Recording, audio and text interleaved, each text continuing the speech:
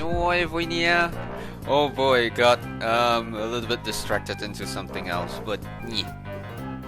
So yeah, yep. This time we're going to make a native game on Wix, or in this case, on our Wix website. So yeah, all that stuff. So I'm quickly just like basically just draw out what's going to happen. So let me pull up my paint. Okay, this will do.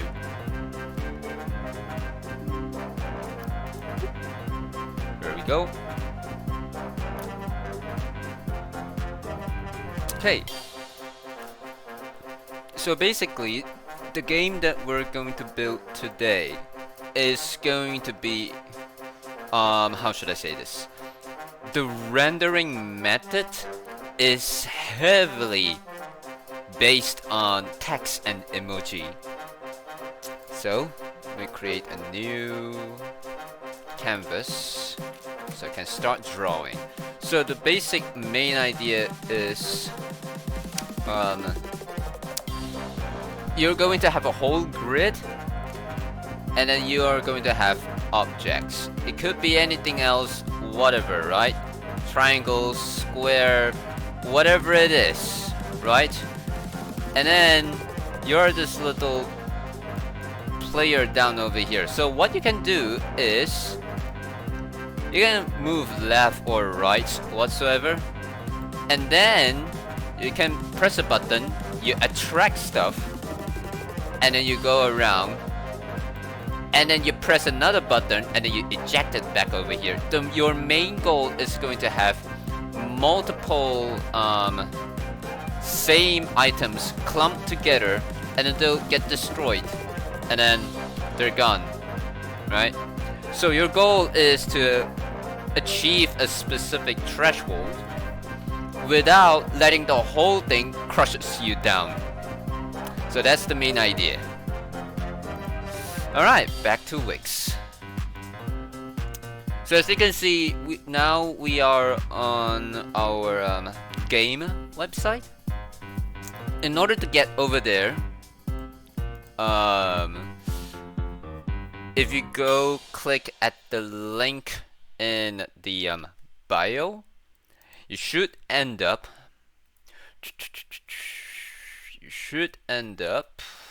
wait for it, it's loading. There we go. You should end up here. So once you got here, let me close this. So once you got here, you go to games, which is this one, and then here you are. Either we can go electronic based, which is typically saying, yeah, you can play it on your mobile phone, you can play it on your PC, whatever, it's web browser based. Yeah, and then tabletop, whatever, tools, whatever, it might be helpful. So yeah. Alright, let's make a whoa! What just happened? I did not do that. That was scary.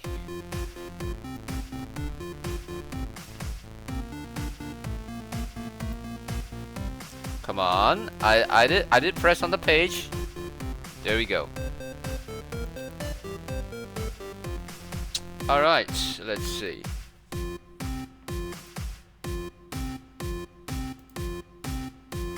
Can I create a new page? Okay, I cannot create a new page over here, so I have to do so over here. New page. And in this case, let's just start with a blank page.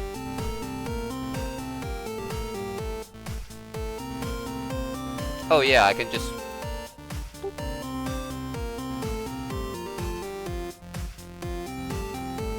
Here we go.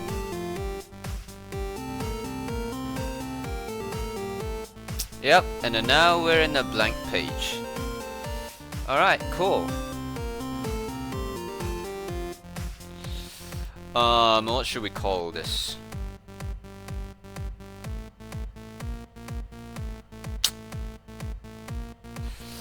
I'ma call it pull and push.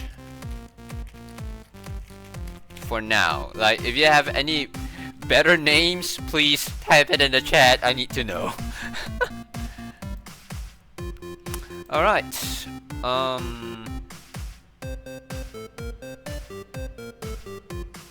Bloop. And then, well, the first thing is we definitely need a text box. So, oh boy, this is laggy. Oh, also, let me close this thing because we don't need that anymore.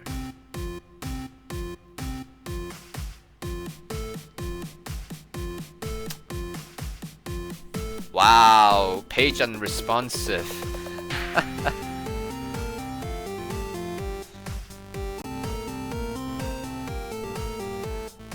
Okay, I think we have to like sacrifice a little bit and not to play stuff on our YouTube channel. Whatever, let me close that. Bloop. Alright, never mind. We can get back to music afterwards. Let's just get our things done right. Or, okay, by the time it's loading, I'm gonna open up the music and do it the way how it should. Bloop. Yep. Okay. First thing first is definitely our huge text. We don't care about the title first. We don't care about those, you know, descriptions and all that stuff. They're just gonna make sure that it's working. Also, let me get into, where is it? Where is it? Is it here? I think so. Is it this one? No. Is it this one? Yeah, there we go. There we go. And then there we go.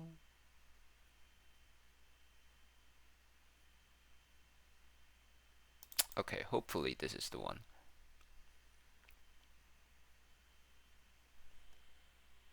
Bloop. If everything done right, this one should be the correct BGM.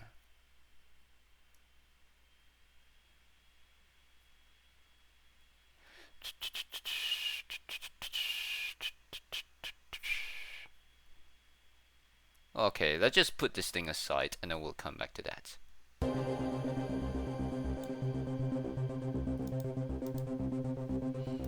Alright. So, yeah. Basically, we have to use emojis.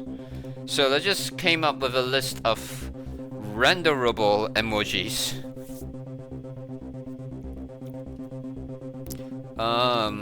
First thing first, we definitely need circles.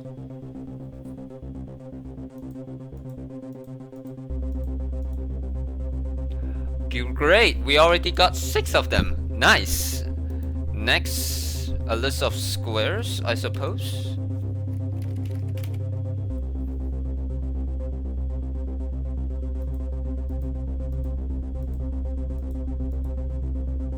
Alright, cool. As a note over here, I'm straight, but yeah, no offense. What else?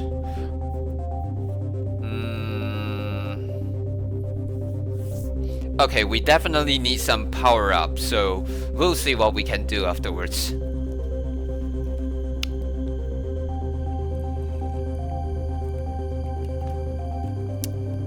Okay, so these are all the basic things that we have. But in order to like render empty space, I would say we need a black square to do so, to represent an empty space. And then how do we represent us, the player? I'm thinking of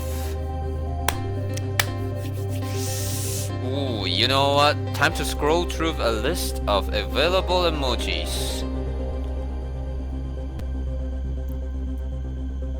Well, one thing we can definitely do is the smiley face, whatever, right?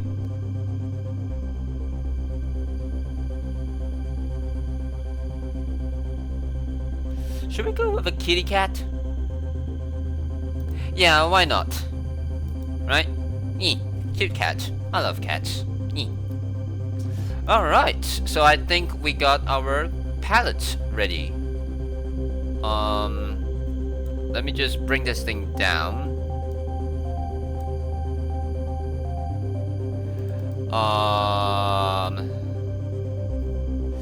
Okay, let's just open this thing up. And then since we will be focusing on specifically on this page, then this means I can go F11. There we go, bigger screen space. Okay.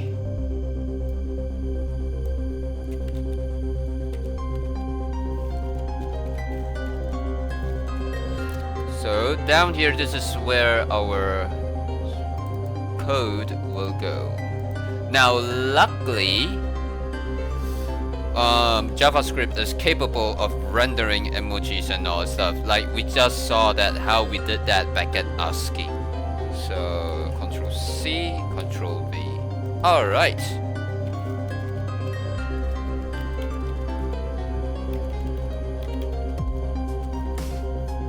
Okay.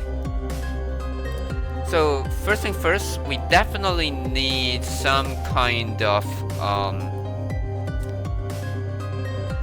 array. So let's just cross that thing, paste it over here.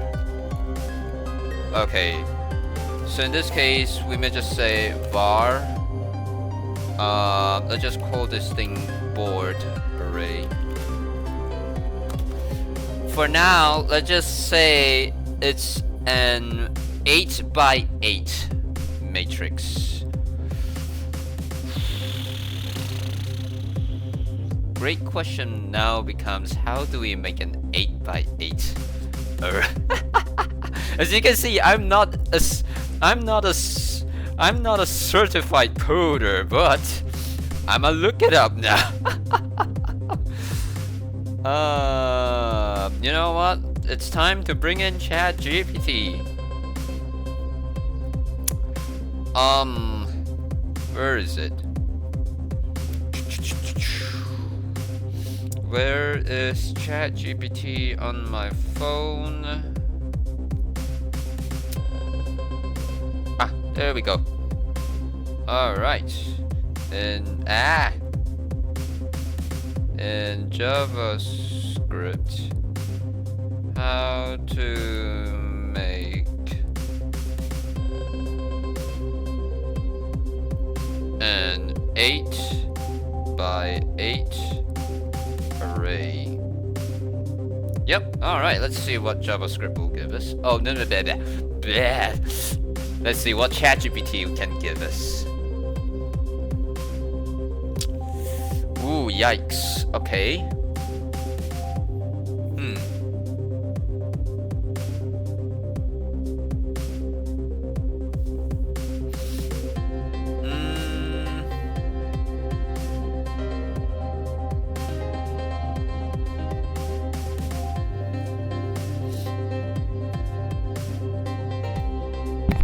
Okay, I'm going to do this the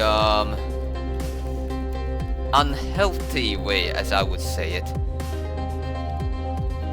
which is we have an array inside an array. So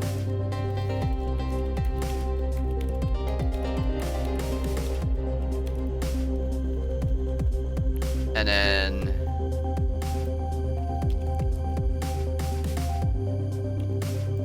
everything here will be a string. Also, emojis are not exactly single characters. It's just there are multiple bytes but rendered as a single characters. So yeah, it's a little bit tricky over here in this case.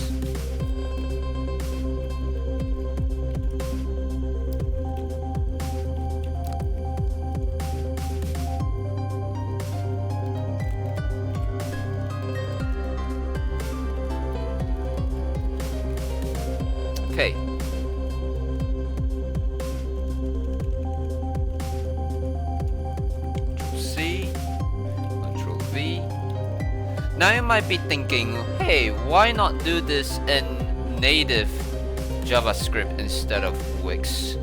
Well, because there are actually stuff that I need from Wix which are not available in native JavaScript. So yeah.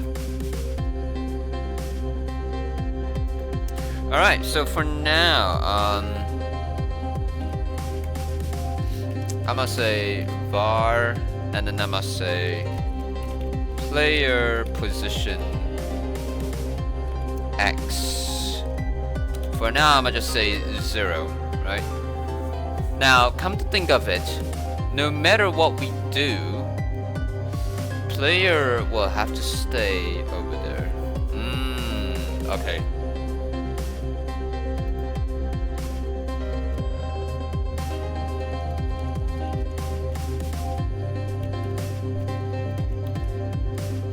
Okay, now we just have to figure it out a divider. What would be a good emoji for divider?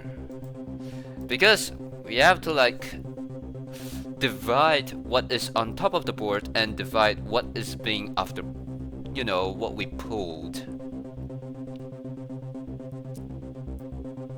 And then I would say at most the player is allowed to like pull at most 3 items and then carry them.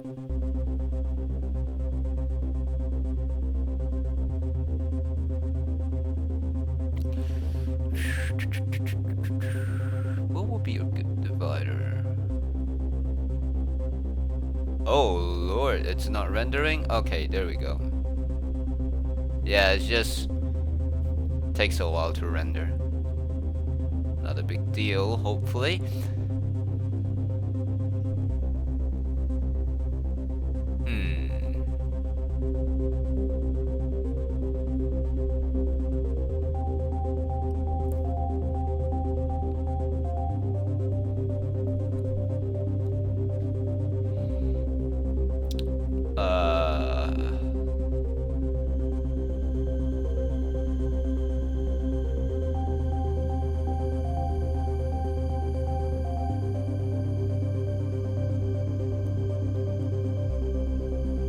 Wall?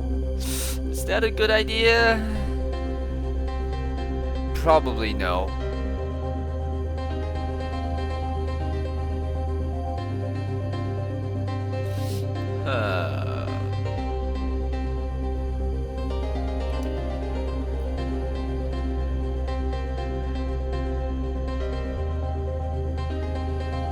Or how about, you know what? I'ma just go with a minus sign. Okay? I'ma just go with a minus sign.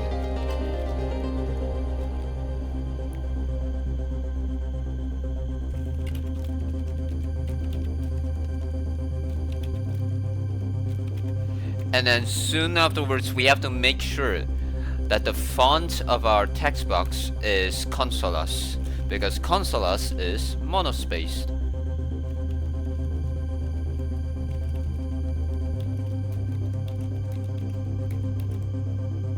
Okay, and I think that should be our array. Alright, cool. So I think it should be good.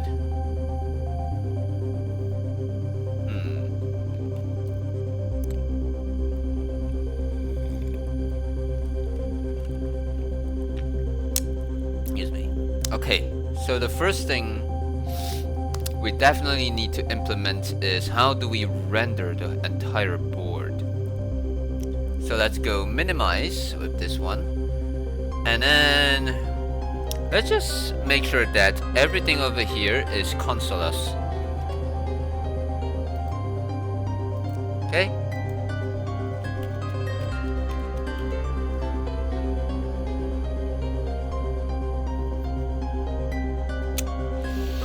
Okay, we can do some adjustments after that.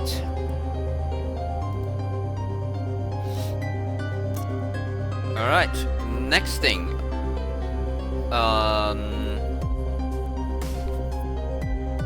Let's call... Okay, let's create a function. Now let's call this thing render board. Meaning we will do a for loop, a double for loop in this case. So let I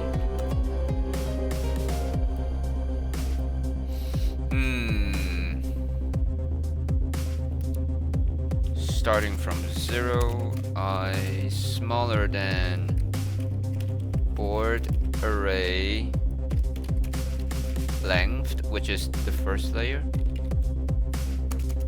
I++. Now inside for every of those, we will do the following. Let j equals that.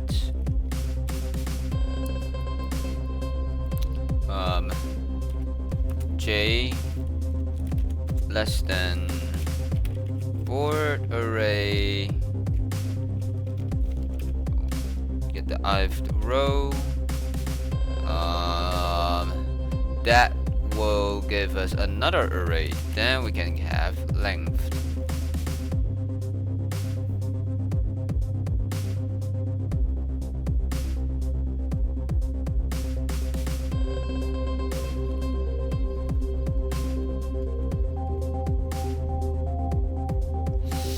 Okay, let me ask, how should this be done?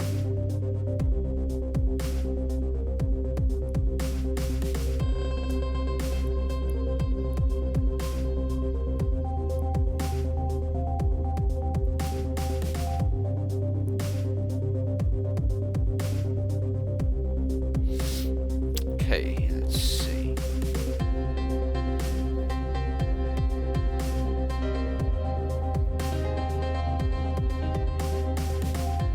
I think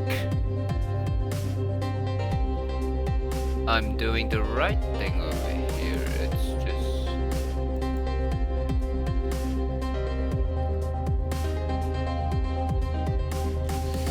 okay.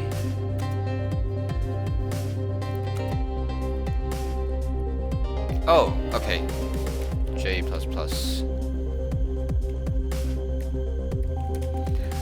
For every one of them, print out what it is.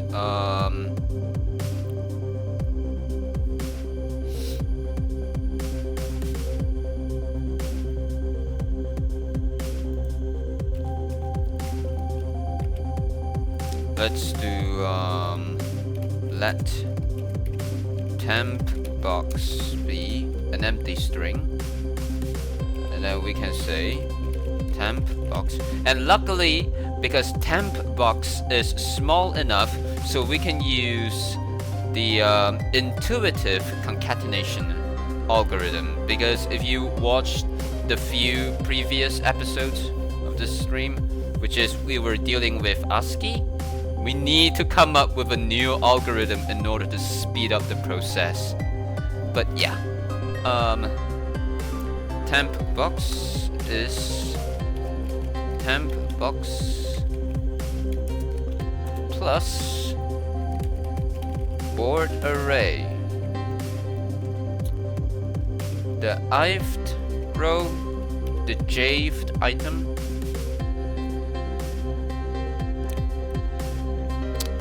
and then I think it should be good. And once we have that, temp box is temp box plus new line. Once we have that, then we can say, okay, text 23. Let's call this thing text monitor. Text monitor screen. Yeah, that will do. Hey, so text monitor screen dot text is temp box. All right, and then I think it should be good to go. So if everything done right, when we press play, we should be able to see the whole thing. Also, let me make this thing wider. Let's go 800.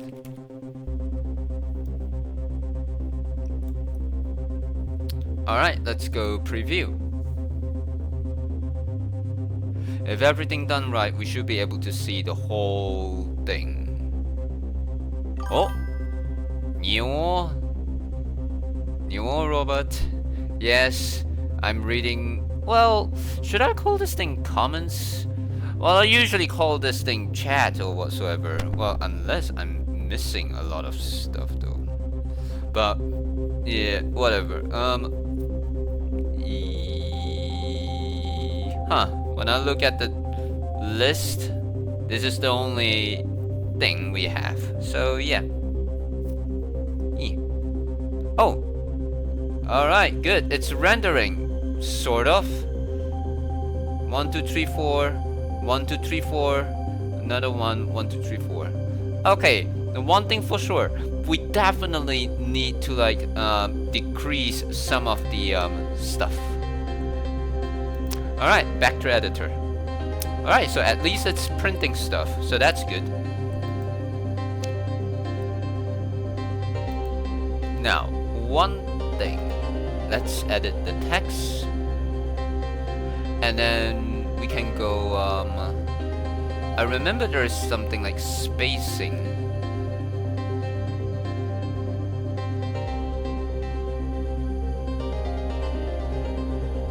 Aha! Characters and line spacing.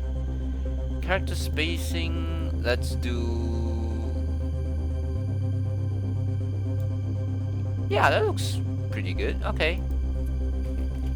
Line spacing. Oh, that looks promising. Okay. Okay.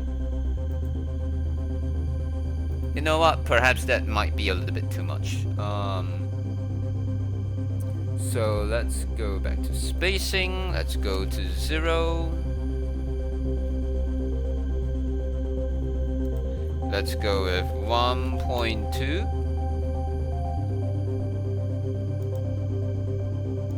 Okay, negative 0.1. How's that? Okay, this looks good now. Okay, let's stick with this.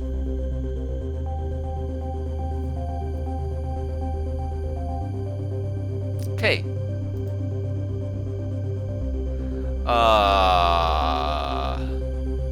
Alright, so now we know how to render stuff and all those things.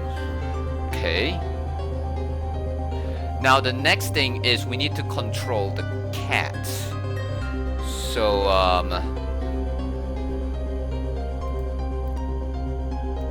boop.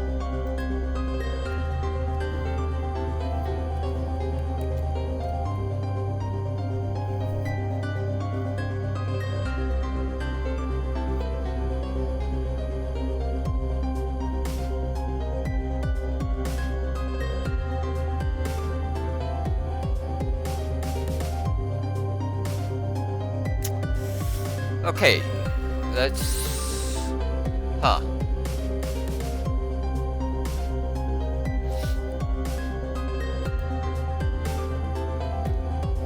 Let's call this thing function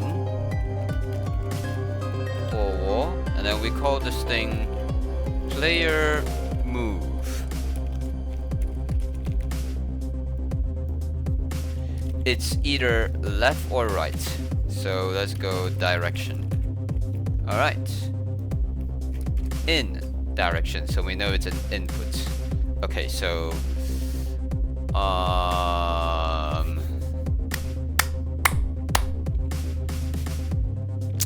okay, so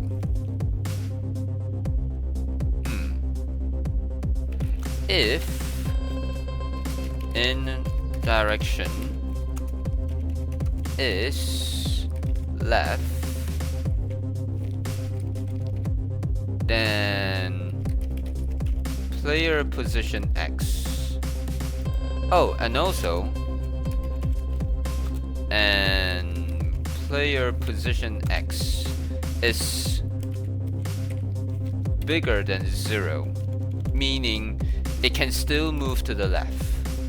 Then minus minus. Else if in direction.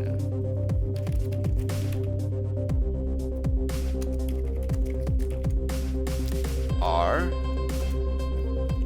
and also player position X is less than, well, we know it's 8, but I'm gonna do something like board array, get the 0, get the length, -1. If we have that, then we'll go player position plus plus. And then once we have that, we can go for, let's go, oh boy, I always want to type for int I equals 0, but this is JavaScript, not C++. Let I start from 0, I smaller than board array,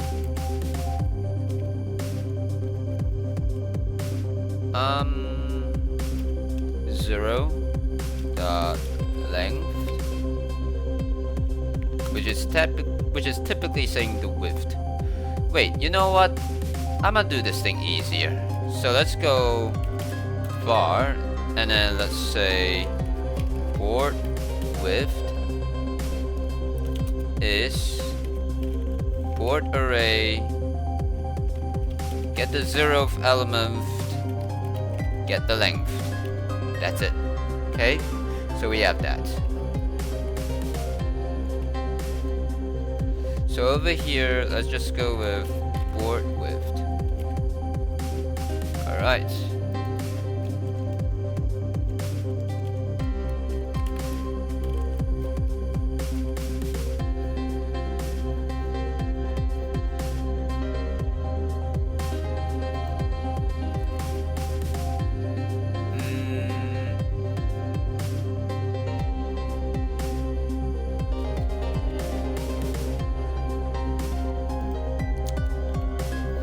So for now, I++, we're just gonna say, let's just fill up the whole thing. Wait, how about, okay, so I'm gonna just go, okay, let's do some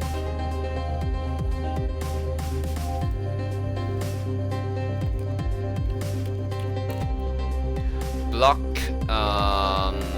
definitions. Block empty.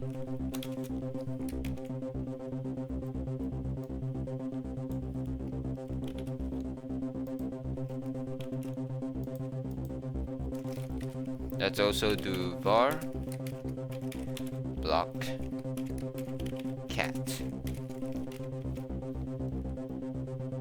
because soon afterwards, somewhere else in the maintenance or future maintenance and all that stuff, let's just say if we want to like change stuff, we can change it here. So over here we can then say if I is not equal to player position X, then board array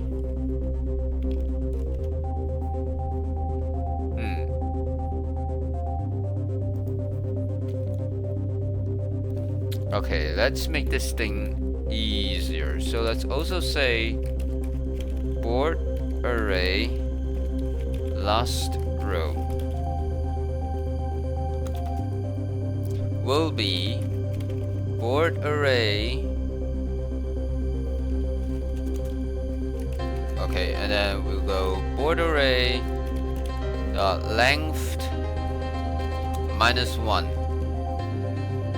So that will be our last row. Okay, so we can go board array, last row, I will be set to block empty, or otherwise board array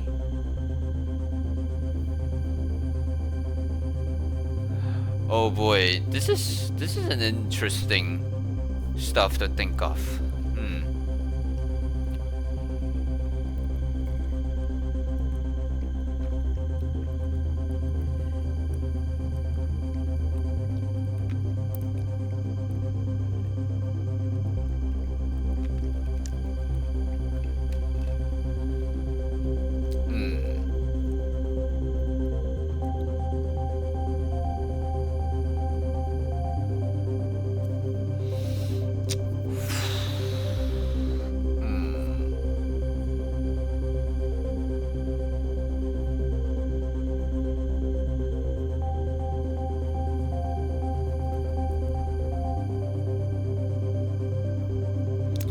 Something interesting.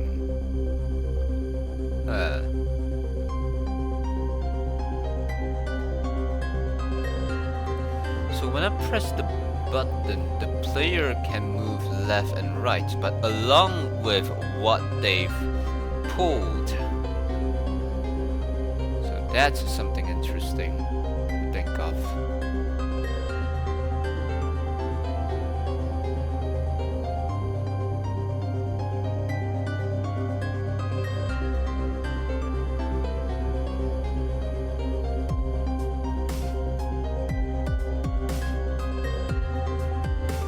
Wait a second. One dirty thing I can think of is definitely I can go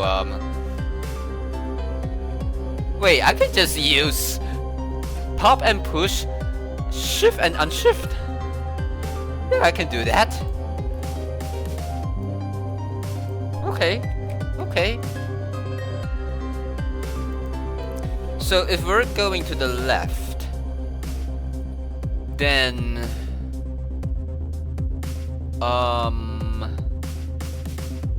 oh boy.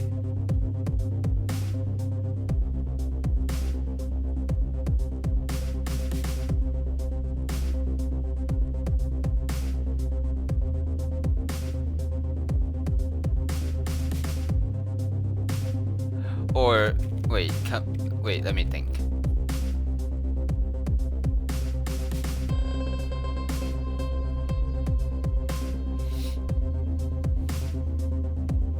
Okay, let's just split the whole thing into two parts. Board array up and board array down.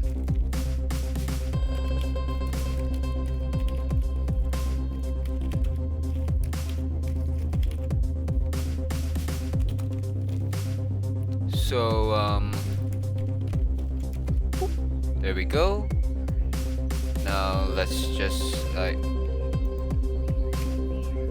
move this one over here. Okay, so we have that. Now the next thing. Bloop.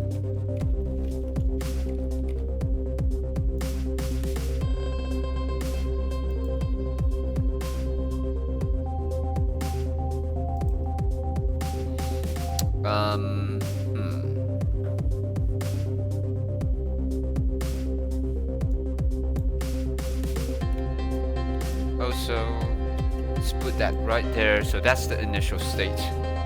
Okay, so we'll have that.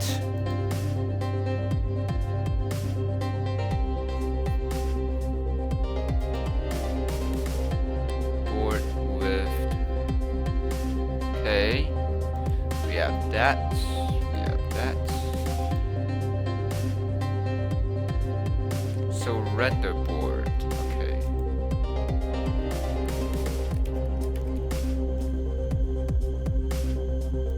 And there we go.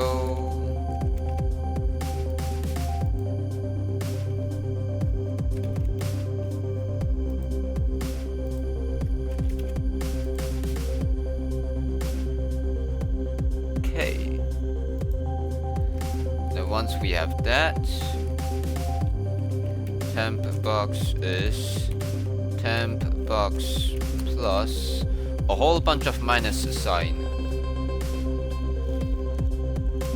Let's go 16 of them for now, I don't care. Then afterwards, when we're done, I just copy this, paste it over here. Instead of up, it's now down.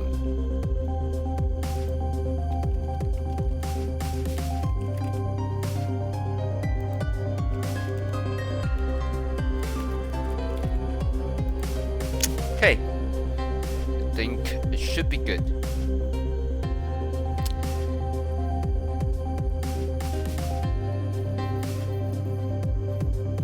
And I don't think we need this. Board array up.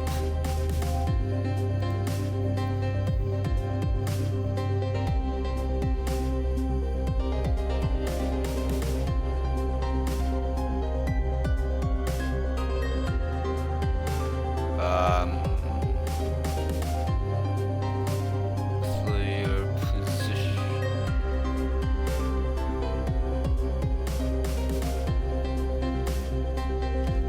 1, 2, 3, 4. So we have render over there. Now player move.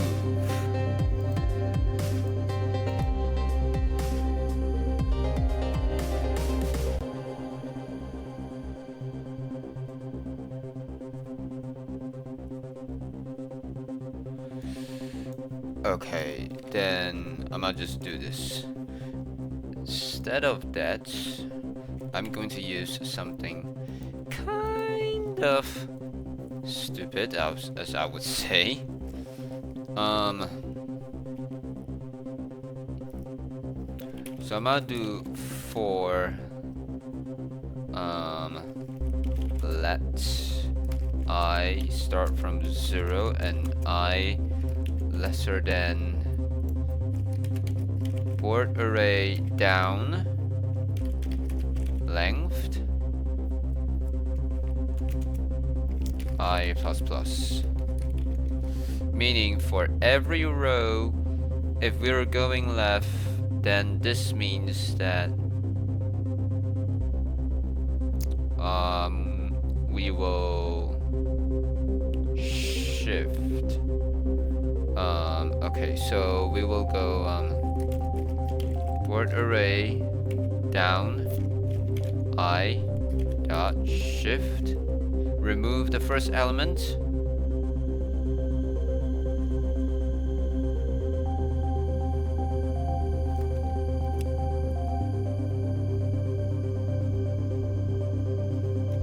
and then board array down I dot push. Block empty. Okay. Otherwise,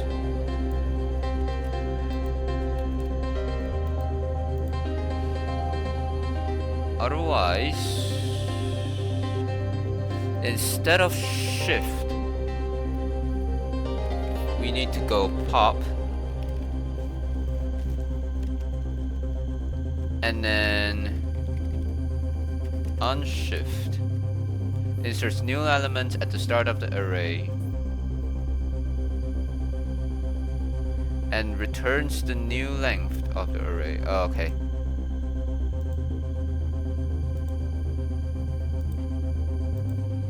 And every time we do that, we will call render board.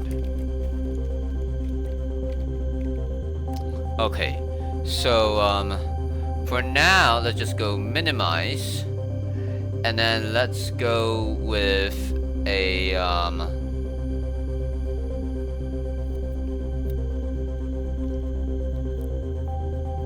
is there something that we can detect keys?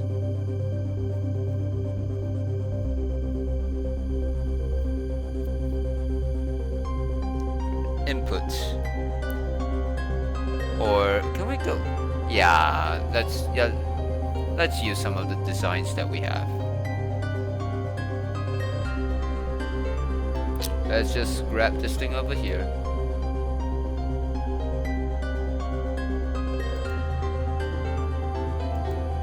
And then over here, we can call it input controller.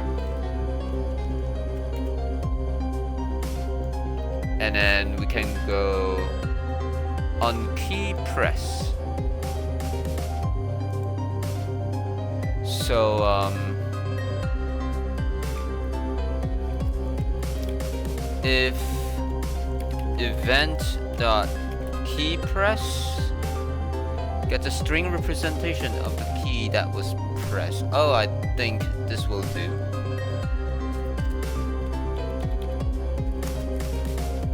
In this case, let's just use A and D for left and right. If this is that, then we will perform pull player move left.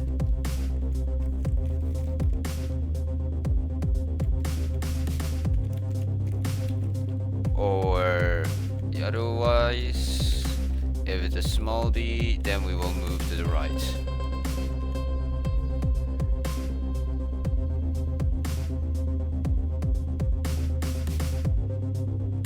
Okay, let's give it a test. But before that, let's hit save.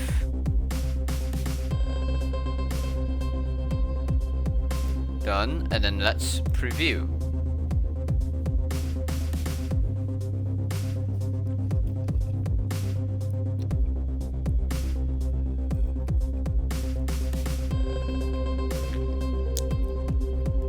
Okay, cool.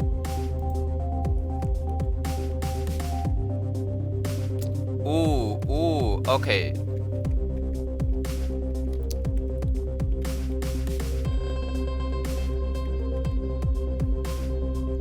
Interesting.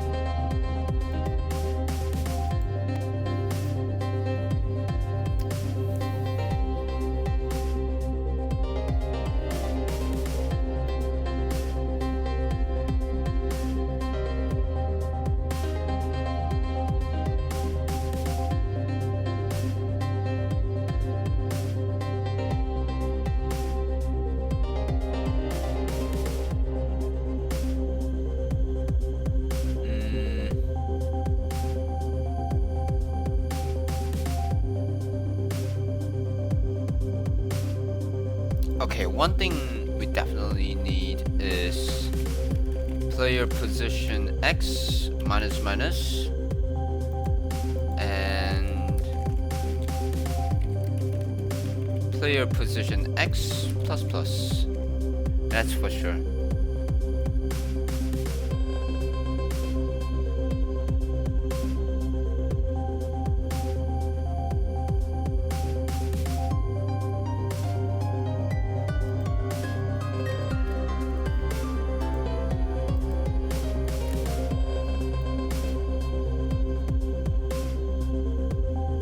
I think it should be good. Let me hit save, and then now we can retest the thing.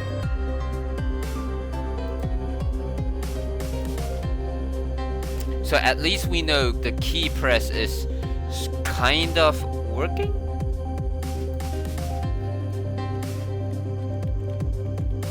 Hey, there we go. All right. Good, we got the kitty cat moving. Nice. Yep, and this time I'm going to say, alright, this is a perfect Cartesian plane. It's not going to be some hyper volume surface manifold thing. So it's not going to wrap around like a torus or a cylinder or something like that. It's a nice flat Cartesian plane. Okay. Alright, back to editor. So one thing for sure though, this one, let's have a smaller font size. So let's go with 32. Okay, this will do. So now our stuff can move left and right. Okay, cool. So now our question becomes, how can a player pull stuff? So function pull player pull.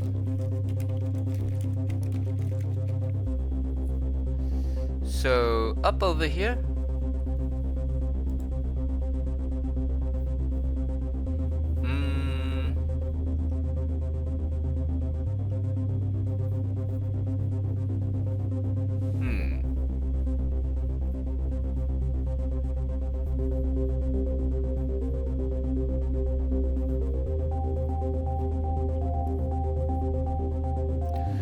First we need to know which column it is, which is easy because we have player position X.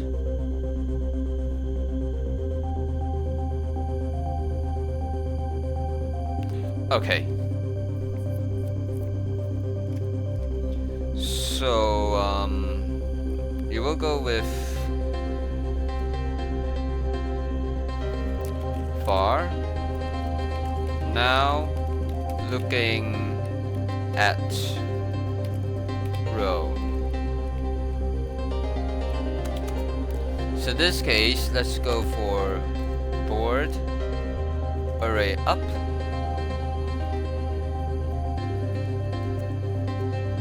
Dot length -1. We will start looking from there. So we can say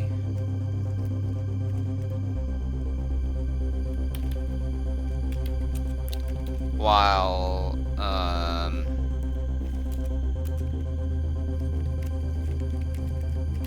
board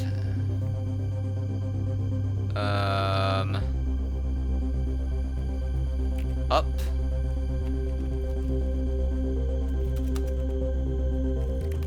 now looking at row,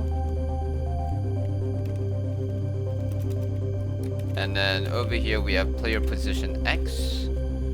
If we got that thing,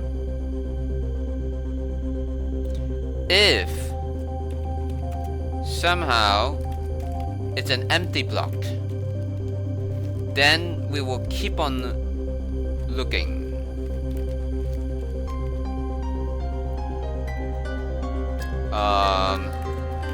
Now looking at row minus. Also at the same time, we're going to say and now looking at row is bigger than 0.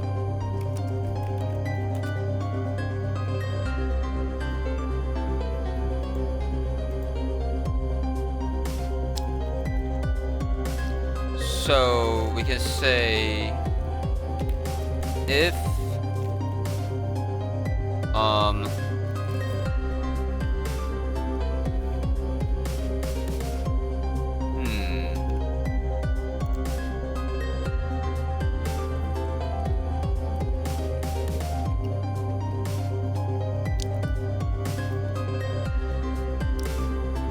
okay. Oh boy, this is interesting. Okay. Also, alright, hold on a second. I find something weird. Wait, let me. Alright, I'ma fix something first. Something doesn't feel Right. There we go. That chat box over there has been staying there for a little bit too long.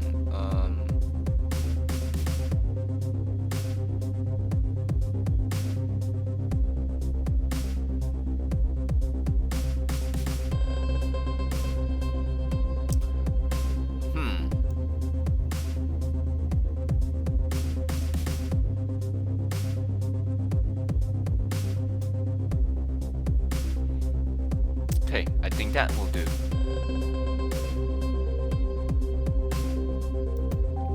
Alright, let's get back here.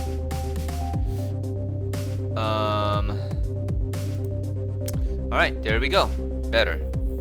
Okay, let's get back to this.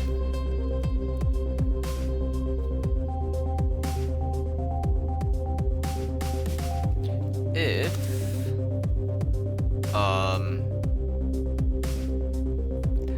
the thing that we're looking at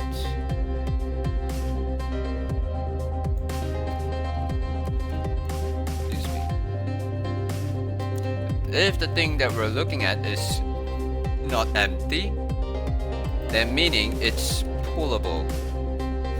So we can say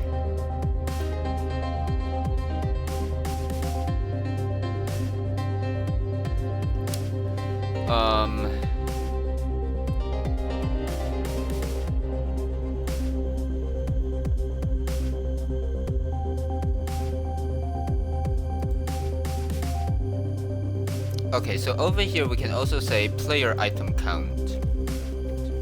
So var player item count 0 max 3.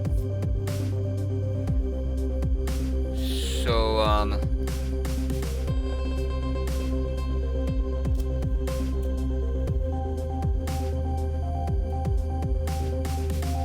if this thing is not block empty, meaning it's something pullable,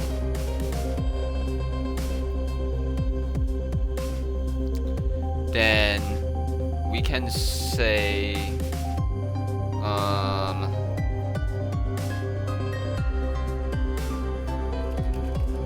board down, and then we need to know the item count. So when it's 0, we need it. Okay. When item count is 0, pull to row 2. When item count is 1, pull to row 1. When item count is 2, pull to row 0.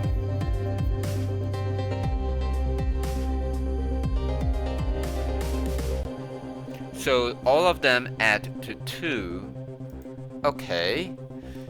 So board array down. Okay. First, let's just get player item count. And then we say 2 minus this. Okay. So we have that. And then also player position X will be, we'll just copy and paste whatever it is right there. So Control C, Control V. Oh, there you are. Welcome back, Sigma. Just in case, if you look on top of the screen, my name is not Memo. My name is Extra Sharp Razor. In this case, I am streaming on behalf of the team. Okay? Memo is a team. I'm just Sharp Razor, whatever. So yeah, keep that in mind. I even listed in the bio Oh boy. Anyway, we have this, we have that, we have this. Now looking at row and that. Hey, so we have that. Yee. Alright. Cool. So, just a quick recap. If we go preview right now. Oh, potato chips. Nice. Okay, so right now, at the moment, you see this little kitty cat? Yup, it can move left and right. For now. So soon afterwards, the main idea is, soon afterwards, we're going to have a whole bunch of items over here, and then the cat can pull items down over here, and then I can switch to another place and then push it back up. And then once, if I make the correct combinations or whatsoever, it'll just disappear or whatsoever. So yep, that's the main idea of the game and the main idea of the things that we're gonna make today.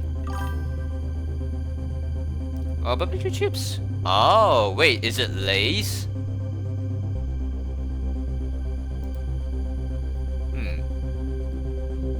Also, I almost forgot that we need a new line character. Boop. There we go.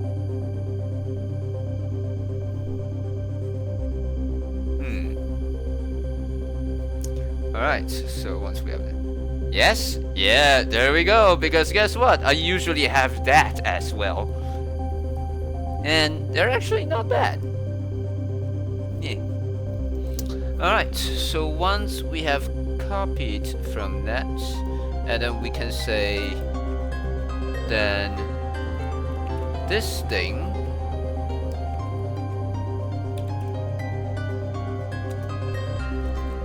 will be block empty. There we go.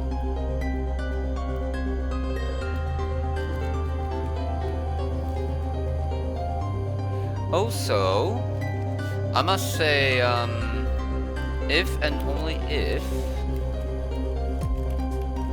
player item count is lesser than 3, then you can pull.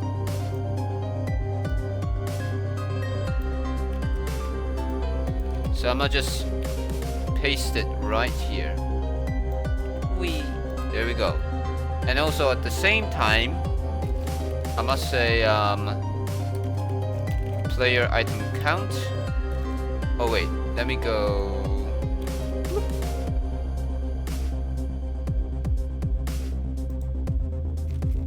Player item count plus. There we go. Alright, and then we'll say if we have something to pull. Yep.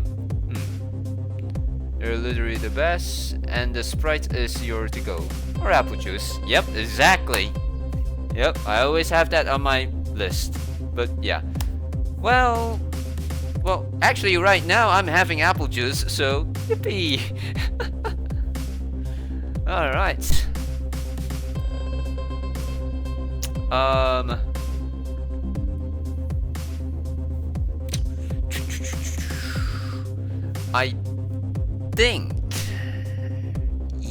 I think we can start pulling. So I'm gonna try a few examples. Let's use orange. Okay, fine. Red, orange, and yellow. Control C. Whatever. Right. So I'm gonna paste it over here. Paste it over here.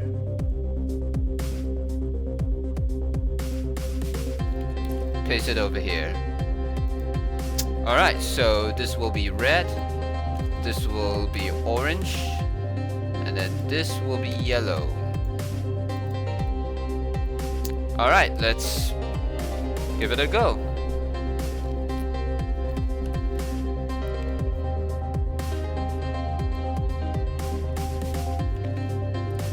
My pulling algorithm is done right. Oh wait, I forgot that I need a key press for pulling objects, so I forgot that. Control C, Control V. So since we have A and D, then we'll just use S just to say it's pull.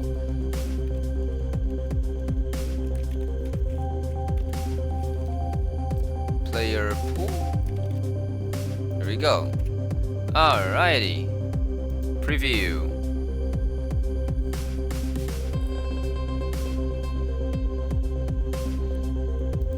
Okay, so we can move left and right. If I pull right now, nothing will happen. Unless I come over here and then I'll pull.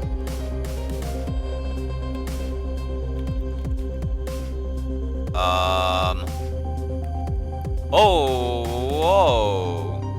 Oh yeah, I forgot. Okay. So afterwards, when I pull, I'll also need to render the board again. Okay.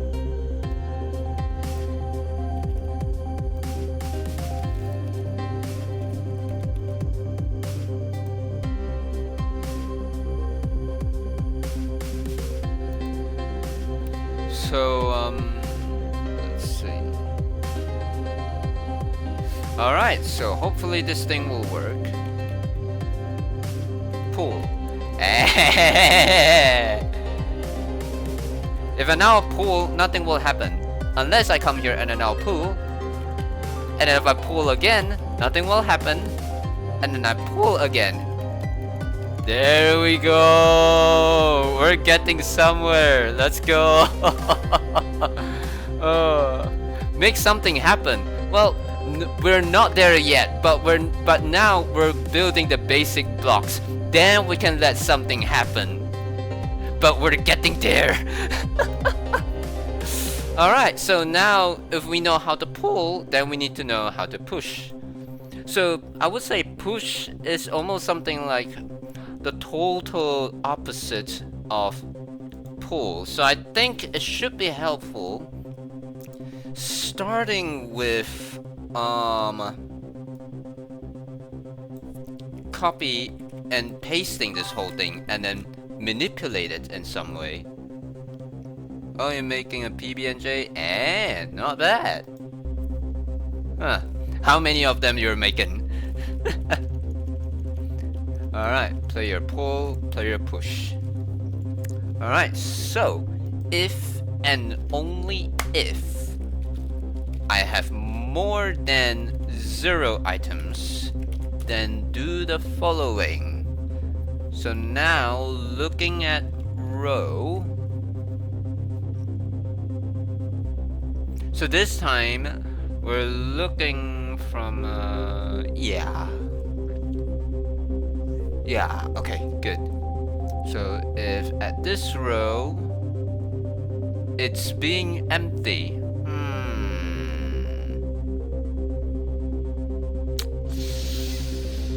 okay.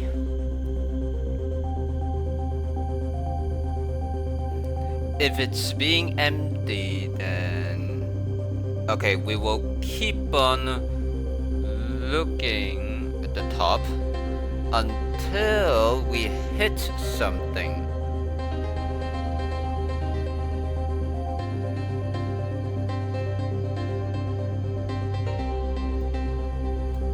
Okay, and then we will say if line of sight hits an object, then we know a board array count, whatever that is, board array, oh wait, okay, in this case it will be the opposite.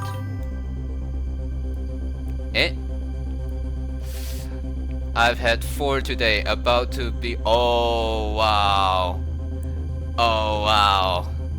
okay, got it. But also, sometimes I'm way too focused on codes and stuff.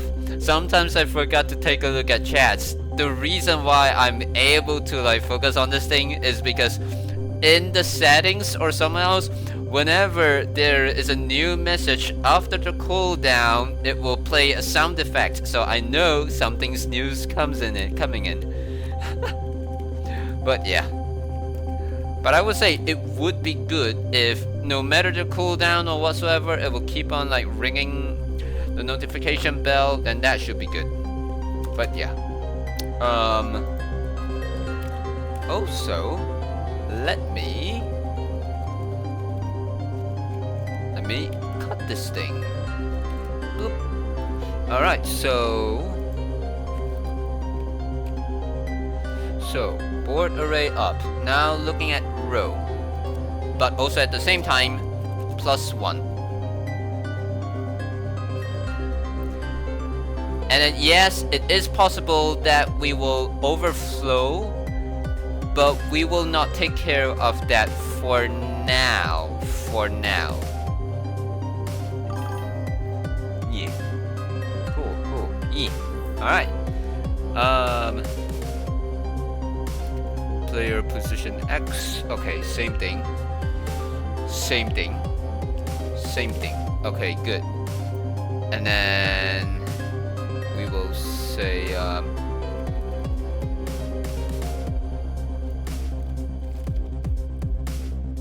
will say this thing will be block empty. Control C, Control V. There we go. And then player item count -. There we go. Ni. So coolio. Ni. Well, it's about to get even cooler. Alright. Let's hit save.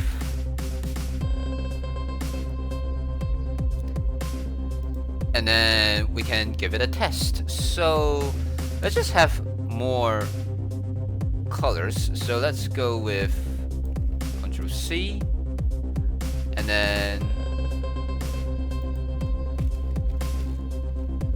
this time we have green over here, and then blue over here,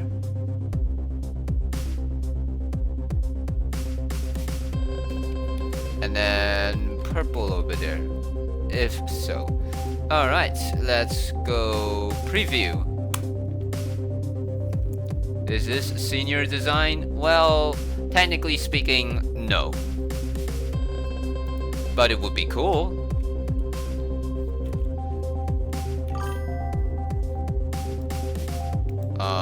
There we go. Alright, now we can pull. Oh wait, I forgot. Okay, I forgot to implement the key press for pushing. Yummy. Nice.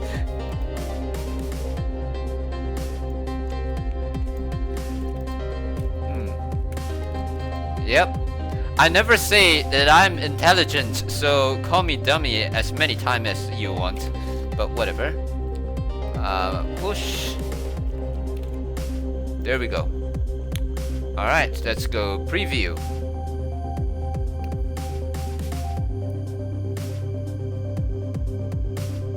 Alright. Pull. Push.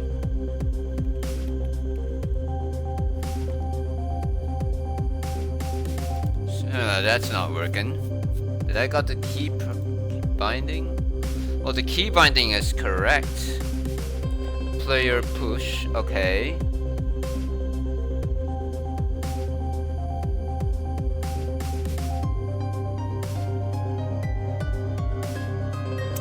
Huh.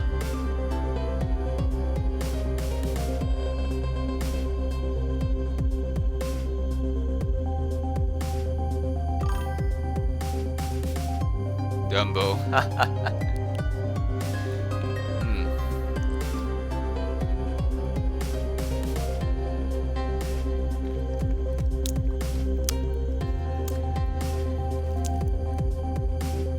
Well, you know, just in case, you know you can actually use scientific notation to deal with that, or Heck, you can use a for loop to deal with that.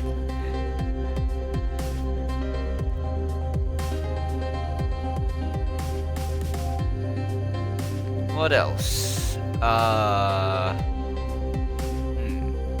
Yeah, it wasn't pushing, so.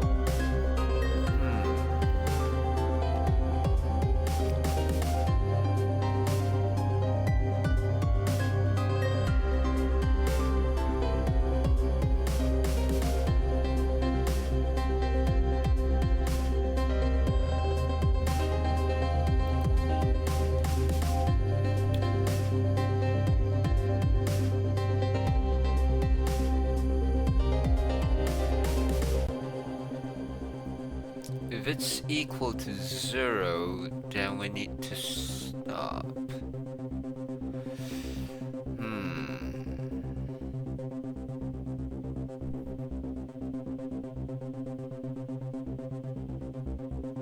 Or I should say, it should be -1 instead. It should be risky.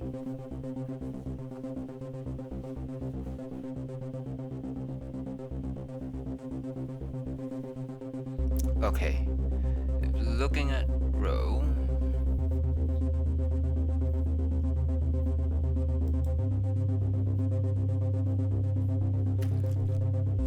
-1.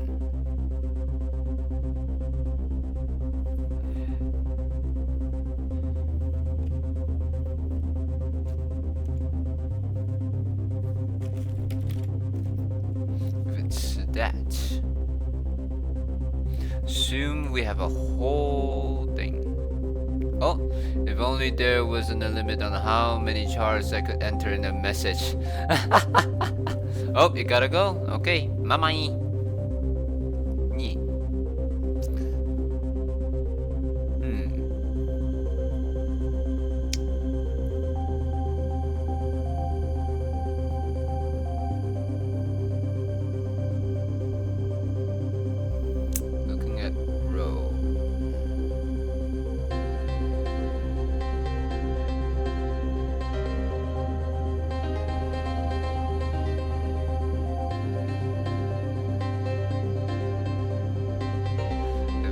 Hit 0. Okay.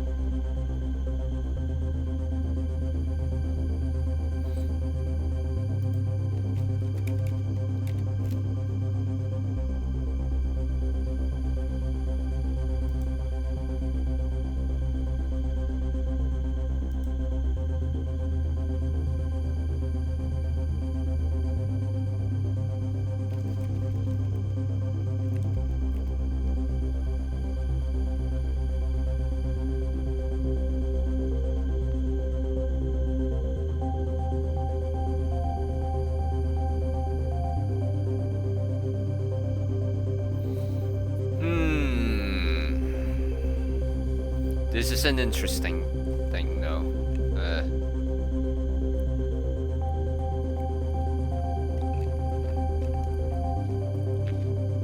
You know, whenever we like ran into like situation like this, it is always helpful to like just start drawing out the flow chart and then see how it goes.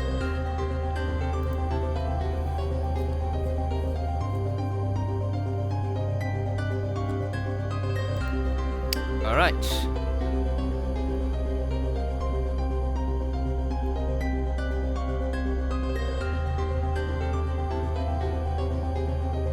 There we go. Let's go with a new one.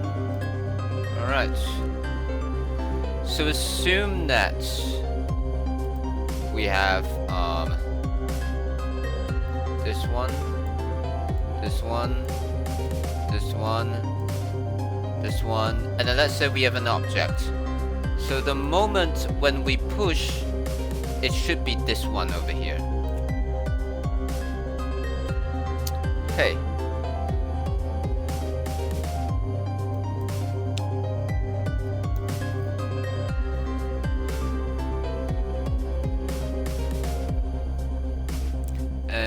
assume that this is row 0, 1, 2, 3, 4.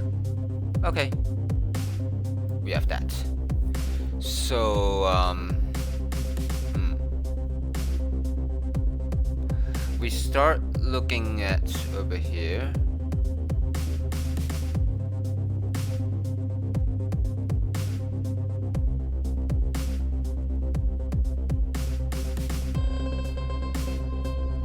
Okay, if up is empty, then look up.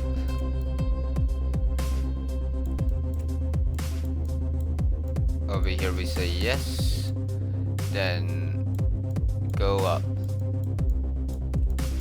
and then try again until when it says it's not empty.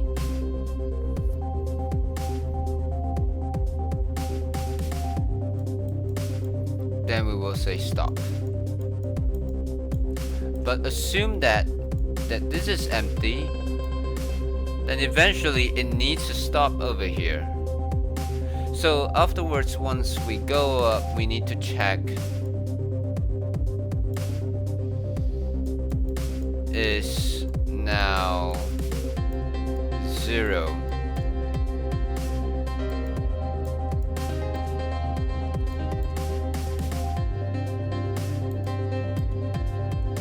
Okay, so now we have to implement this.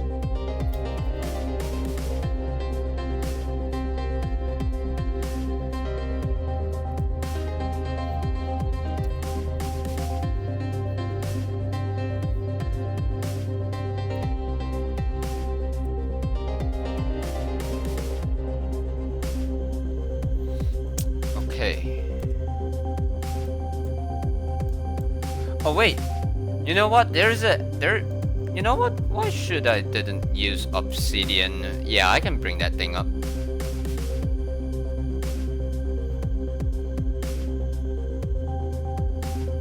Also, let me okay, something is wrong with the chat box. It's not clearing itself. So that's odd.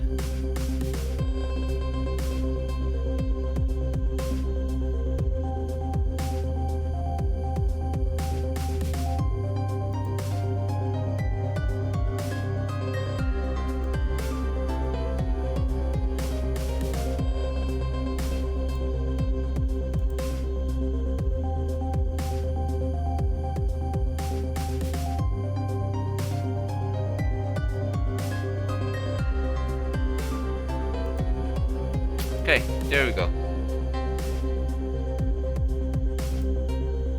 Okay. Now let's get this thing correct. I wonder if we can... Yep, we can make a new canvas. Alright, good. So to convert this thing into a flowchart. Alright, let's go with this.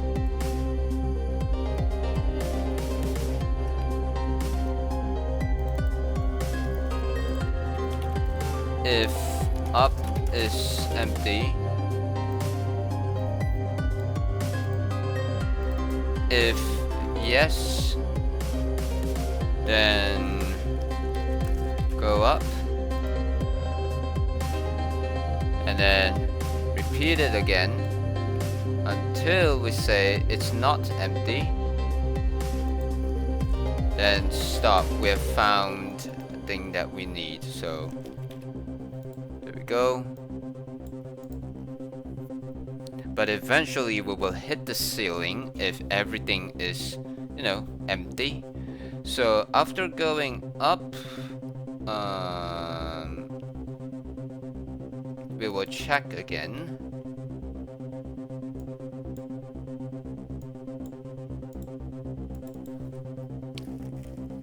Now row position is 0, and then if no,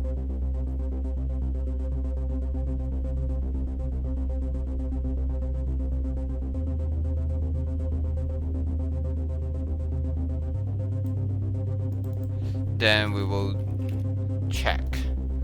If yes, then we need to stop.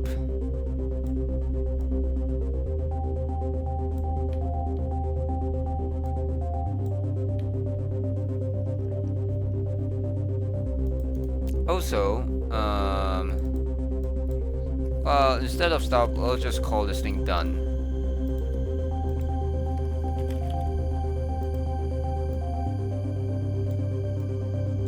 And then starts over here. Alright.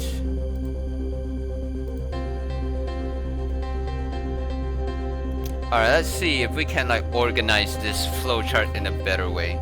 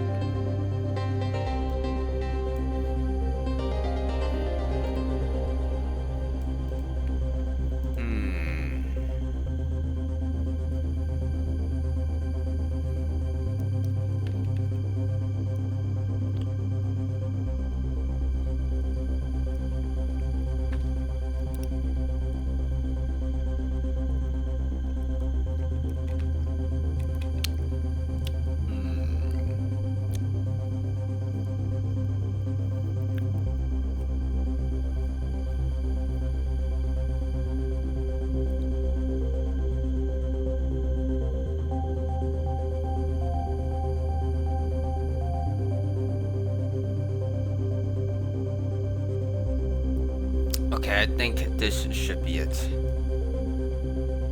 Alright, let's see if I can like translate this diagram into JavaScript.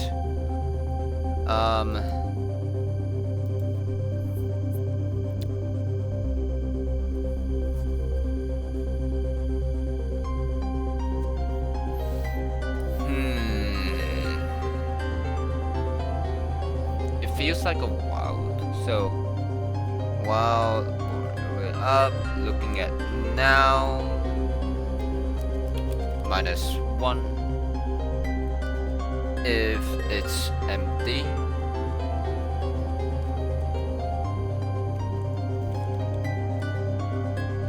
If yes, then go up, and then if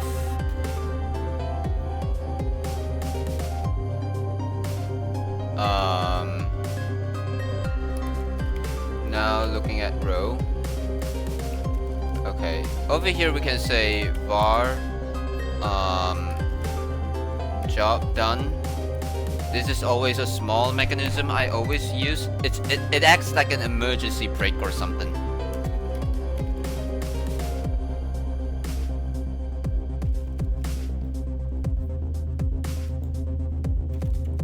Over here it also says something like if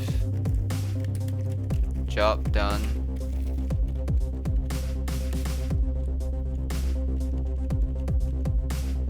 so we have that.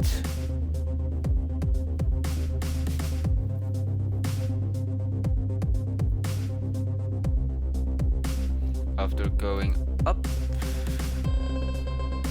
we will check if we are now at row 0, meaning if we hit the ceiling or not.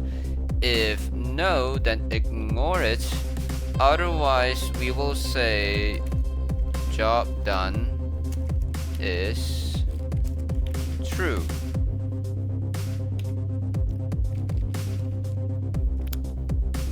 And then once it's true, it will break the loop and then continue. Or otherwise, it will go back.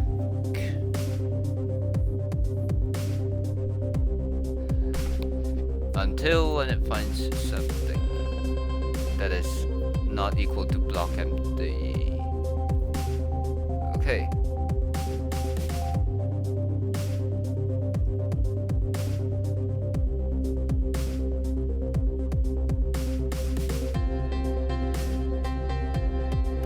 So once we have that,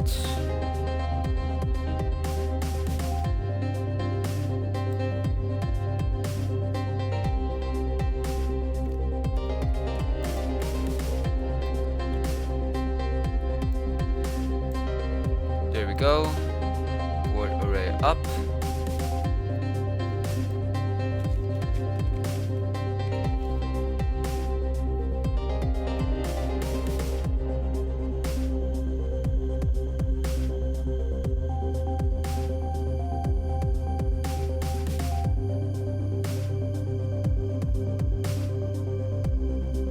Okay, I hope that this thing is working. Over here I'm going to say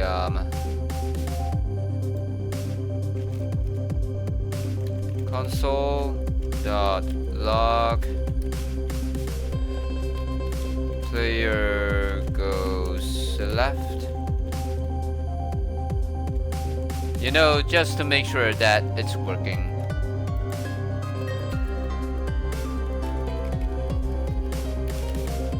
Goes right.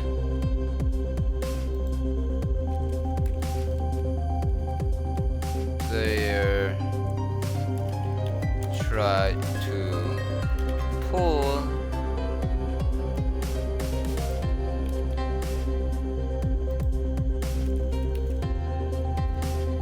player pull success.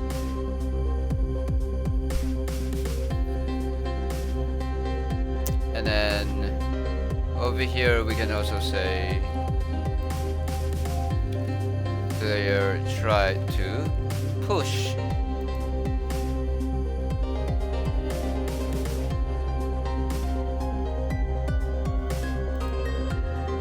And also player item count is now 0. Okay, good. Okay, let's go preview and then see how this thing turns out.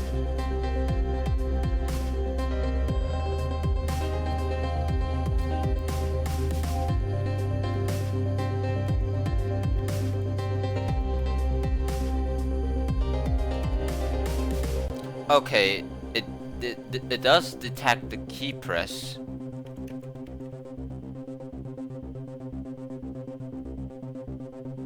Huh.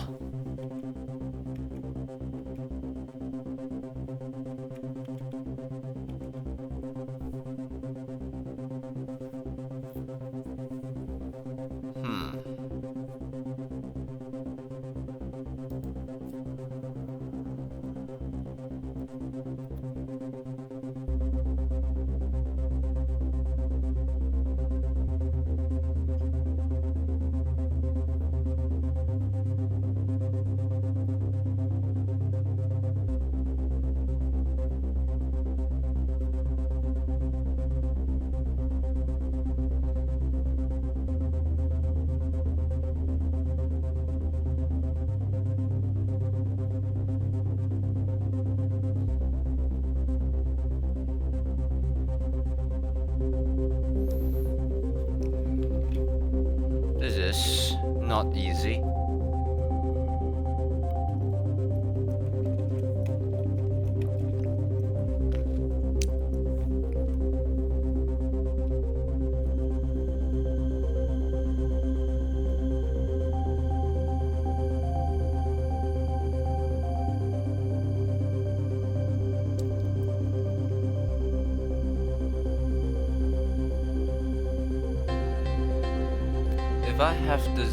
If I have 0 item, then oh wait. If I have 3 items, then I should be going with 0. So instead of 2, it should be 3. If I have 3 items, I want it to launch 0. If I have 2 items, should be at 1. If I have 1 item, then it should be 2. Okay.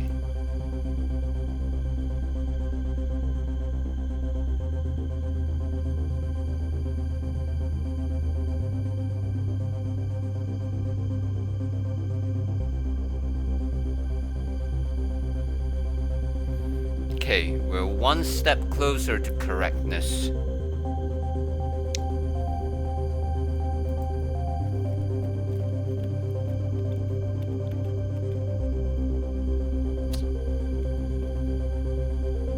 Okay, now we just have to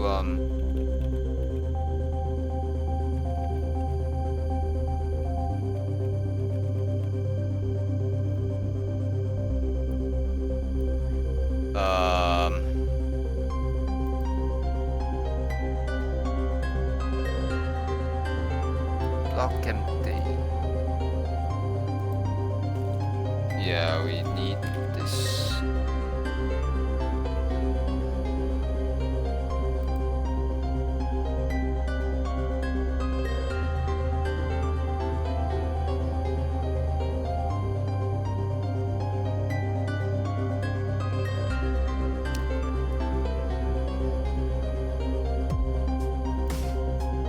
Alright, let's do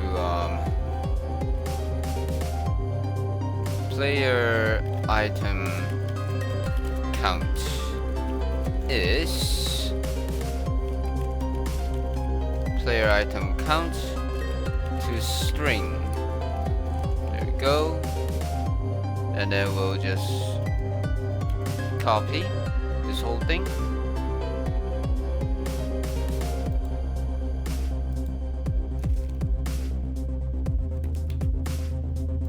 Okay, and then now we'll just go preview. Okay.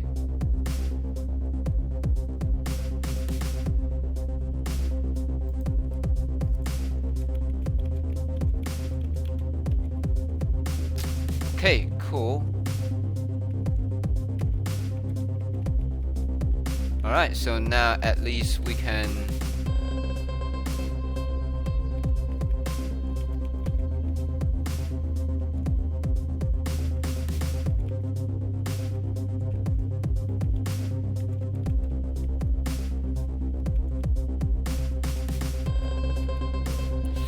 okay, so once we hit the ceiling, it just not happy.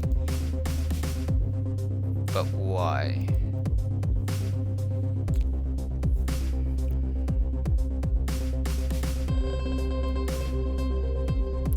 So array up is equal empty.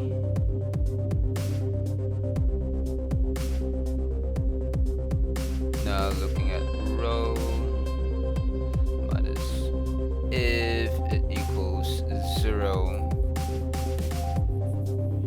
meaning it's good.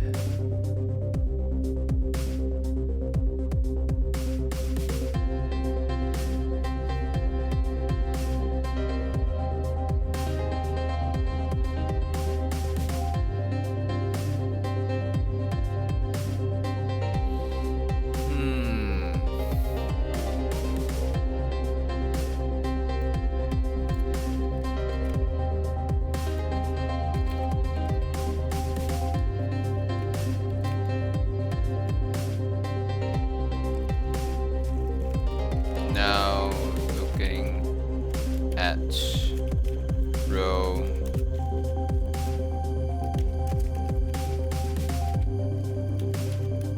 to string.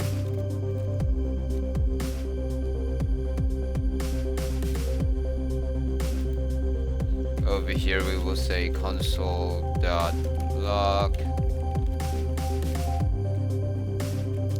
hit ceiling.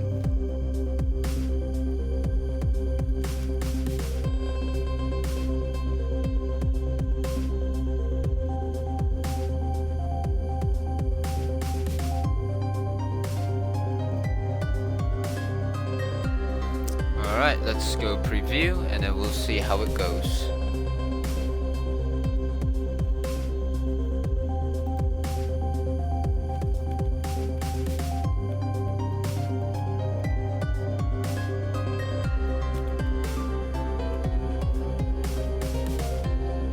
So it did hit ceiling,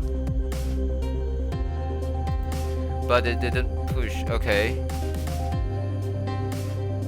Hit ceiling.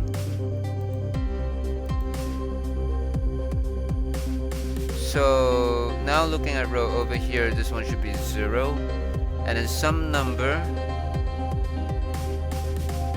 Yeah, that should happen.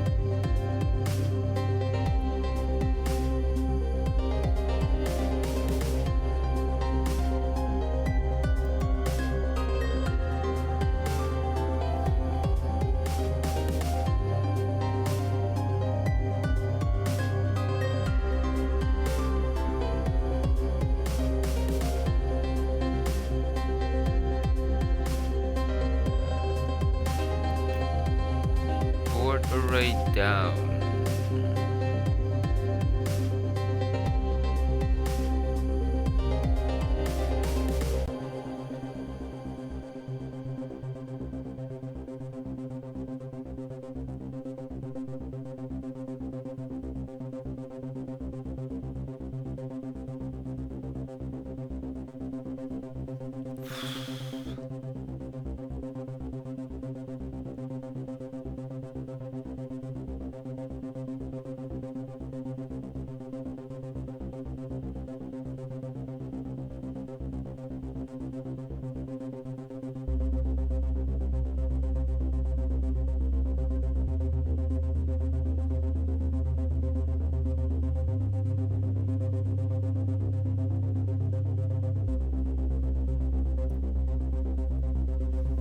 Okay. Console.log.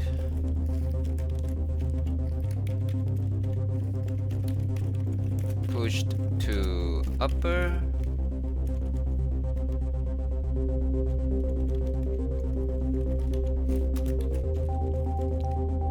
Pushed from lower.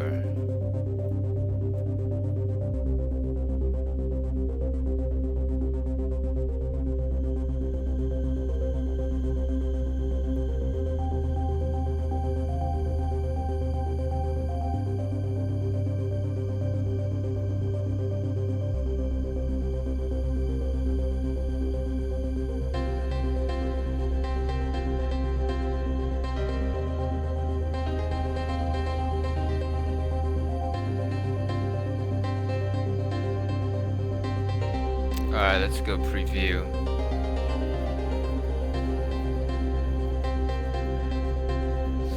Okay, so boop, boop, boop, boop, boop, boop, boop. Alright, now let's push to the ceiling. Okay, it did hit the ceiling. And then it did not print out what's happening.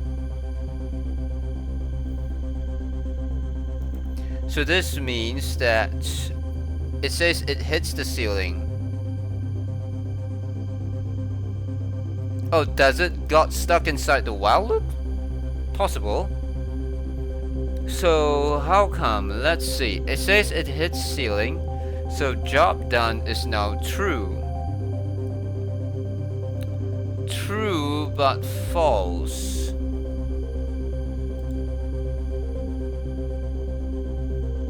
Okay, I'm going to use a stupid notation.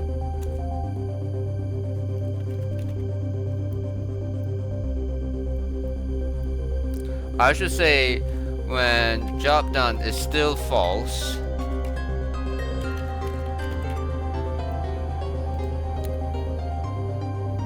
Yeah.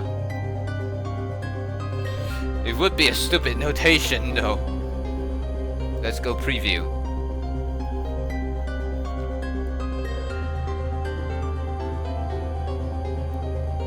Alright. Boop. Boop. Boop.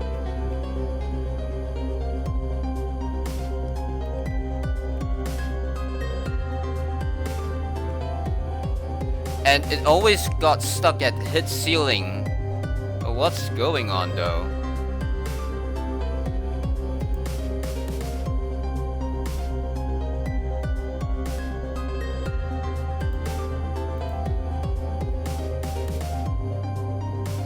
It never get to say push to upper or something.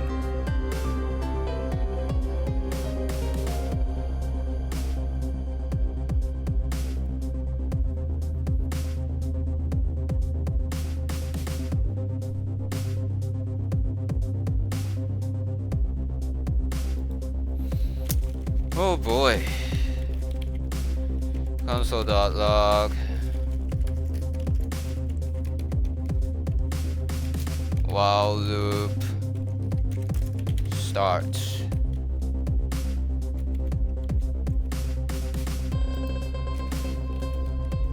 While loop. End.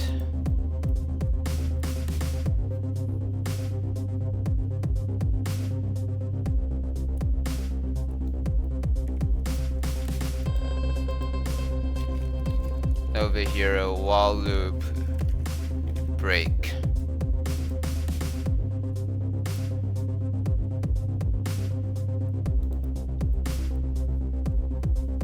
Hit save and then preview.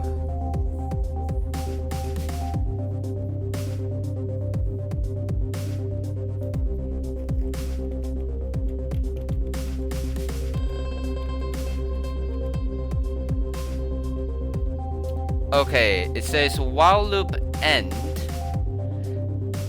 but it did not say while loop break. What the heck is going on?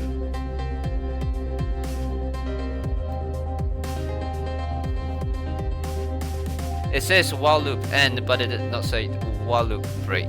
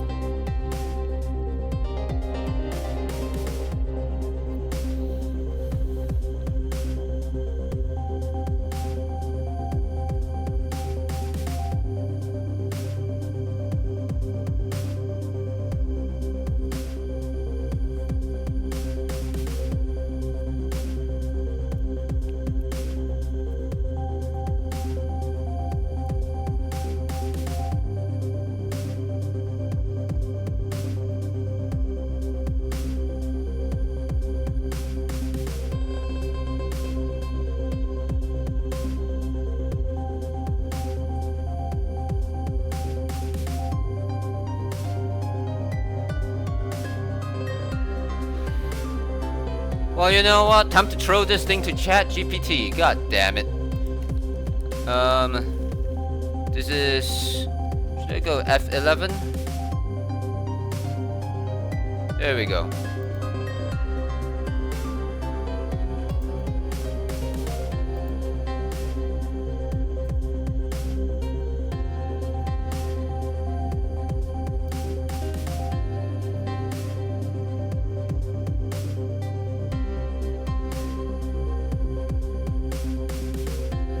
Alright, I'm going to ask, what is wrong with this code?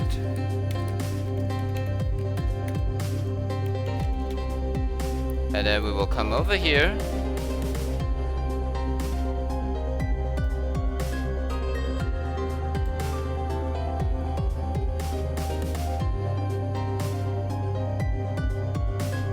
Copy. And then paste, and then we'll see what would it say.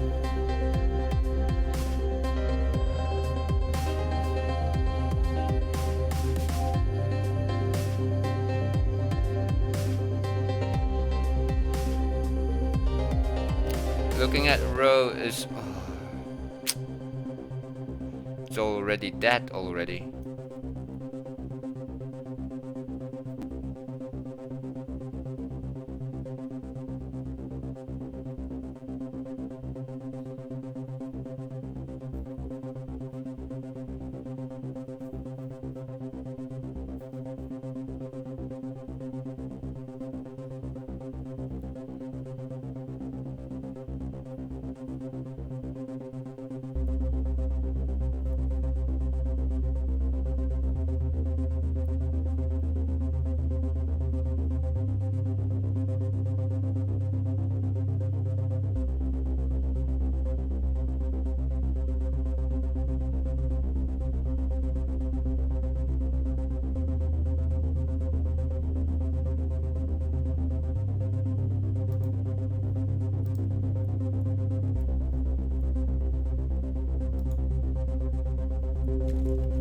Okay, just for safety.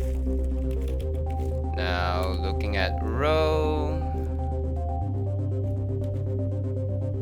is still bigger than 0 or equal to 0.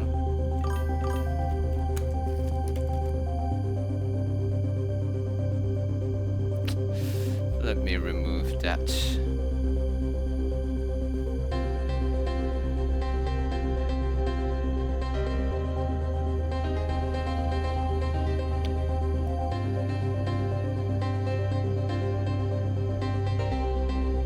How do I...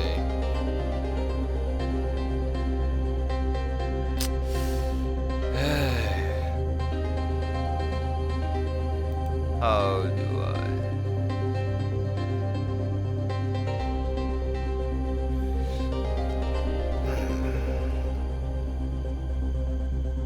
Let me cross that, let me cross that, let me get back here.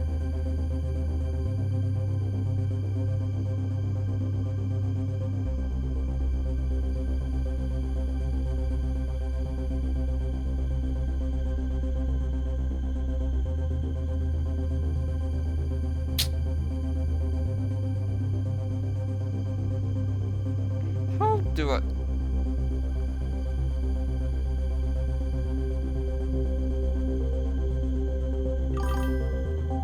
Alright, so I got that thing right. How do I delete this?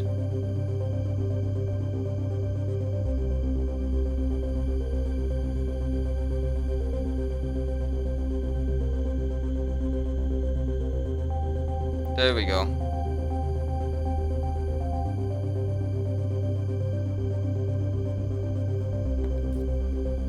Alright, let's see.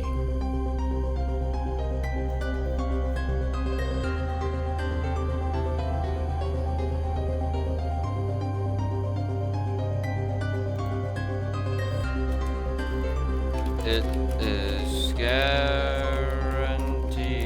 that now looking at row must be a positive integer.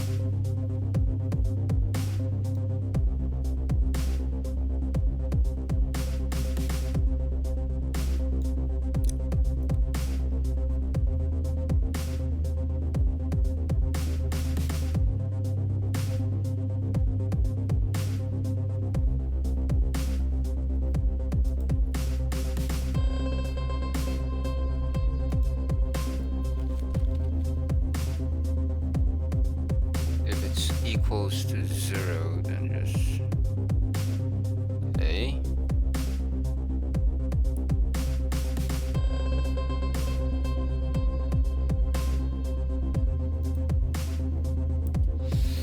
So now let's just do this preview thingy.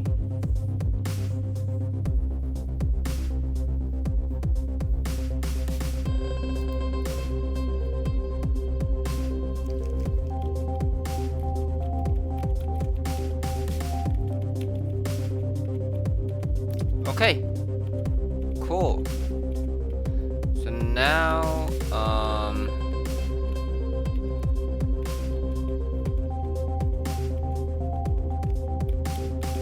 alright, good. So now at least we can,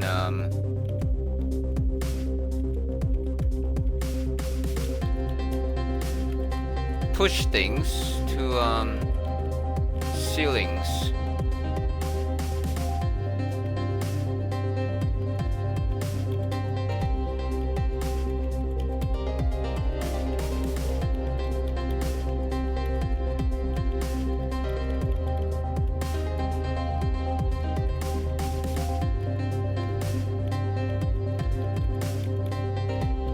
we go.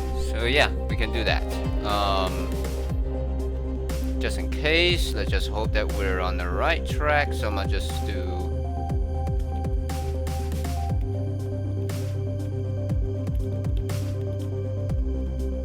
All right, cool. Whew. Oh boy, that was disastrous.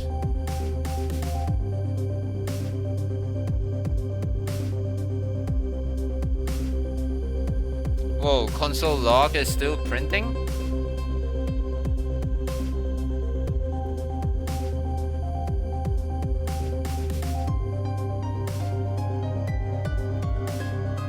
Well, time to remove those console logs.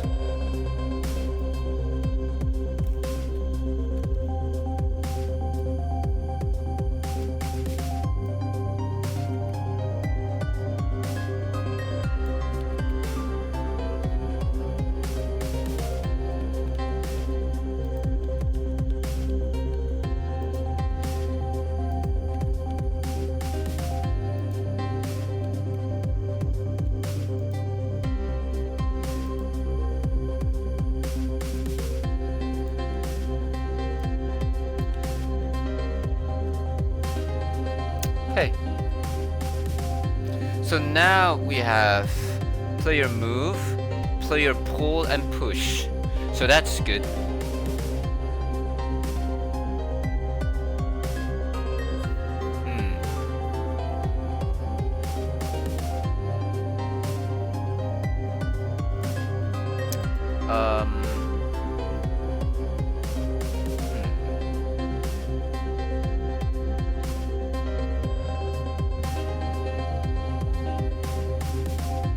Yeah, I think that should be good.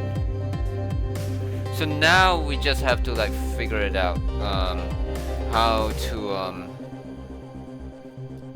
detect the clump. So let's see.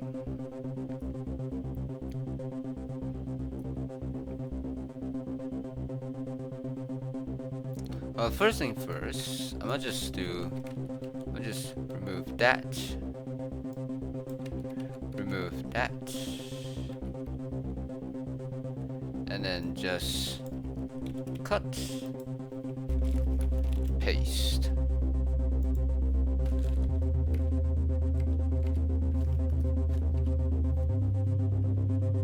Okay, so we have this.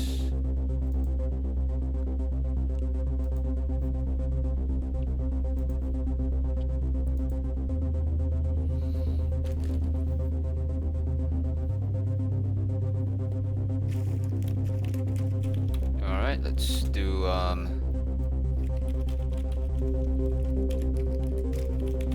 check cluster. Do we want to go for easy cluster or oh boy.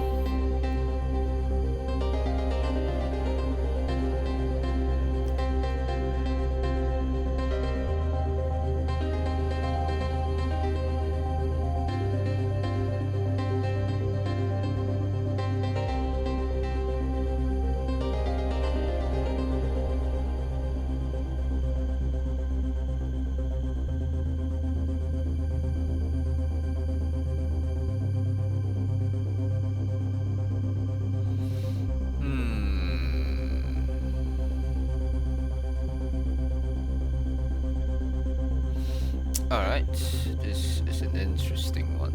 So, let's get back here.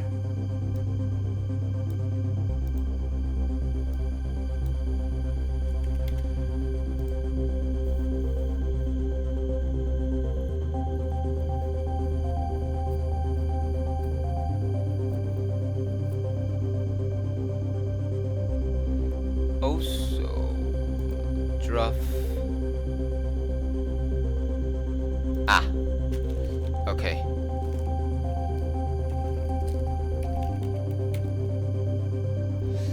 Yep, still learning stuff for YouTube uploads and all that thing. But I'm like going for a challenge, which is something like we will detect any shape of clumps. Like we don't aim for L shape or whatsoever. As long as it's a clump of 3 or more than that, then you're good. So assume that we have the following.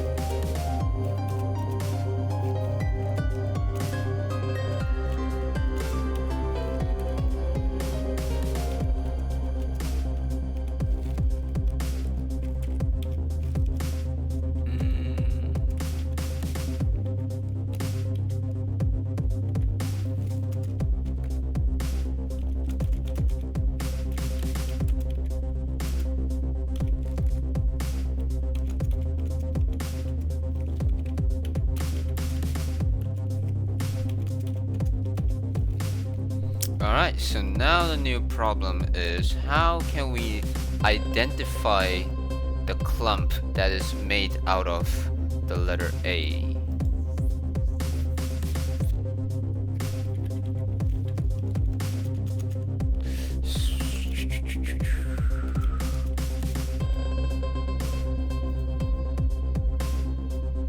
Or instead of, should I use I? Yeah, I is easier to see. Okay.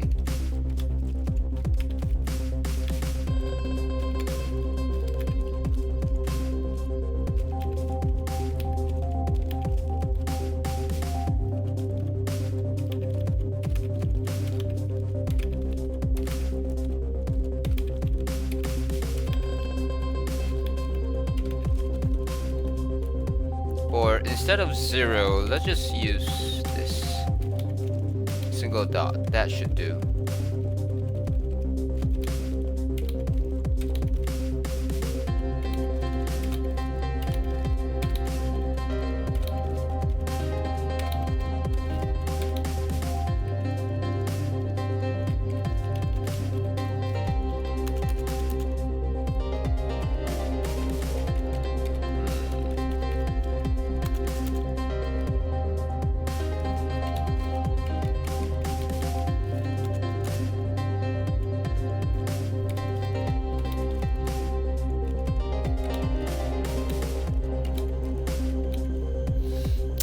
Okay.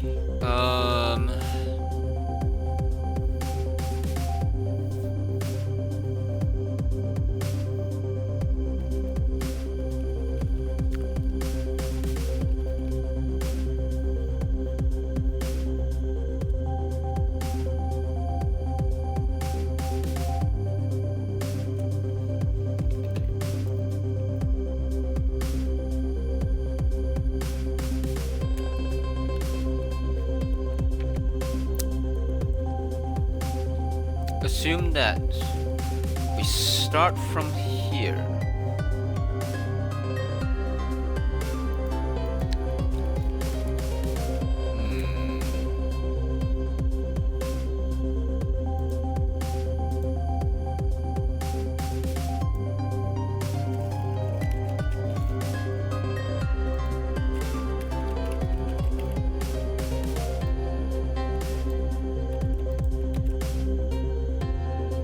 So we might need 2 arrays.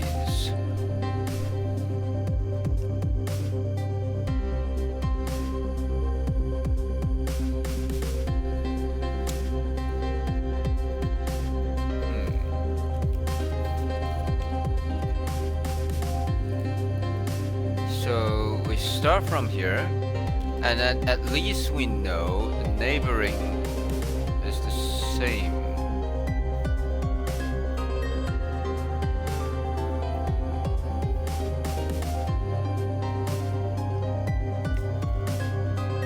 And then after another iteration, another iteration, another iteration, another iteration, and then another iteration,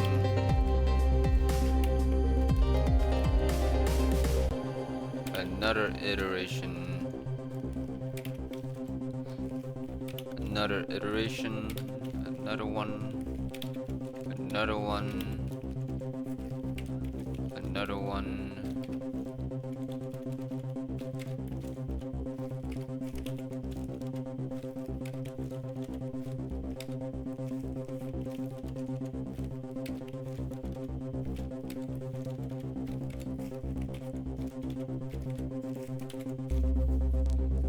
So as you can see, it just starts spreading down like this.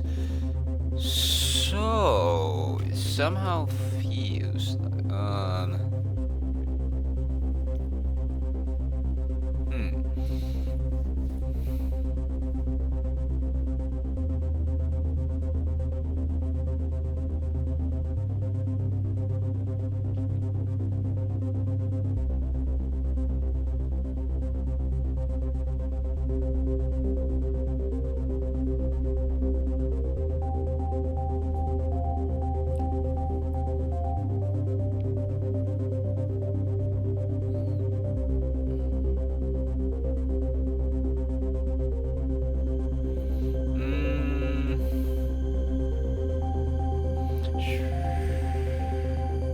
should we make a function that gives us all the neighboring cells?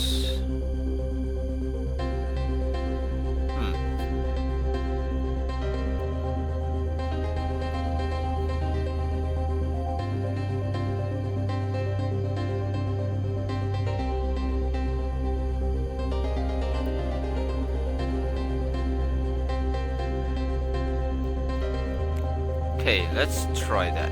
So,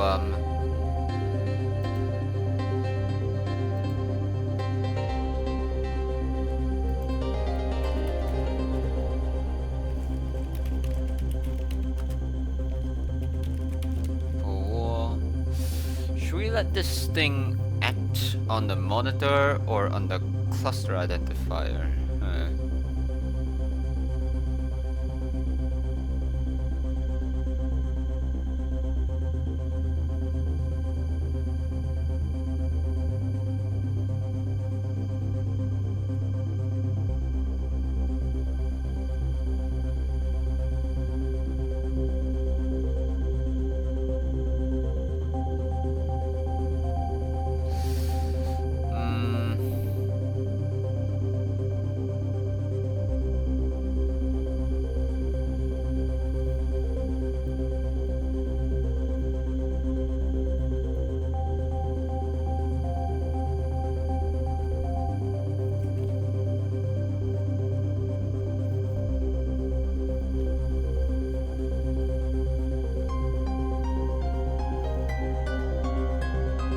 Okay, so I'm gonna say get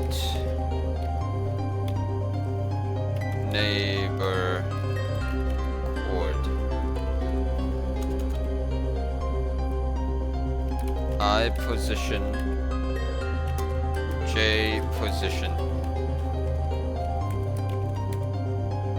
So, first let's deal with some edge cases. So, if I position is 0,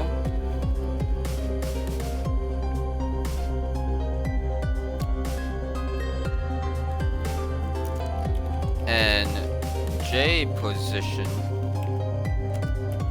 is also 0, and we will return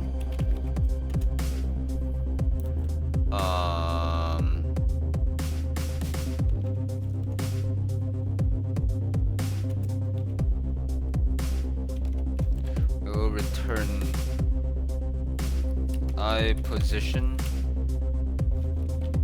or I should say still the 0th row, but 1.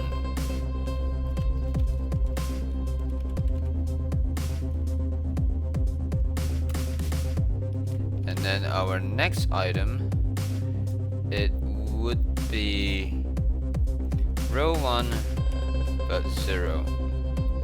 So we have that. And then we just have to figure it out, the 4 corners. So Control C, Control V, V, V.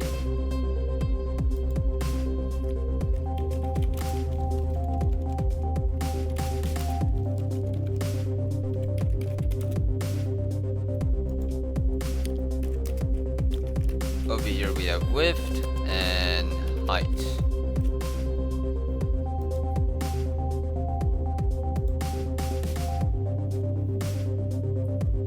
Or otherwise, if it's the width,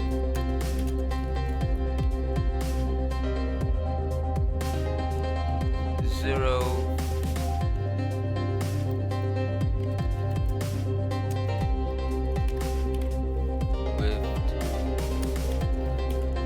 minus 2, and then those are the new one.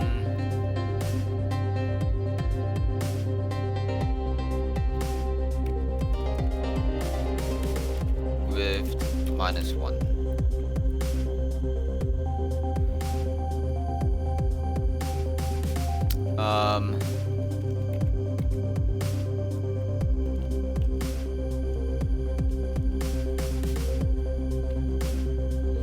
Otherwise, if I position is now height minus 1,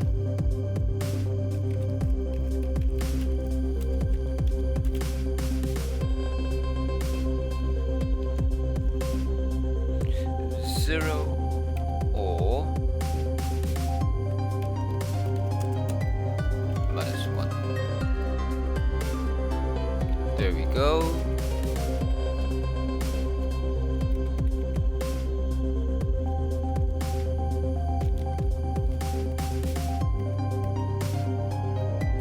Okay, and then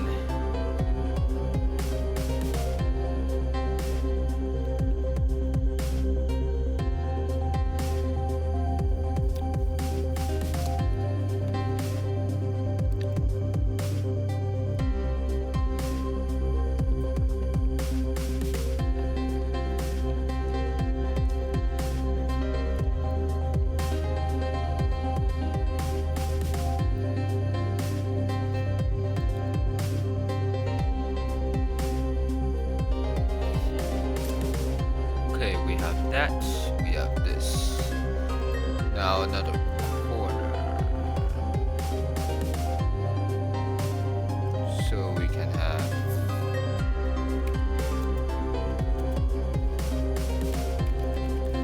height minus 1, 1.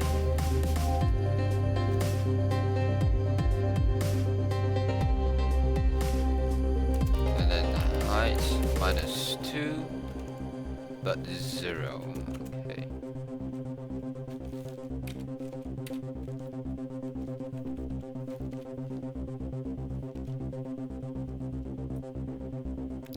Or we can go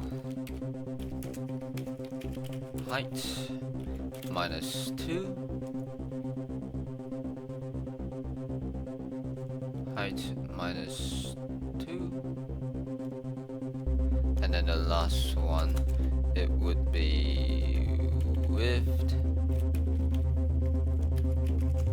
minus 1, or it could be height minus 1, but width minus 2. Okay.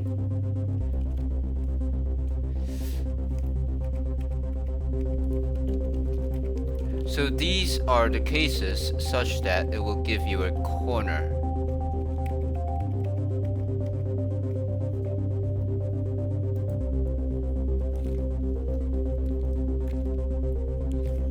Else if, now the edge cases.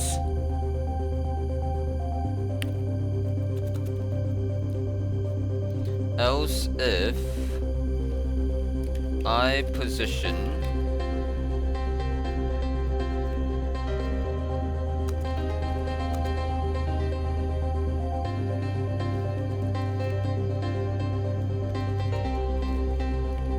I think we can deal with 9 regions though.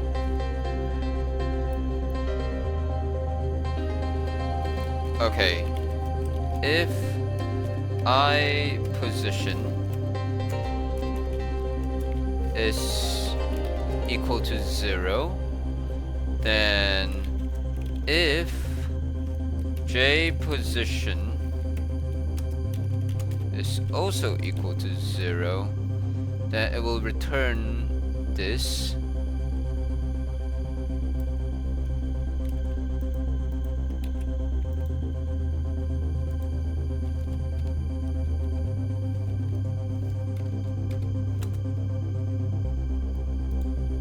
Or else if J position is bigger than 0,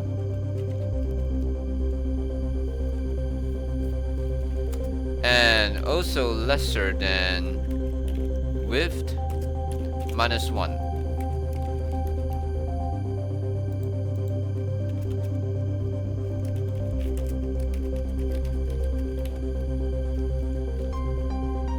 Then it will return 3 neighbors. So it will say return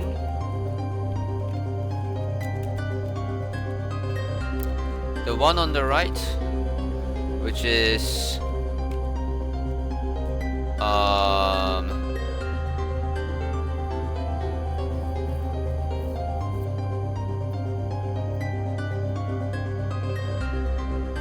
the one on the right. Let's go with 0.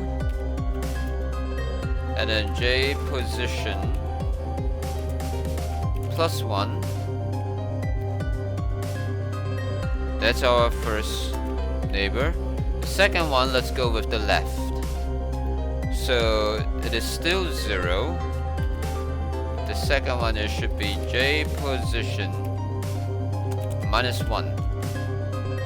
And then finally the third one, which is beneath us. So in this case, it should be 1, and then J position.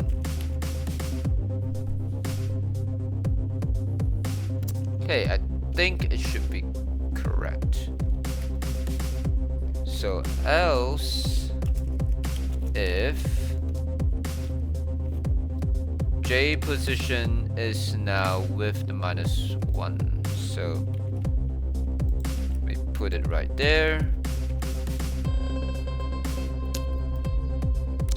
That's our second corner case.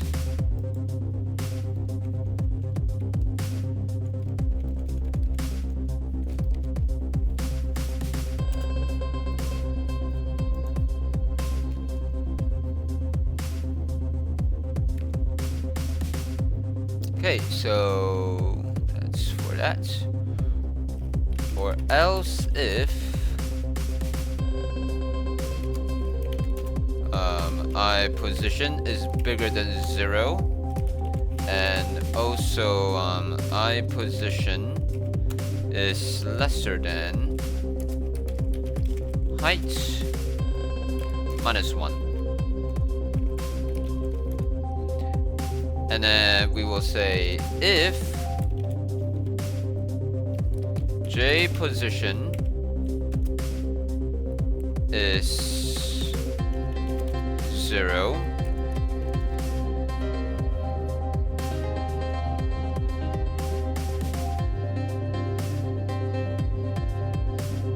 wait, I think I have a better idea.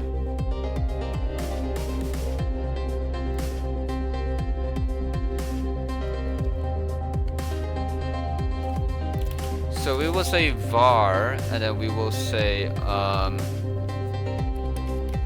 return list. For now, it's gonna be empty. So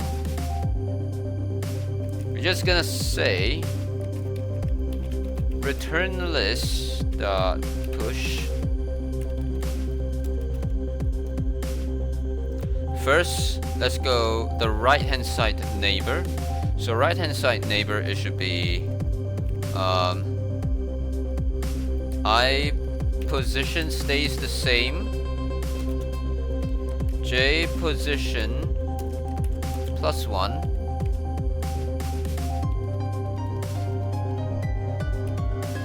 let's push this little array in here.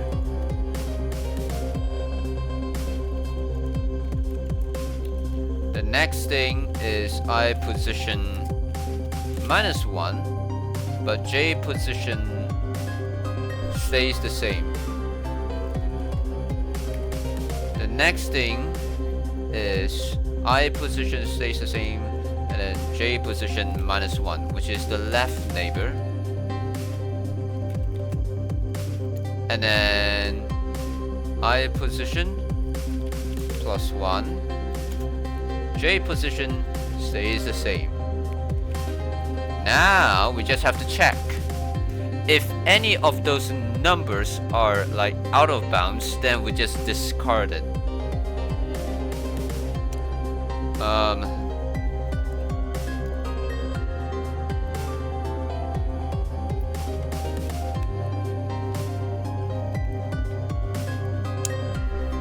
Alright,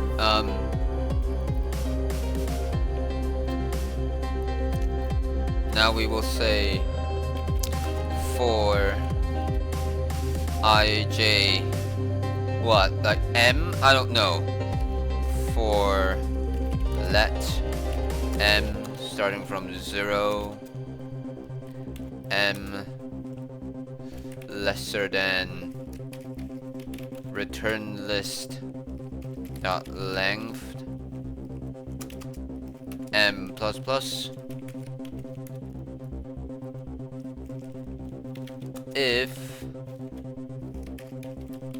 return list of m. Oh wait, no. Oh, this is going to be hard.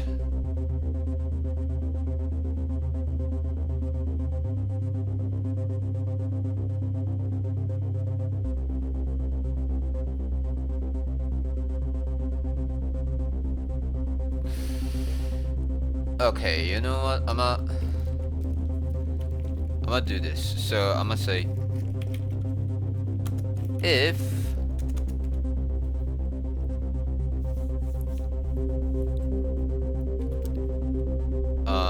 zero is staying, I position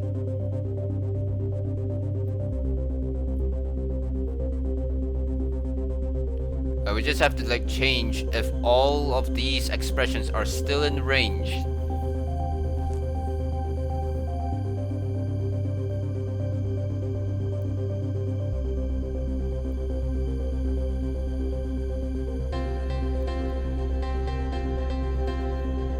Okay, so if J position +1 is lesser than width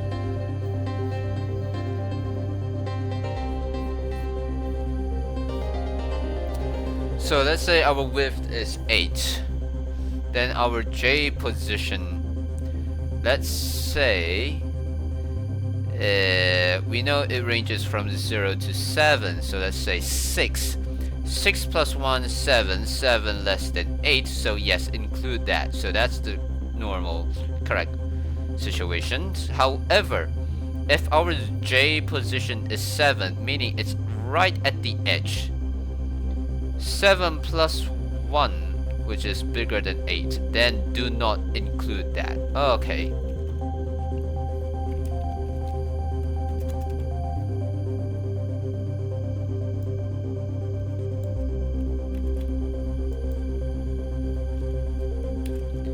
Alright, over here. And then now we say if the similar stuff, I position -1 is bigger than -1, meaning it is still in the range.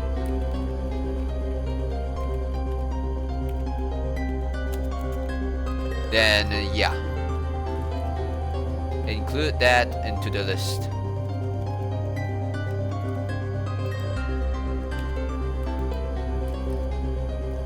Next, if we have 0, well, not 0 but -1, and then we say J position -1, meaning it is still inside the range. It could be 0. Just as long as you're not -1, then you're good. Alright, here we have that.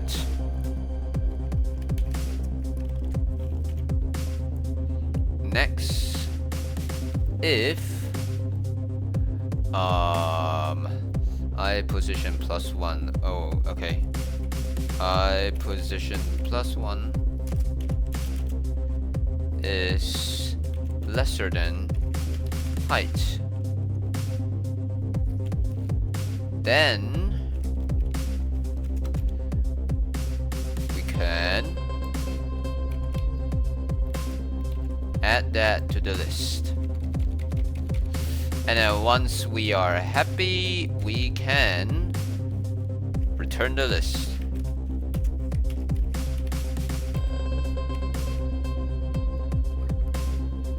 Alright, so we have that. Oh boy, this is a much cleaner way to deal with that. Oh boy. Imagine you have to deal with all 9 cases.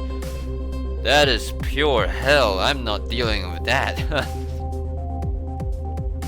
Next, check cluster. Alright. So,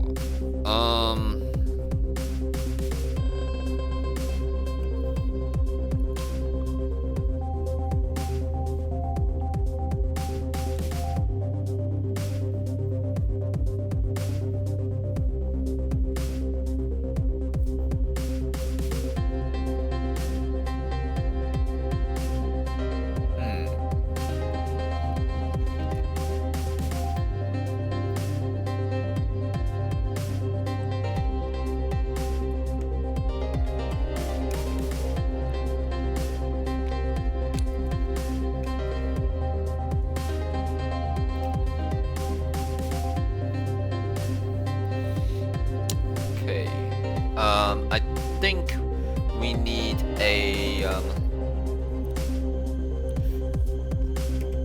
cluster array, so let's go with that.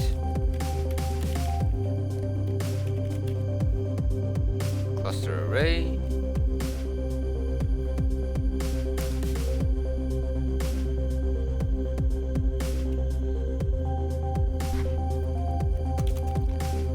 It's going to be an empty array.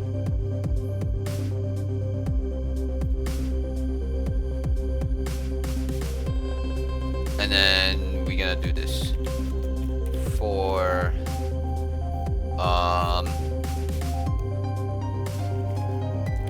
let I start from 0 as I is smaller than board array up dot length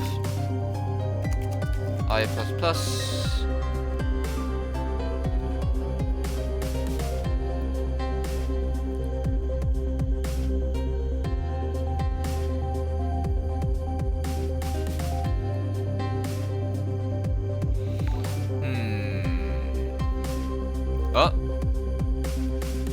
thanks for the follow. Master of Self. Yep, as you can see, we're working on a game and all that stuff. Oh, temple. temple.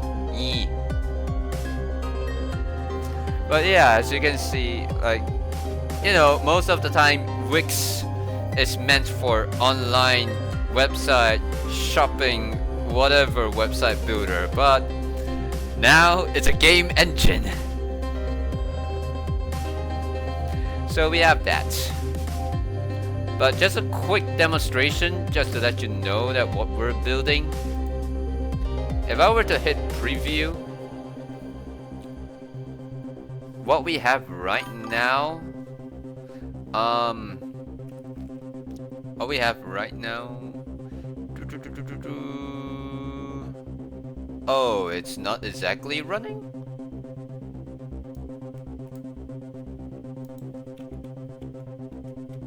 Oh, it's not, huh. It was running, but now it's not.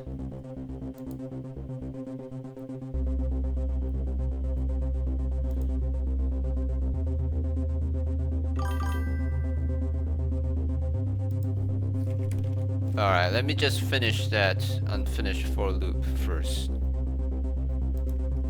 Alright, let me hit preview.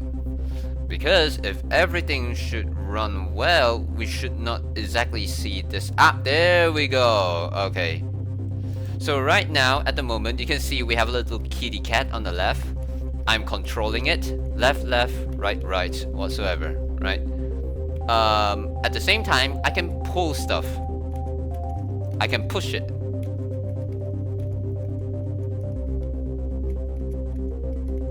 I can stack however I want, technically speaking.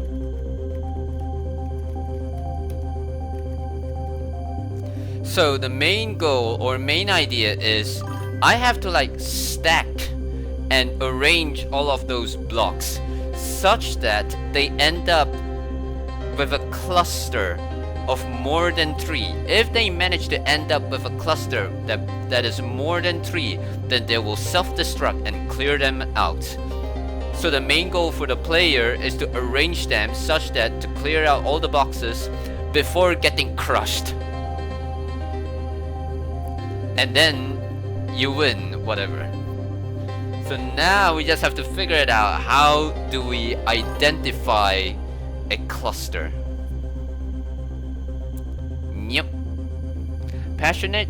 Well, still working on it, but we're getting there. But yeah. Alright.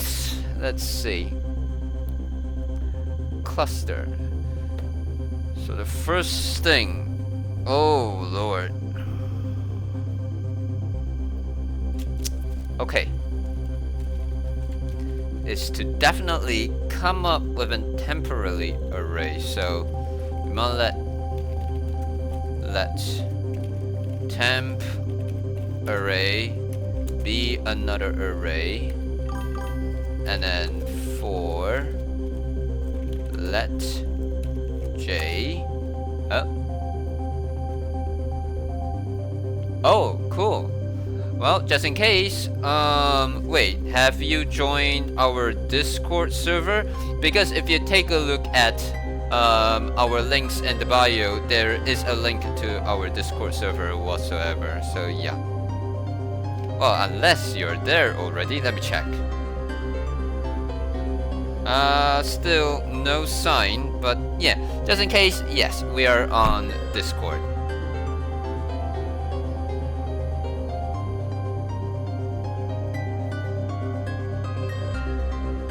Oh, wait. Oh, there you are.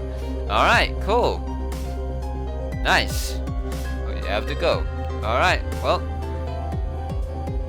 Alright, cool. Catch you later then. Alright. Start from that.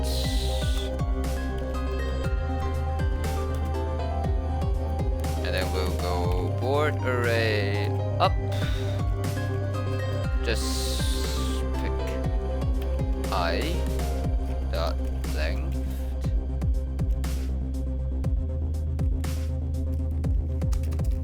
J plus plus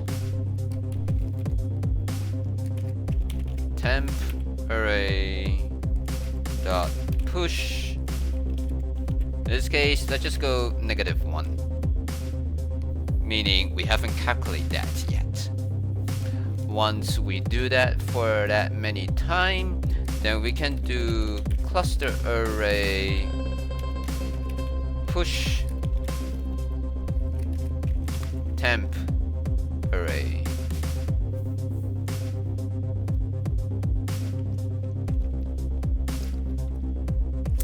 Alright, I hope this is good. So console.log, and then we'll do cluster array. Alright. Hopefully this thing works. So just to run it correctly, where is it? Ah.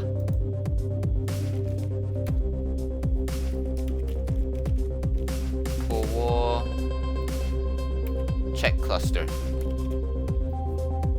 Alright, just need to make sure that we're on the right track. So hopefully in the console we should be able to see the entire cluster array. Alright, I think we have our cluster array right here. 0, 1, 2, 3, 4, 5, 6, 7. Every one of them have -1. Perfect. Splendid.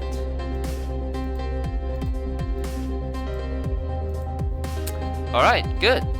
Good. Hey.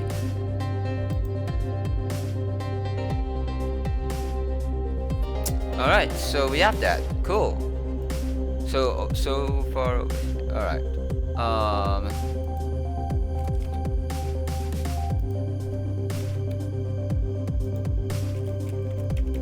Initiate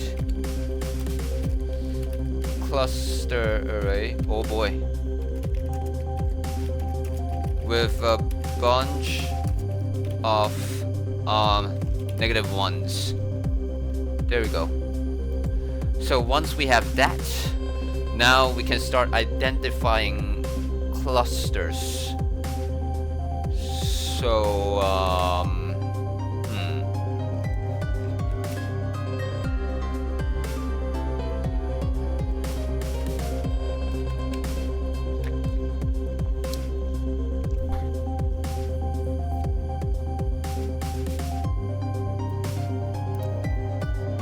So the main idea is, okay, let me pull up Obsidian. So over here I'm going to have an example. So assume that somehow in the thingy,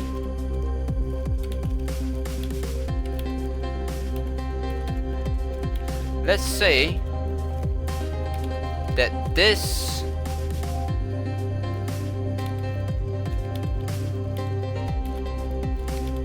is the cluster that we have. Then the monitor, then the cluster should be having the following. Let me just. So first it will try to identify the cluster of I, and it just like flood it with something else, and then assume that over here it's A, and then let's just assume that we have another clump of A over here as well. Alright?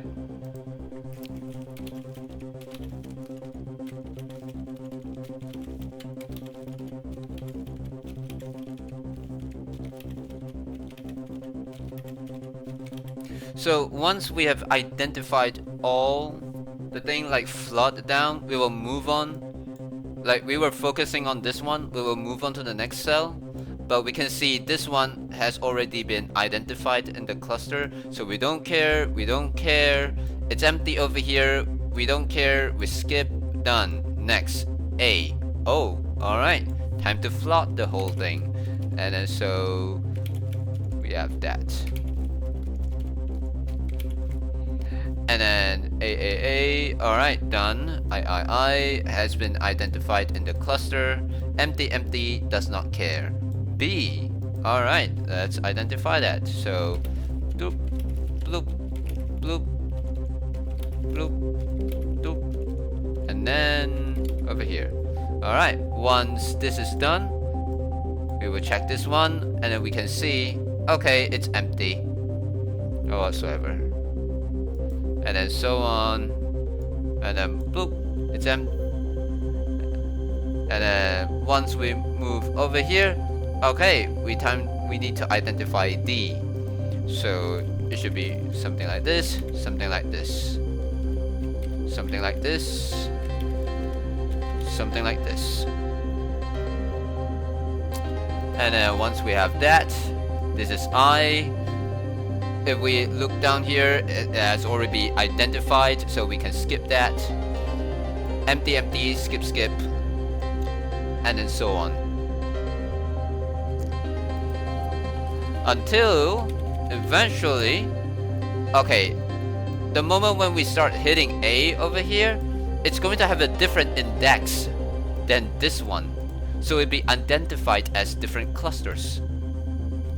So this will be 5, 5, 5, 5, 5, 5. Well, it does not necessarily need to be exactly something like these exact numbers, but I hope that all of you get the same idea.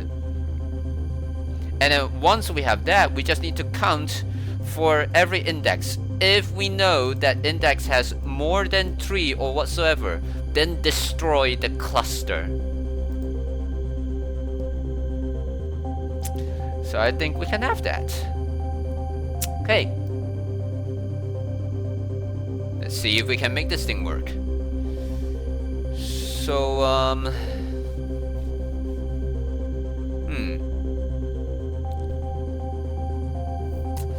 Alright, let's do var focus I var focus J.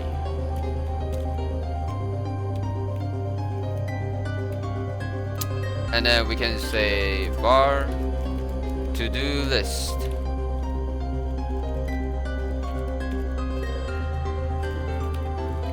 Right now, it's empty.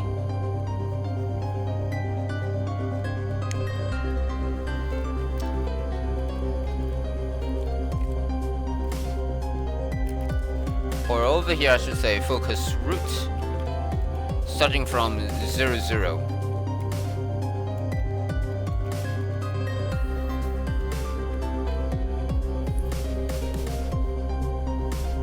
And everything starts with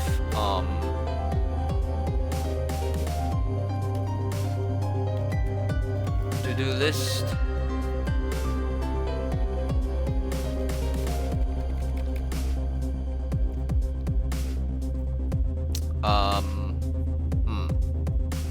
Okay. Over here we can say while focus root is well, can I compare arrays like this?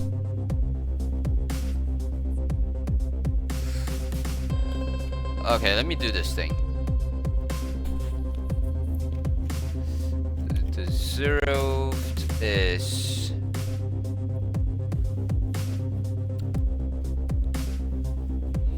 not, or I should say lesser than height.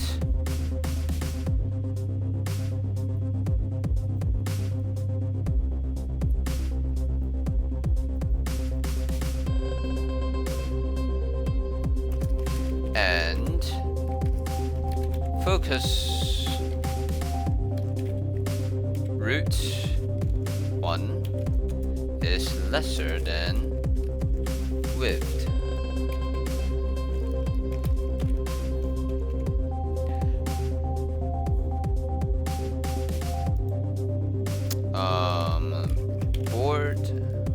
wait, no. I must say cluster array. Cluster array length width would be cluster array whatever that is, and then dot length. So as long as we are smaller than those two, then it should be fine.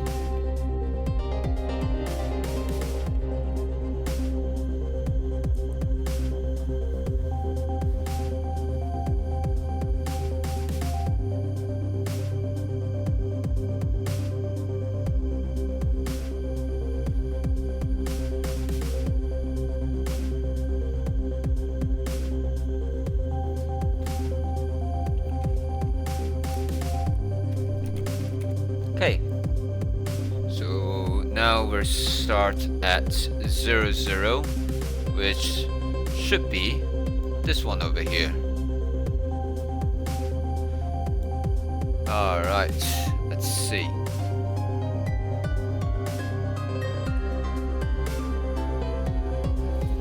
Every time we do that, we will do to-do list, push,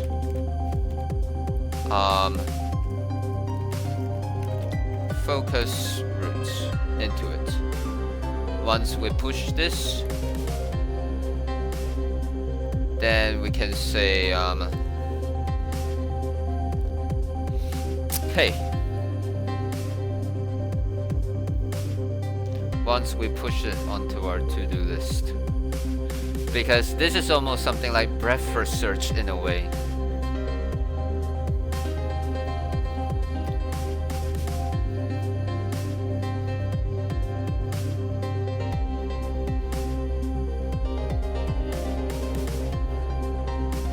First we need to look if this has been identified.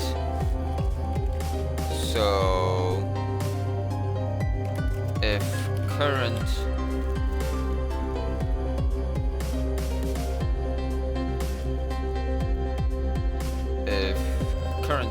cell belongs to a cluster, thus the current cell belongs to a cluster. So we can ask if cluster array, give them two numbers. In this case, we will have focus root 0 and focus root 1.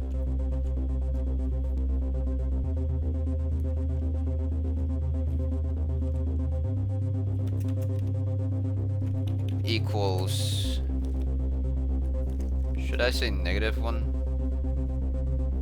Yeah. There's the current cell.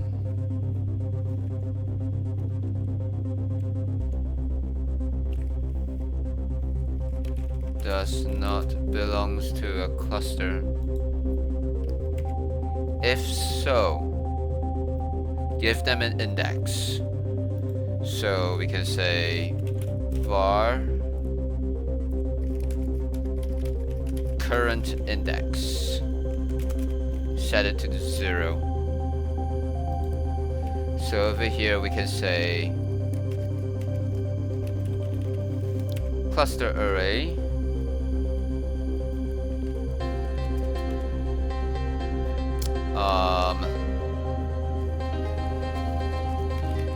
focus root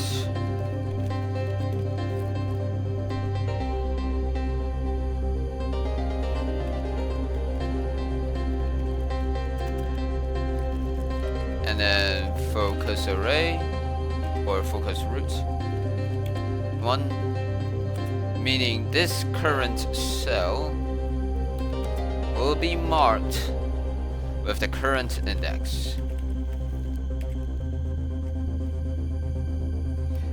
which is like Over here, we're marking it as 0. So yeah, it'll do the same. So once we marked that, the next thing we need to look for is, do we have any neighbors?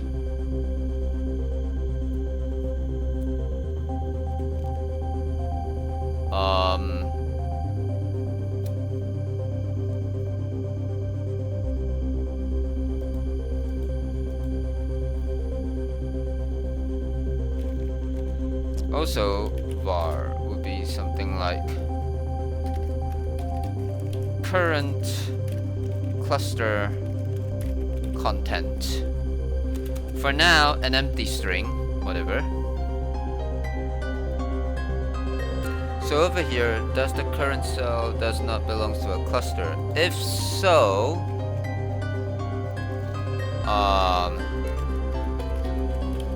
current cluster content will be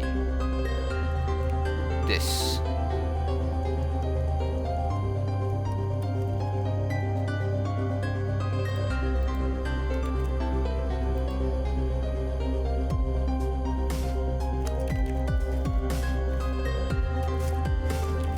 Grab the content of the cluster.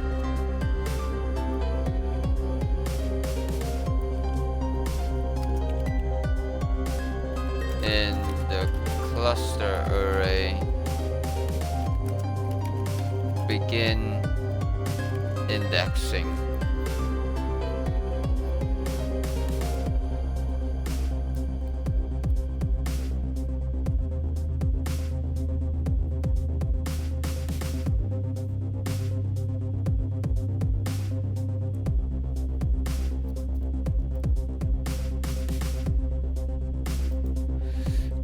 I got it wrong, so it should be board up.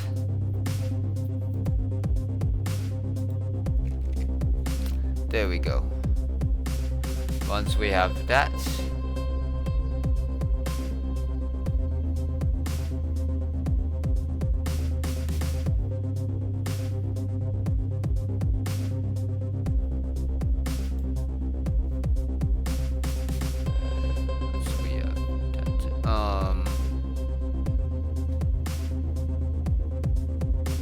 we need to look for the neighbors. Alright, you know what? Let me just draw another flowchart again. So, oops. There we go.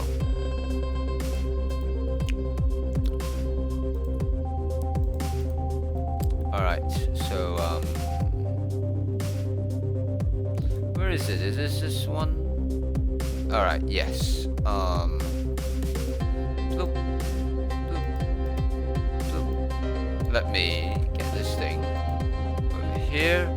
Let's go here. Let's go here. Alright.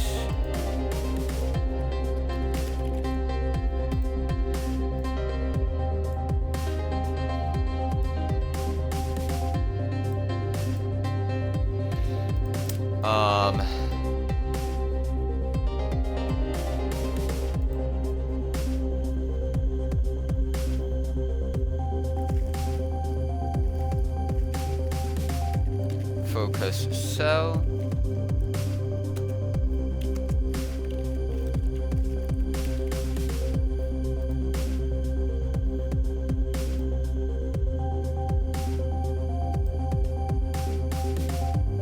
Okay, and then we will ask, does this cell belongs to a cluster?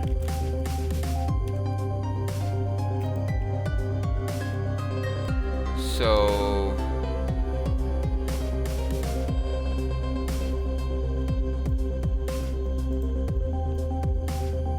If yes, we'll skip it. If no,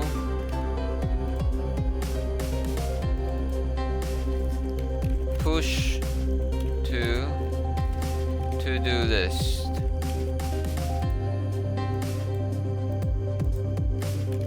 Mark current cell with index. Once we have that,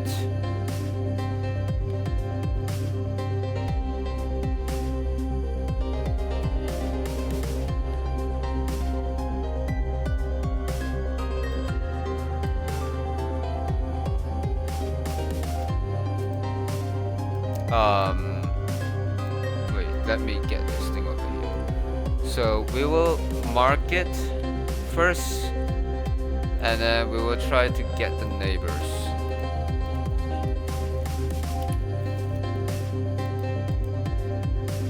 Get neighbors to to-do list.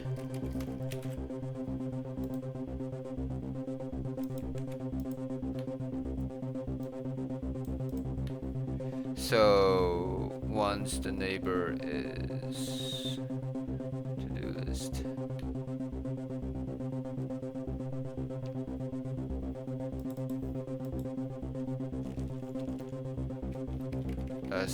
so okay, to-do list.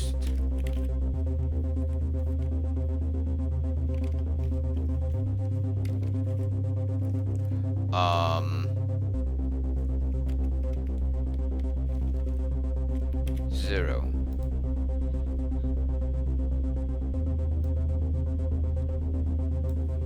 So does the first thing in the to-do list belongs to a cluster? If yes, we don't care. If no,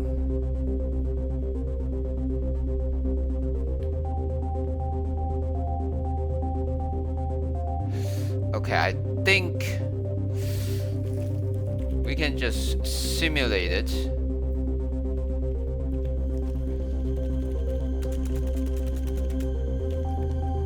As we run the code.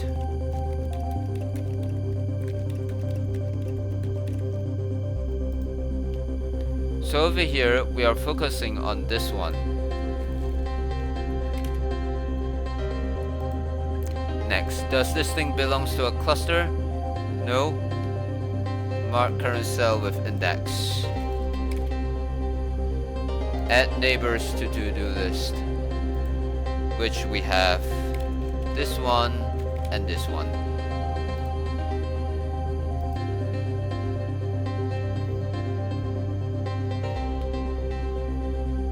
Okay, and then we will ask to-do list is empty.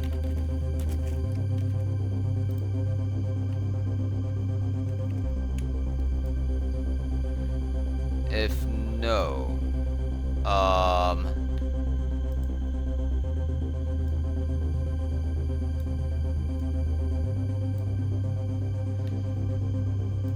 interesting.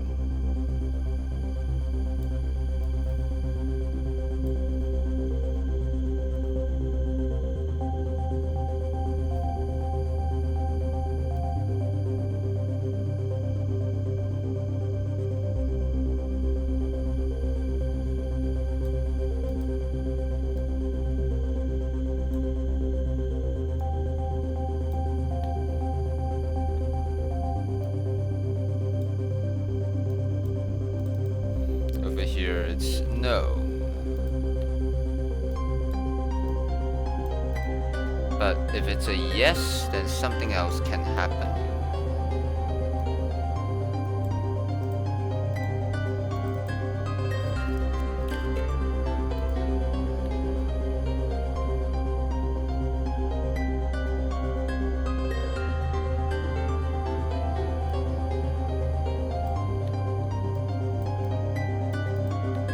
Okay.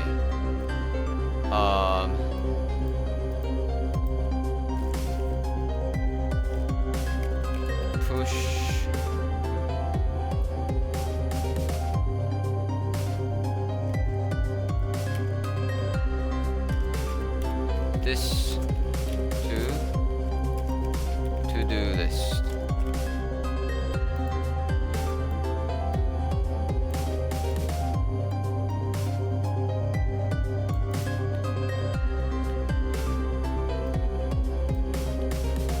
So if to-do list is empty, no. Then do this.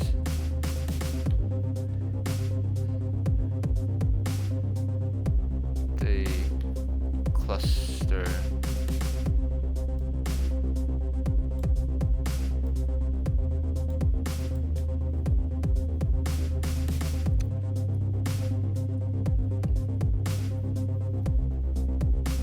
Belongs to a cluster if no mark current cell with index.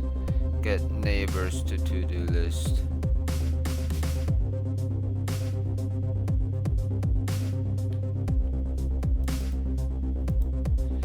Get neighbors with same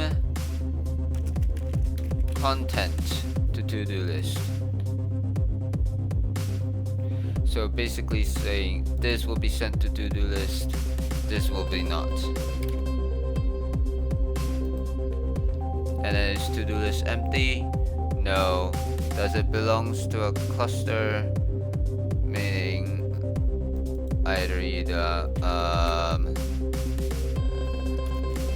to-do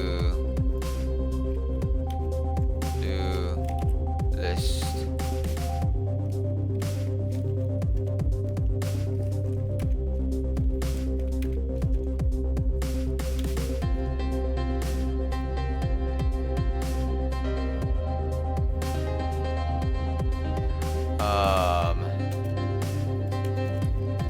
Board upper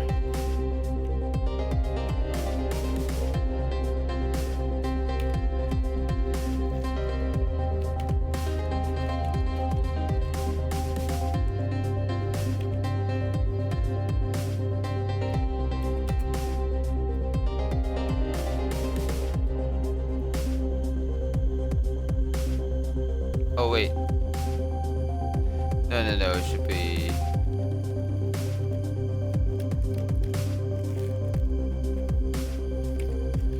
cluster array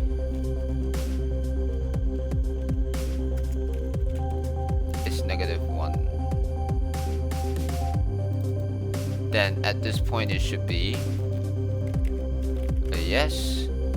This one should be a no.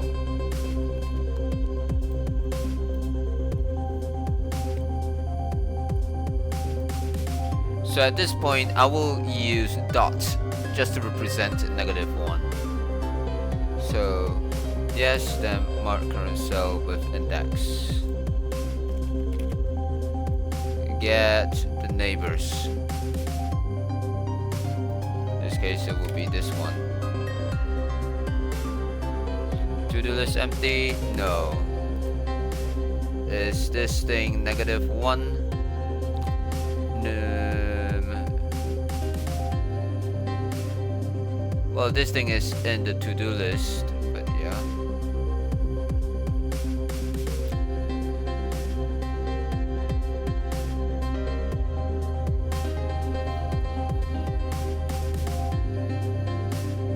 So once it's spread out, eventually to-do list will be empty.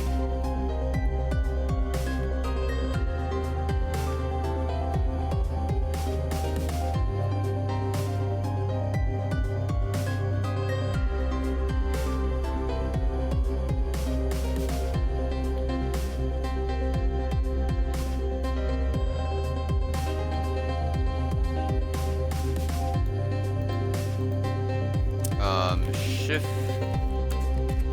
to-do list.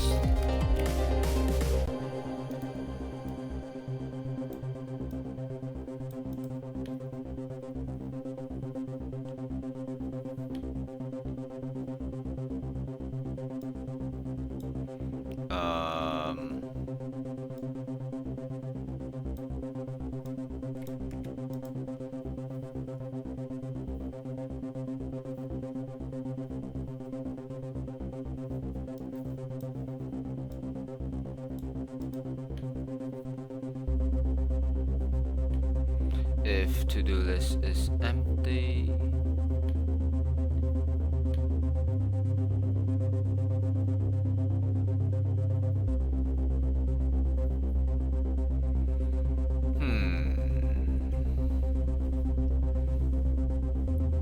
then assume that we have just like completely flooded I, and we should look for the next one.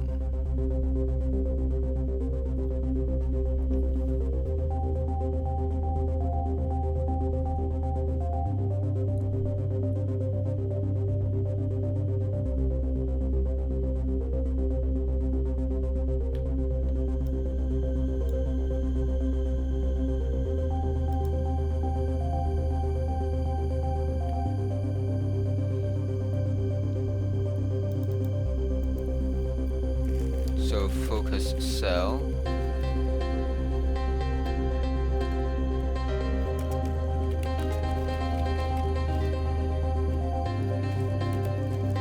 Next. So next focus cell.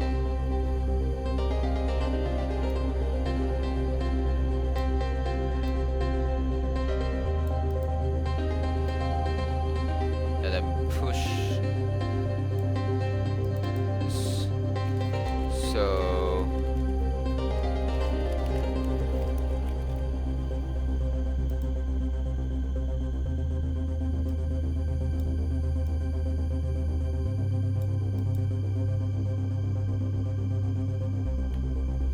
next focus cell. So I would say, is there a next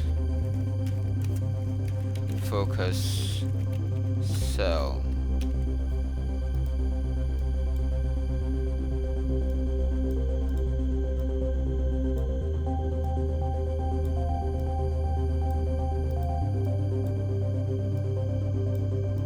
If yes, then you're good. If no, you're done.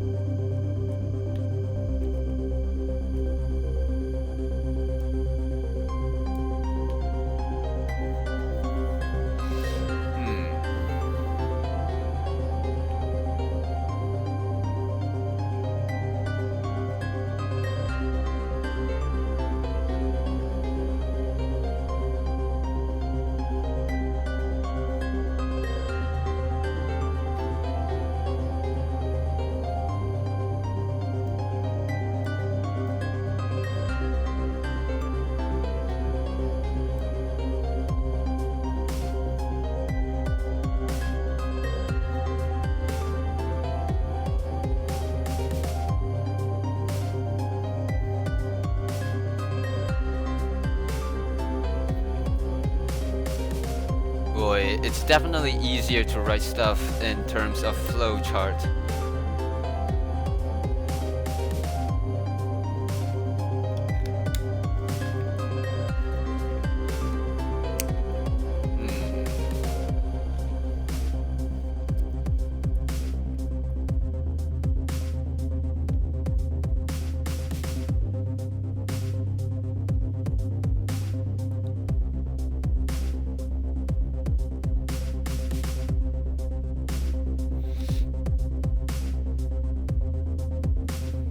Oh boy.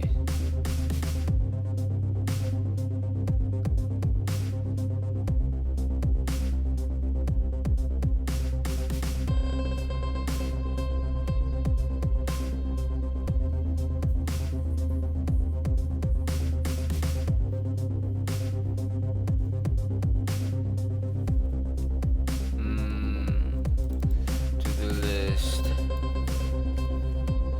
has something in it. So in this case, this one should be a yes. This one should be a no.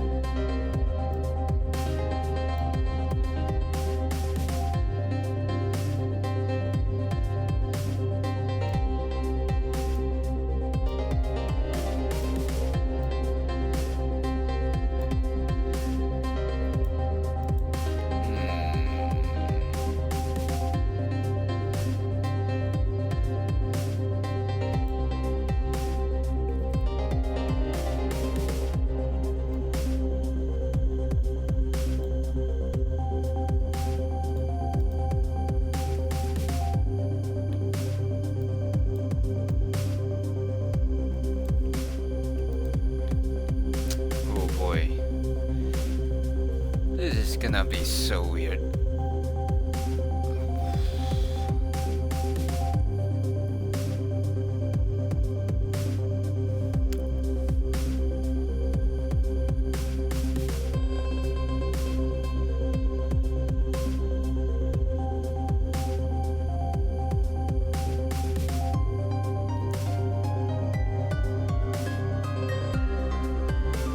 Alright, let's see if we can like turn this whole thing into JavaScript.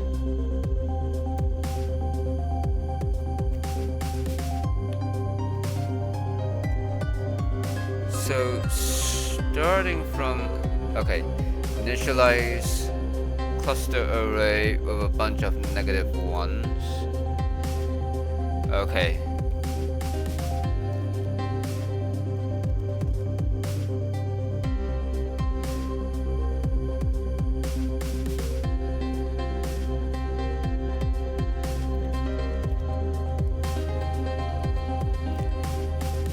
Focus cell equals that.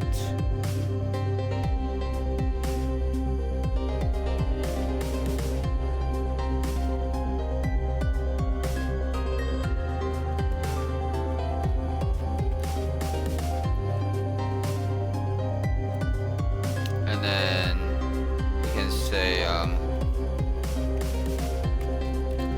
to-do list, push focus cell in there. Once we have that,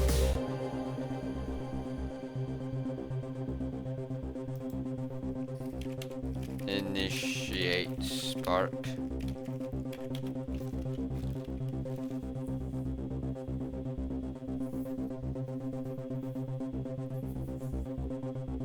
So once we have that,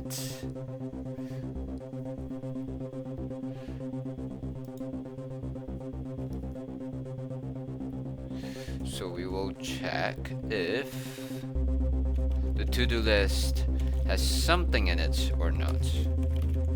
To-do list dot length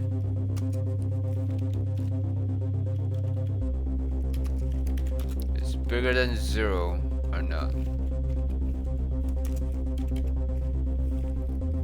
Is there anything in the to-do list? So if yes, then we need to check.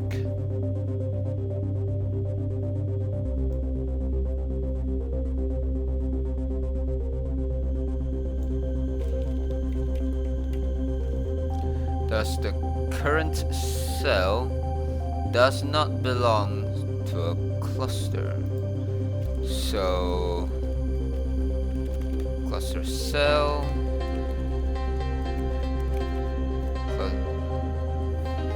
focus cell, okay, cluster array, -1. If so, mark current cell with index.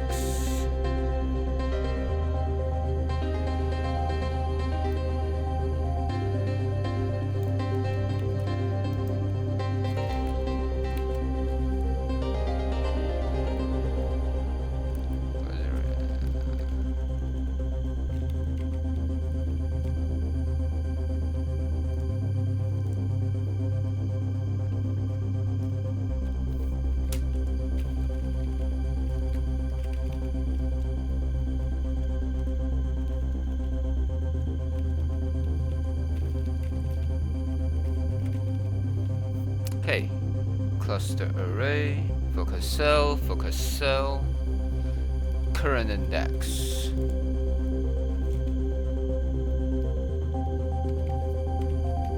Index the cell and the cluster array.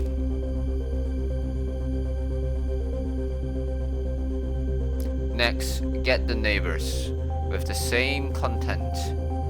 So first we need to know what is the content.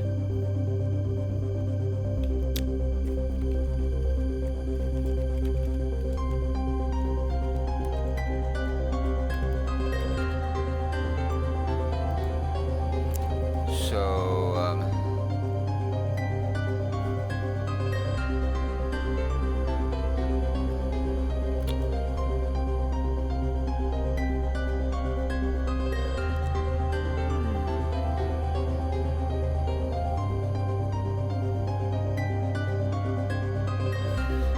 grab the content of the cluster,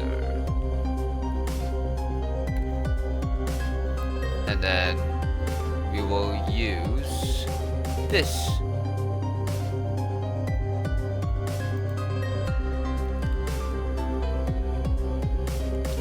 So we will say var temp array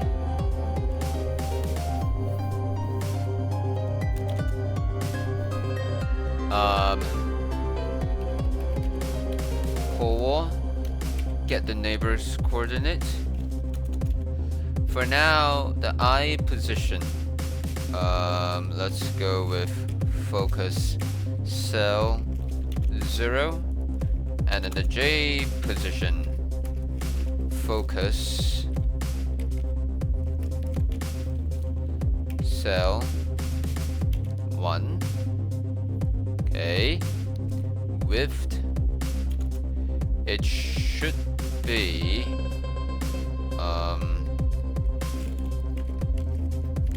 board array up. This is the width, so let's just say we'll get that. Length, board array up, and length. That's the height. Okay.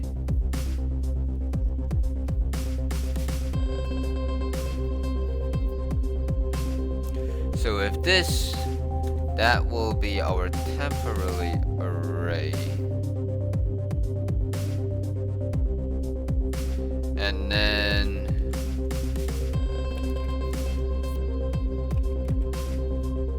we will say for let I, starting from 0, I smaller than temp array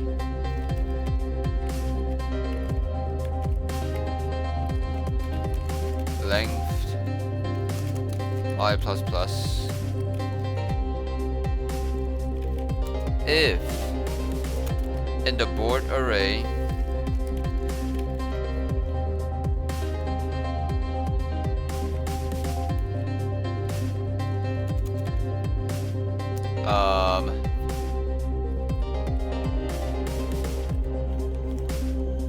temp array I've 0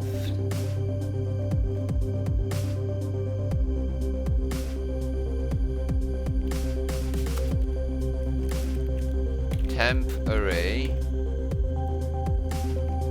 I've 1,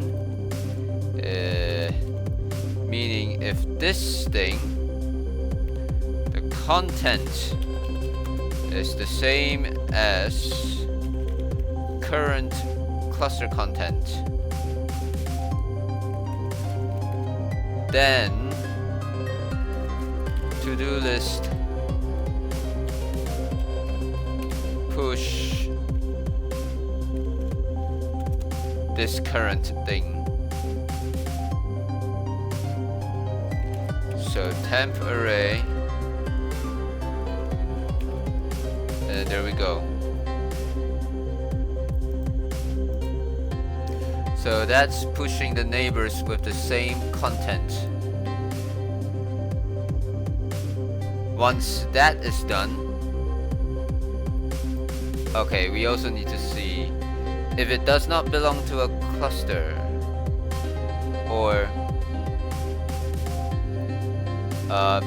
if it's not equal to -1, which is this one over here.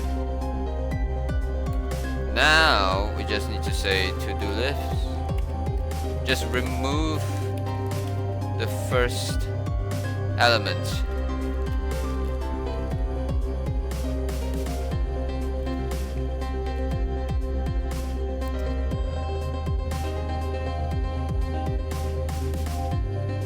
Once that is done, we just need to check if there's anything in the to-do list.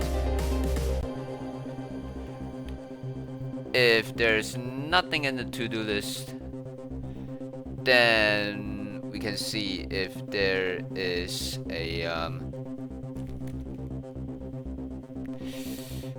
next focus cell.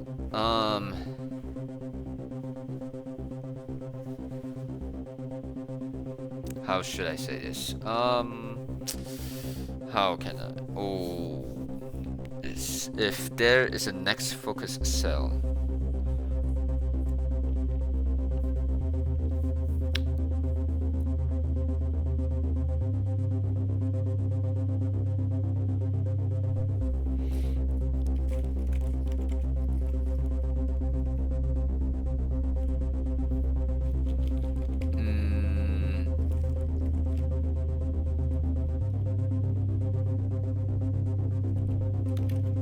If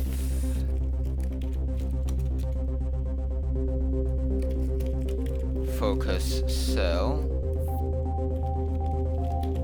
0 is not equal to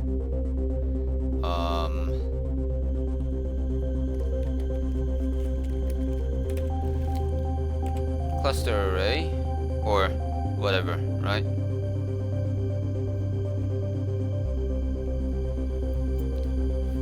Cluster array dot length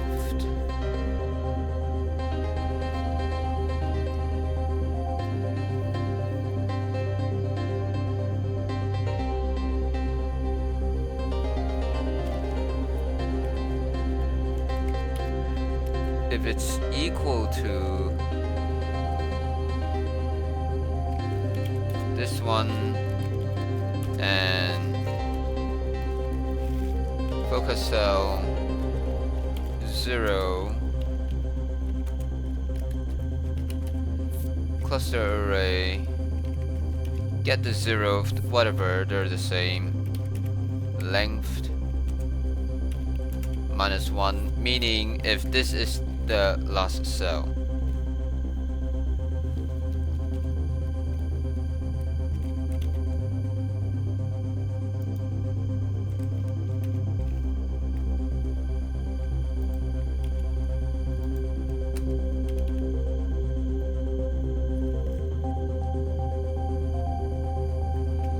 Is this not the last cell to focus?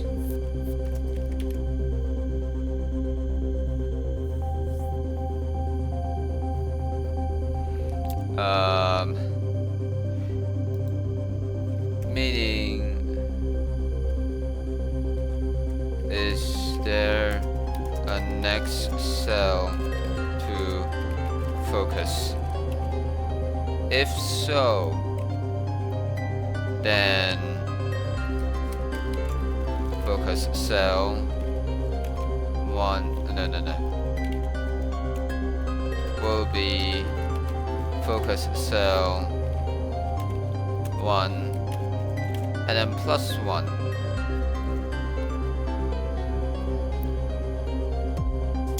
And then we will say if focus cell 1 is now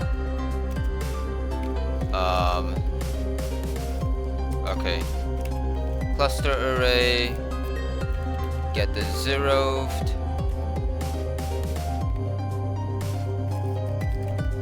length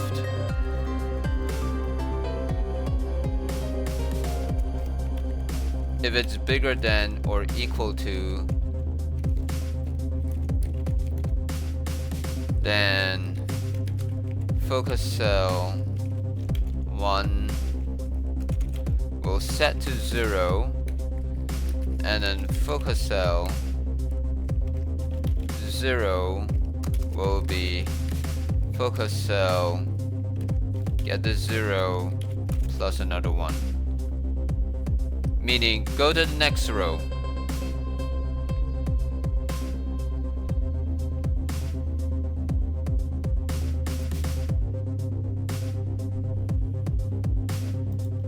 So over here we will say move to the next cell.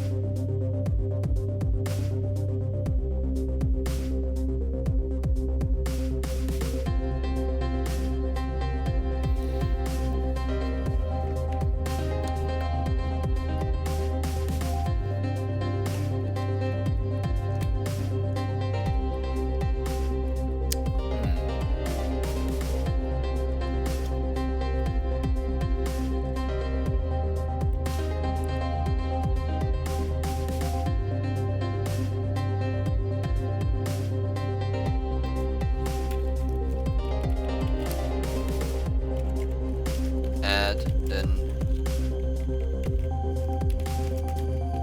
neighbors to the to-do list if their content is the same as the root.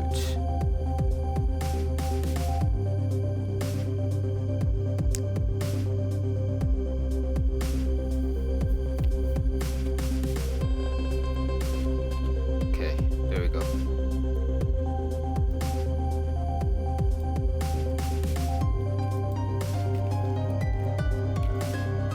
Go.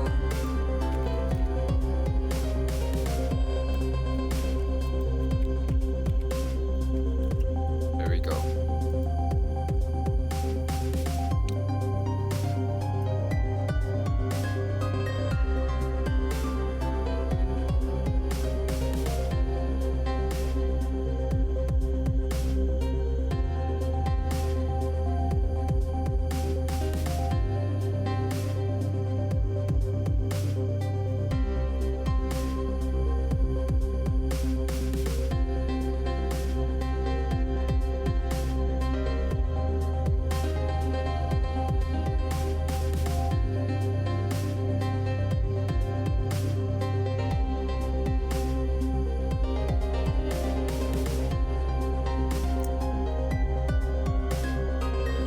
There's the next cell to focus. Move to the next cell.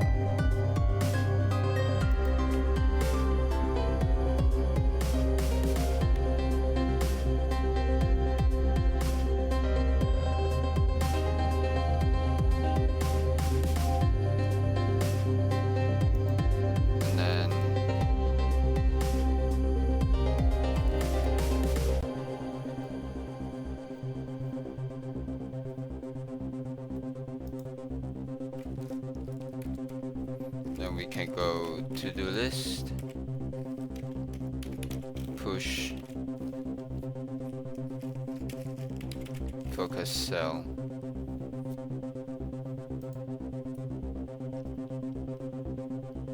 And then start all over again.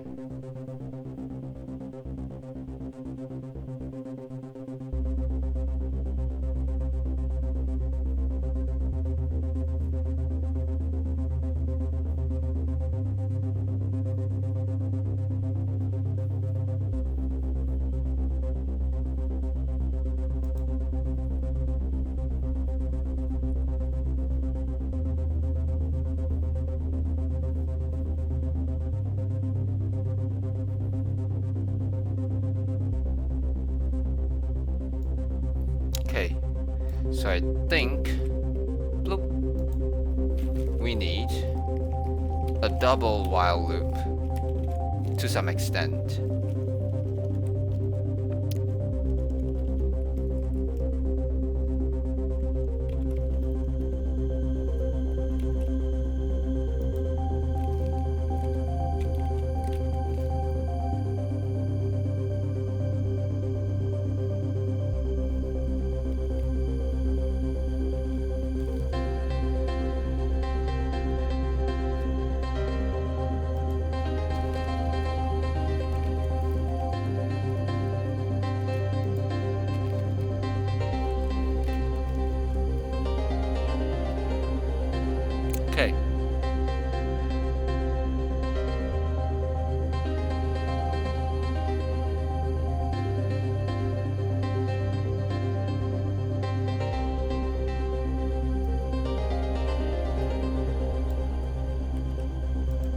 let me get that thing right.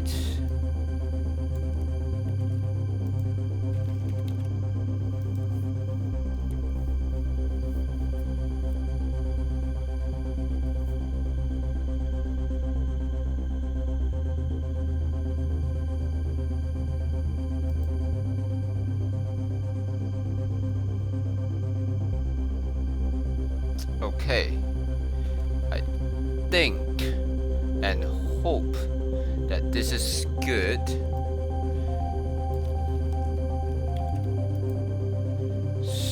So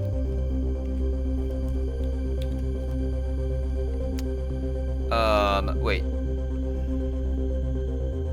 how do we know? Okay.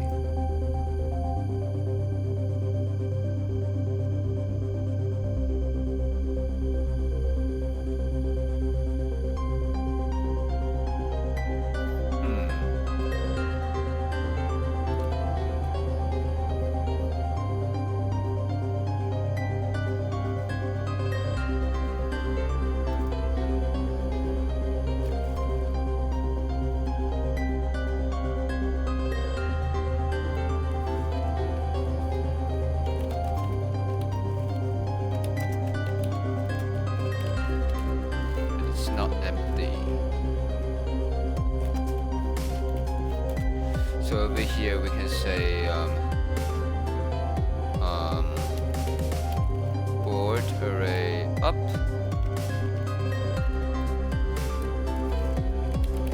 focus cell 0, focus cell 1.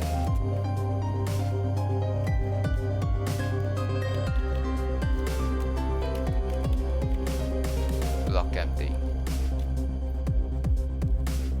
If it's were to be empty, then don't care.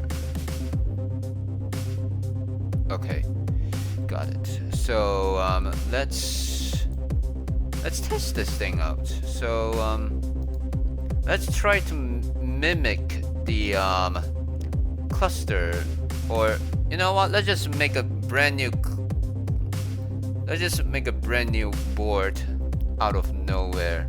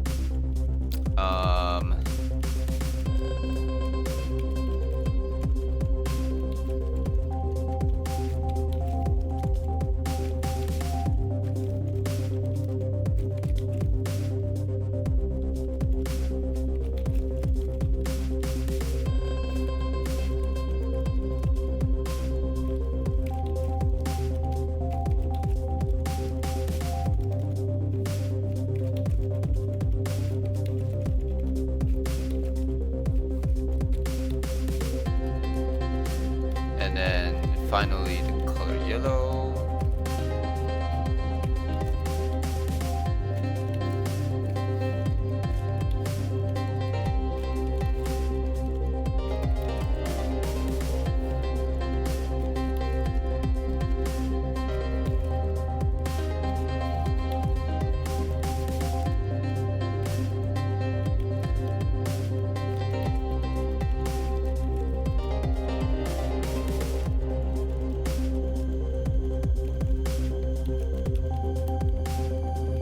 Finally, the blue one.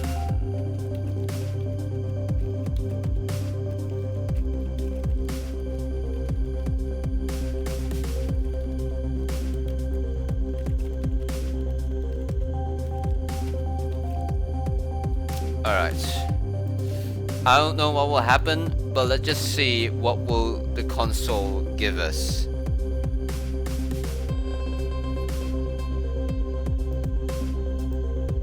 Let's hit save, and then let's see.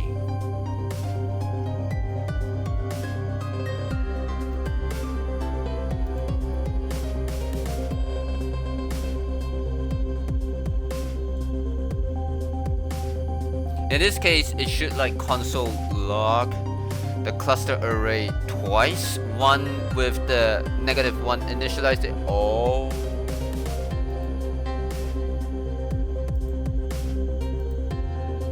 Okay, cool. Alright, okay, it's time to record and then see if the result is correct. So alright, you know what? I'm just going to record it right here.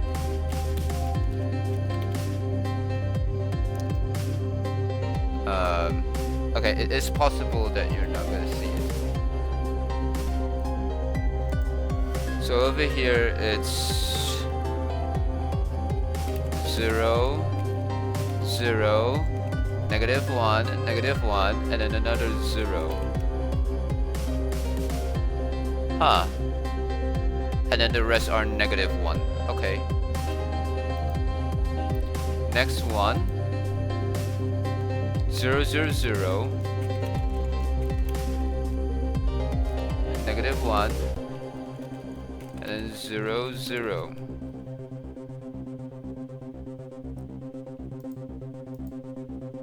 Oh wait. Oh, I forgot the index. Yeah, alright, got it. Okay, we are one step closer. So, under what circumstances we should change the index? I'm thinking when we are moved to the next cell, we say current index ++. So, alright. Just in case. Oh boy, that does not look like. Yeah, fair enough.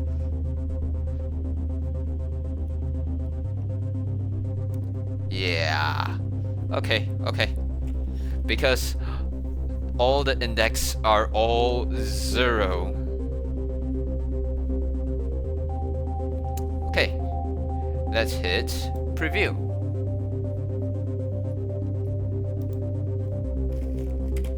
Also at the same time, let me restart my board back to a bunch of -1s.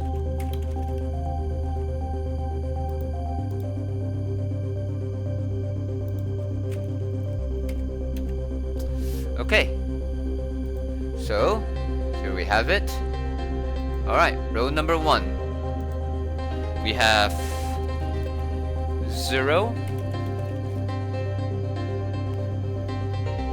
And then we have, and then a 4, and then the rest is done. Ooh, okay, this looks promising.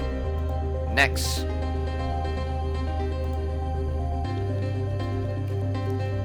Eight, 9, 10.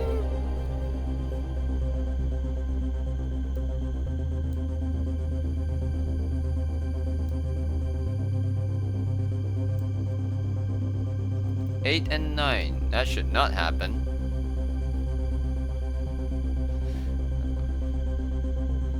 Huh.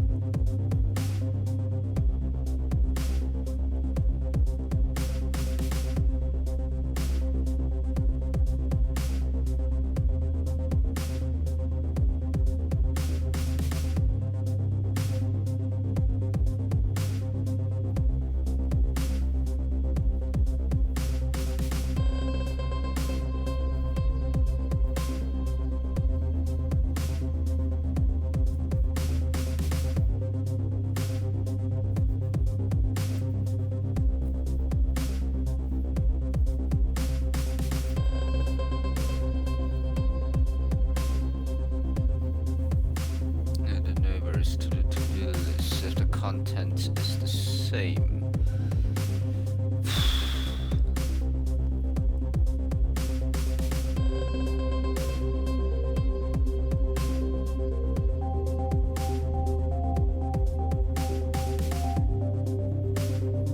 Wait a second, it should be to-do list.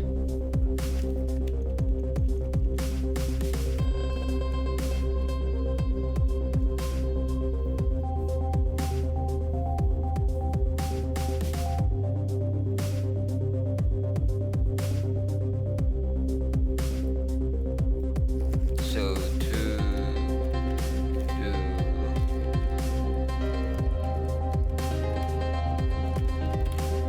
list.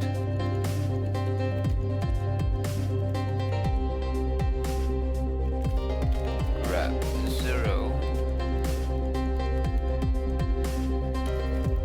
To-do list. 0. Get the 1.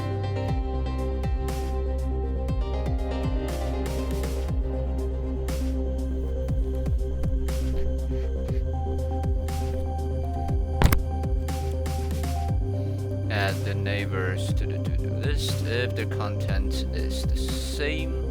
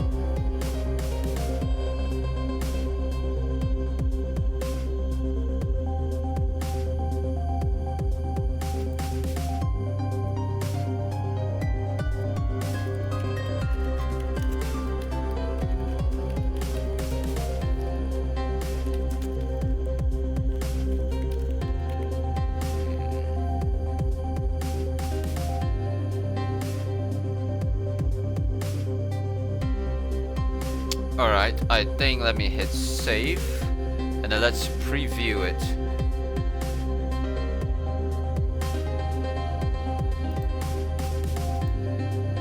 Like, it could be wrong though, but I'll see.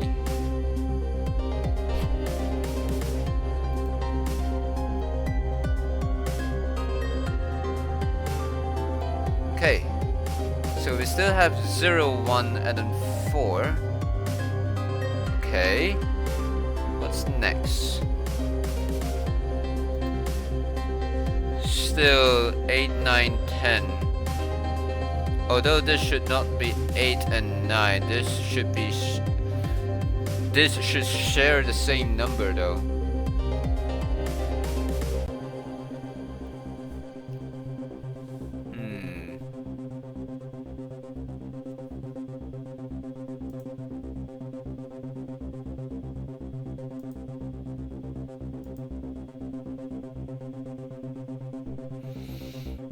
Oh boy, this is not going to be easy.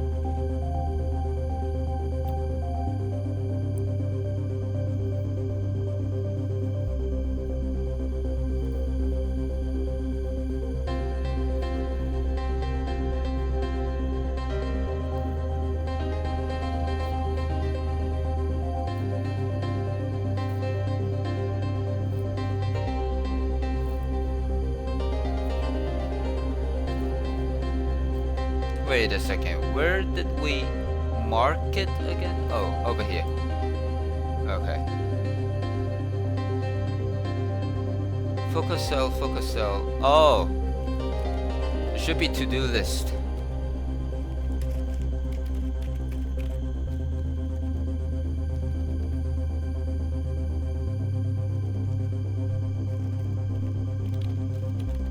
Get that one.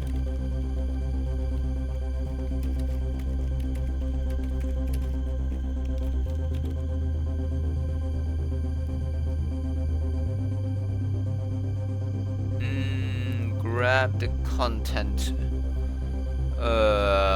Other than that,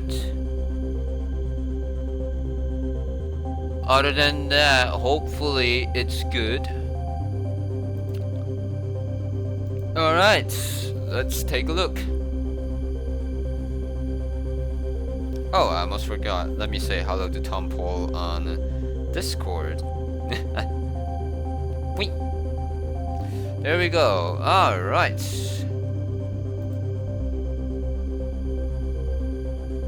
Okay, we still have the 0, 1, and 4. We still get 8, 9, 10.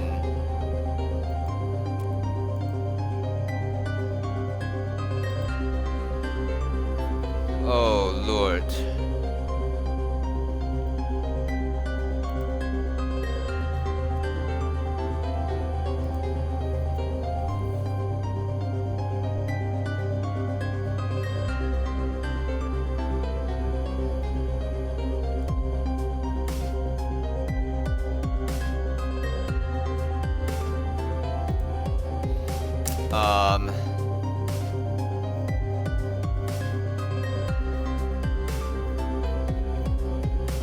Initiate spark.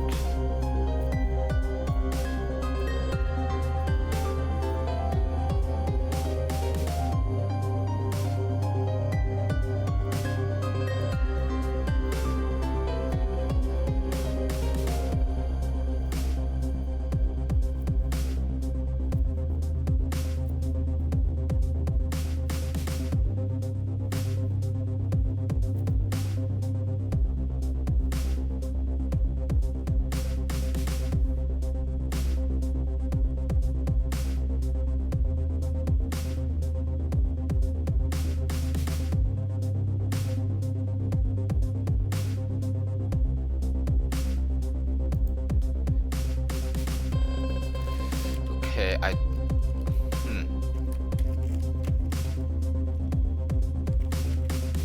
to-do list 0. Let me get this thing right. Should be this one.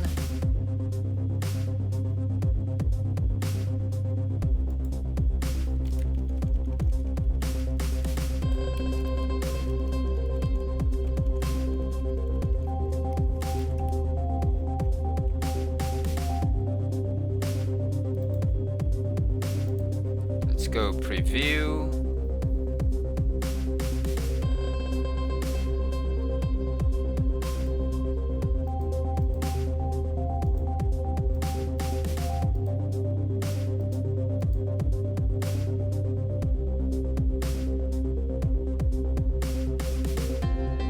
Oh, that's something new. Oh, let's take a look. What do we have now? Okay. So we have 0, 1, and then a 4.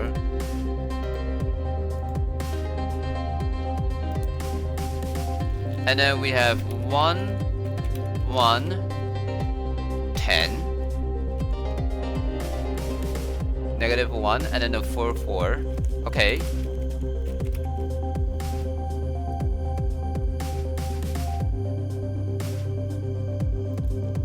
Next, we have 1, 1, 10, 10, 10, 4, 4, 4.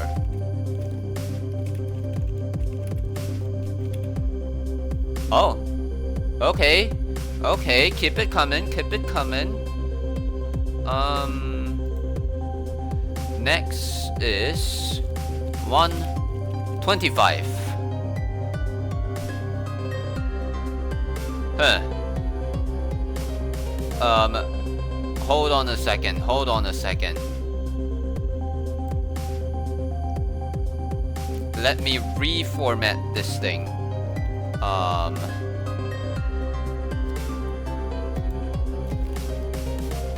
-1, -1, -1.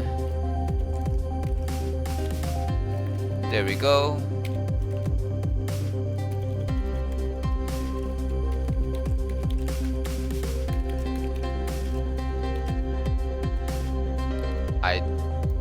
Oh boy. Bloop. Okay, there we go. You know what? Let's do this whole thing again, just to make things right.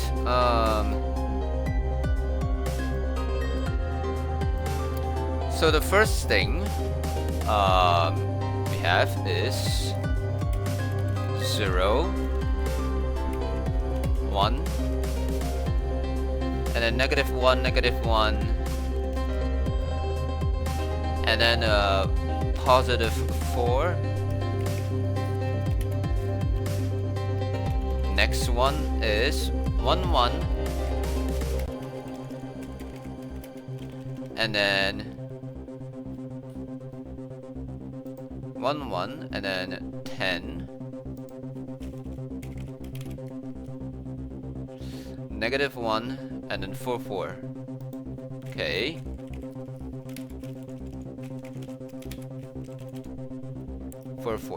Okay. And then the next one is 1, 1,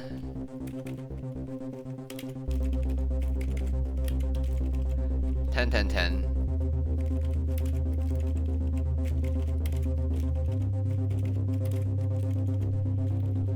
4, 4, 4.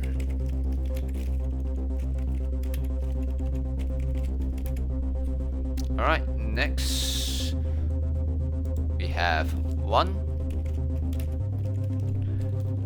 25, 25,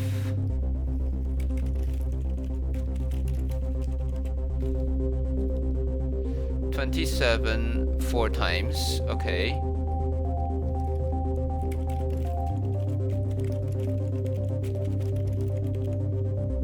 1, 2, 3, 4. And then finally a 4.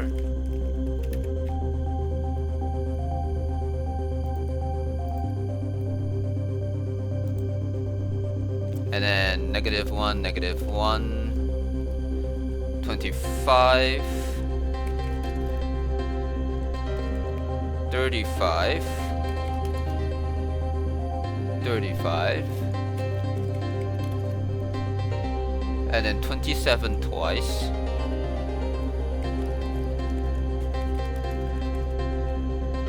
And then the 4.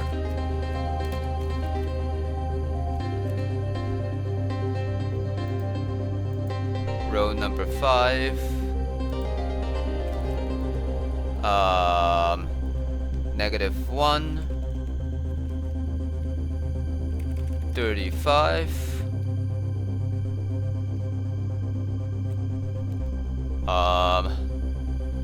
wait, -1, 35, and then 25, 35 again,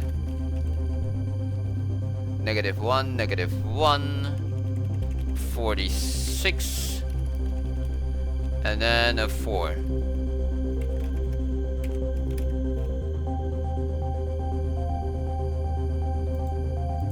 Row number 6, -1, 35, 35, 35, -1, and then 46 3 times.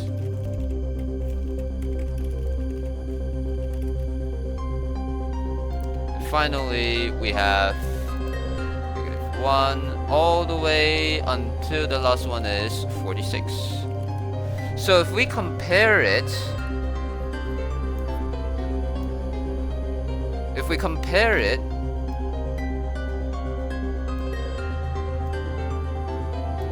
from the looks of it,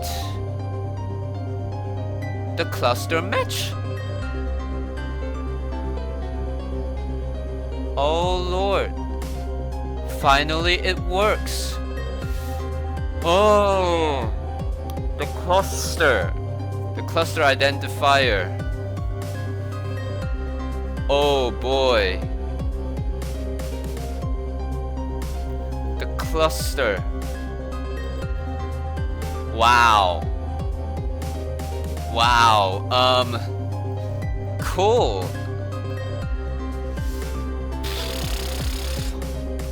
Oh boy.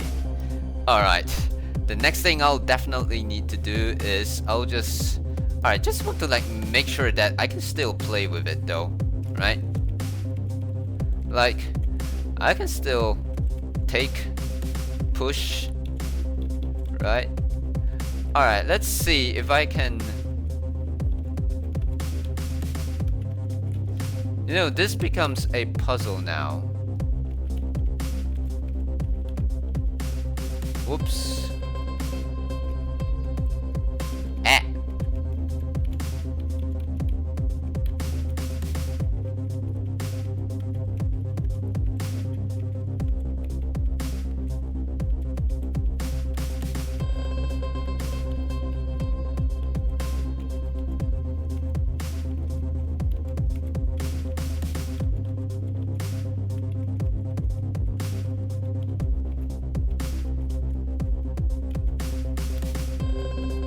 Go.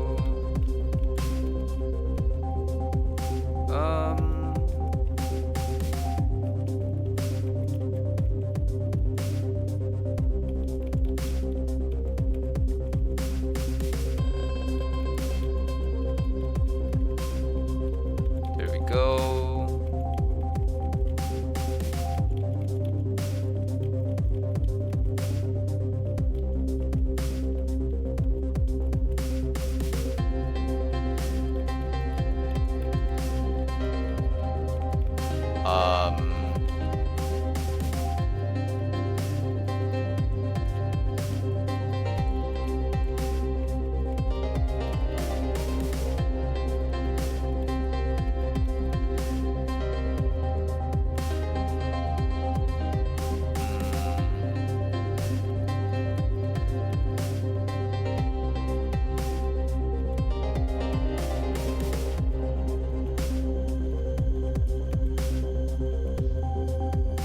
There we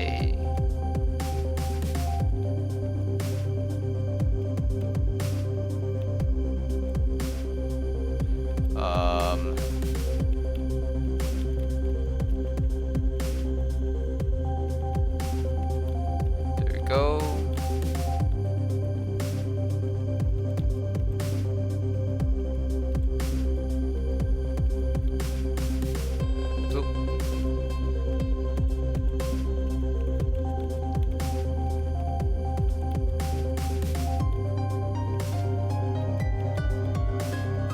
And then,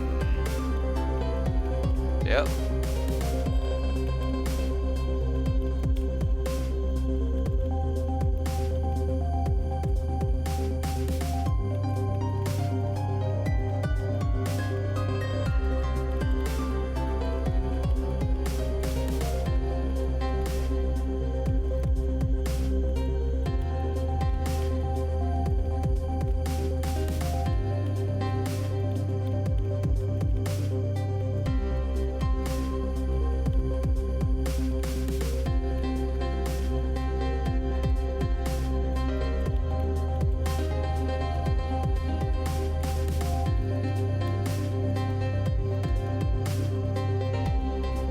Sometimes it just becomes a little bit laggy, so I guess I have to decrease the numbers of console logging.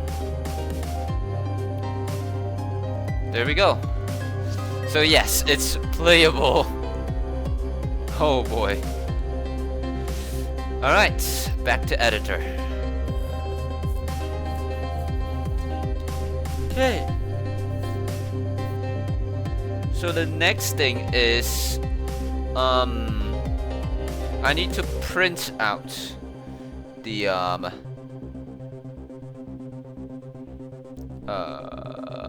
let me minimize. I need to print out what it is. So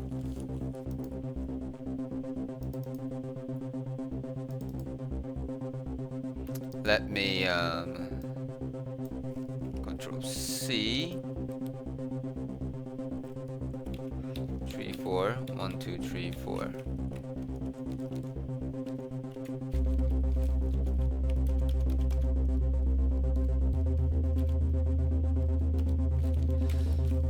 Okay.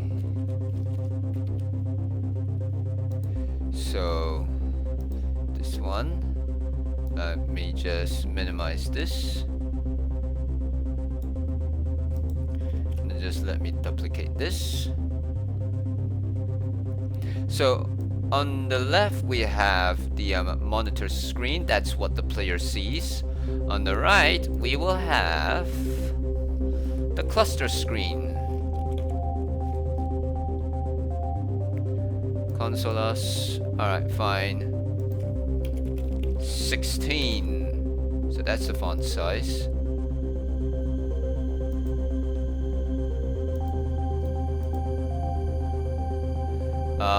And then also character spacing 0, 1.4. Yeah, should be good.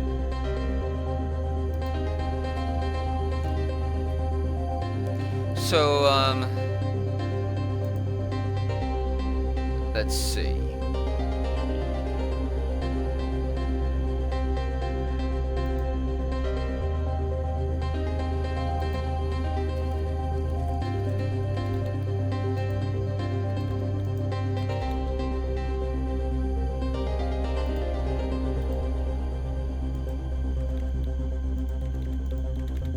Alright, we don't need that console logging.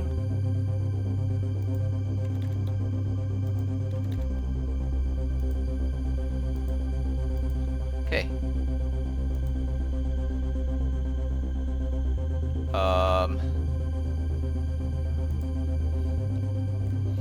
Okay.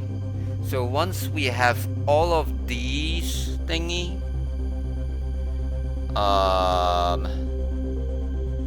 cluster array. Okay.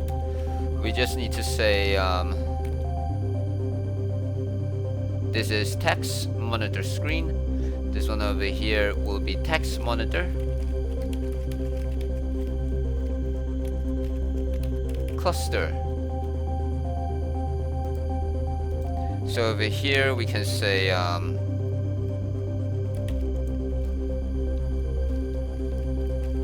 text. Whoa. Text monitor cluster. No. Dot text is now completely empty. And then we can say for let I starting from 0, I smaller than cluster array dot length I plus plus, and then and then we're gonna let j equals that I no j plus lesser than cluster array the 0th item but got the length j plus plus, and then we'll do the following.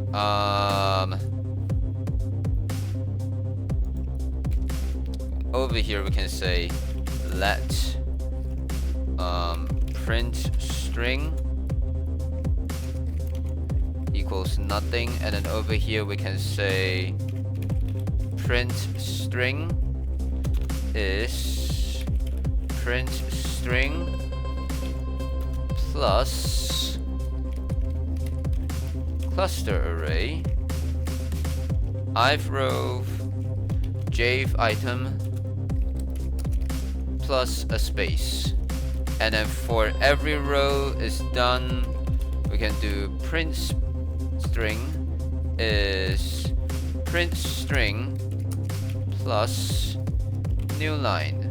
And then when everything is done, we can go with text monitor cluster dot text is print string. Okay, so with this we can actually see the clusters in action.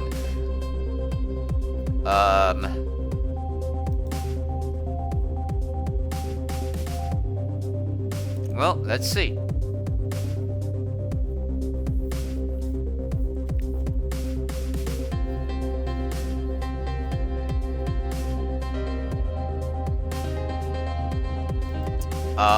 Let me get back to the editor.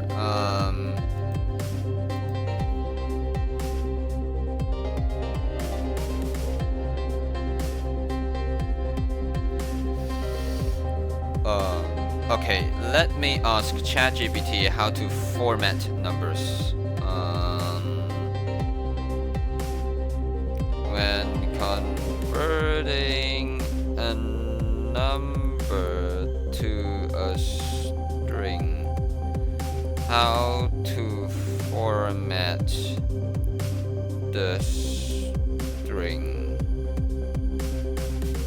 Say adding leading zeros so that the width of the string is a fixed length.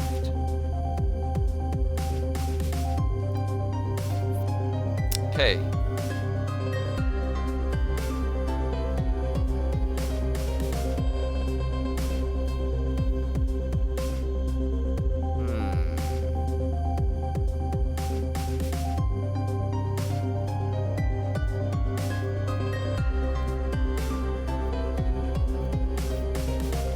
Had to start. Huh. Okay. So I can go take this one.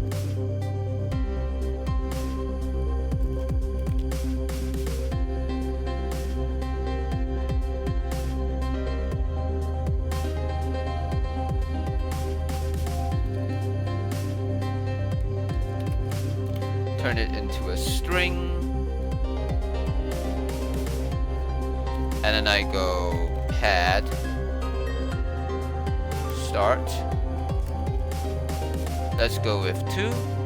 And then let's just say I just want to pad it with space, or nah, just 0 should be good. Okay, and also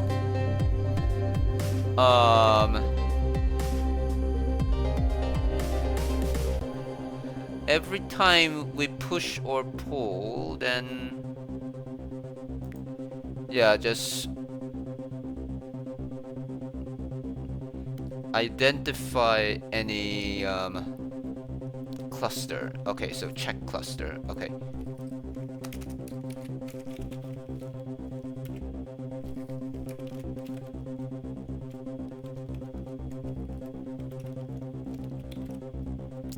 Alright, so over here, let's hit save, and then let's see it in action, just to make sure that it is working as intended.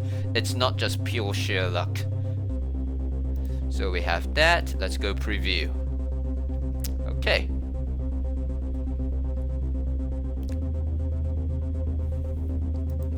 So over here, we have our stuff.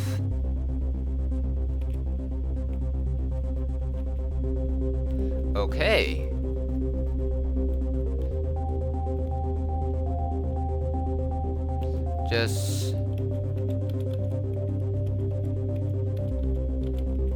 Like you can see 57 is clumping down over here, so that's good. And then 35 joins the fun. Over here you can see 57 is over here, and then up over here, although they are the same red, but these are two different clusters. It's 111 and 57, 57, 57. Oh boy. Okay. Not a time to disturb it. Okay.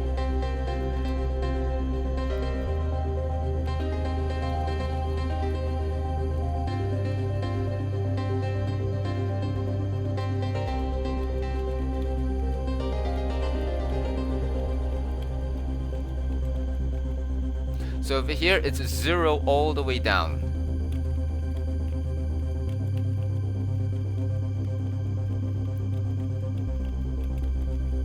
Now we have 1 all the way down.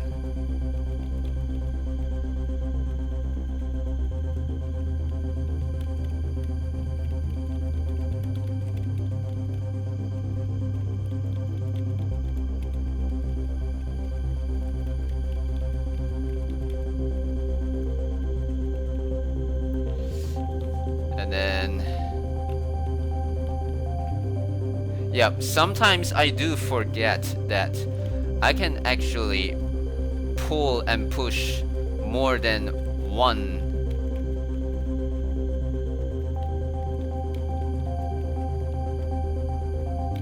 So that makes things a lot more faster though.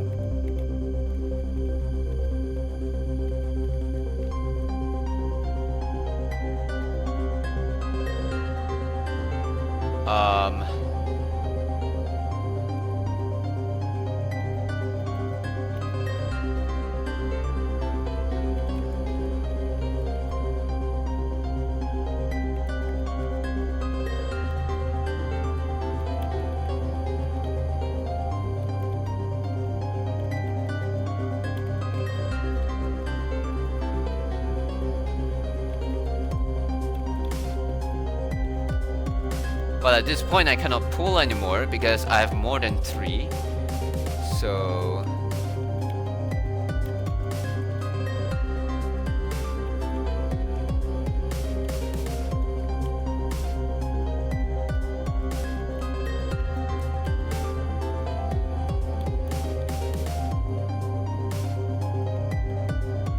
there we go. Here we have a whole bunch of zeros and 1, 2, 3, 4 and 7s and all that stuff.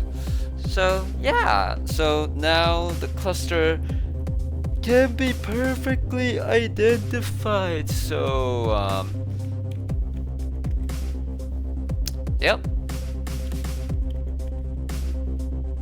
I just want to like make sure that we don't have like any weird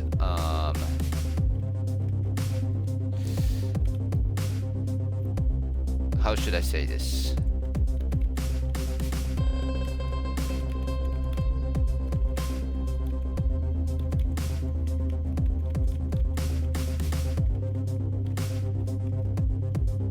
Yep, from the looks of it, it looks pretty correct. So, yay! We have the cluster identifier working. Oh lord. I have to say, the cluster identifier is definitely one of the, how should I say this? Brain-burning part of it, but I would say it's one of the perfect things in computer science that we get to figure it out, how to like implement. So yeah, cool. Alright, back to editor. So now,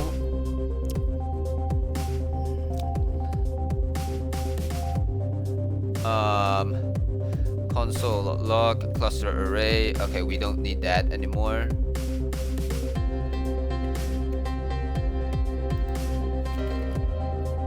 And then over here we're just gonna say identify clusters.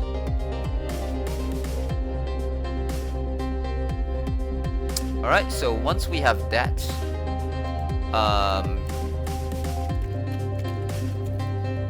print clusters.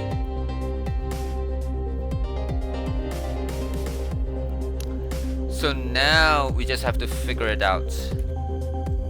We need to count.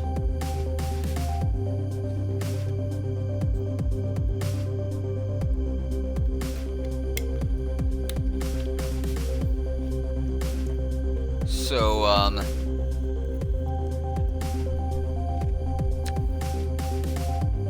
okay.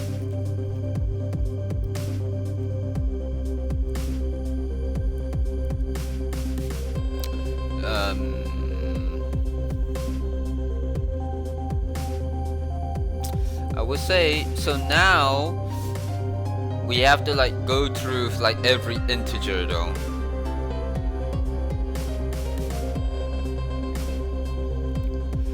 So I would say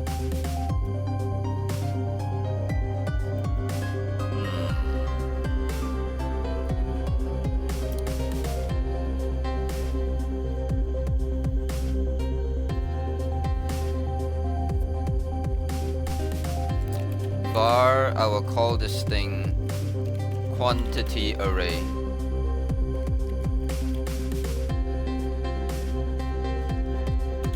For now, it's going to be this. And then I'm going to say for let I, starting from 0 again, I smaller than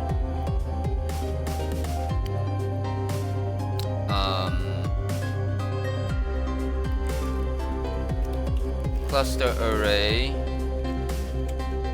dot length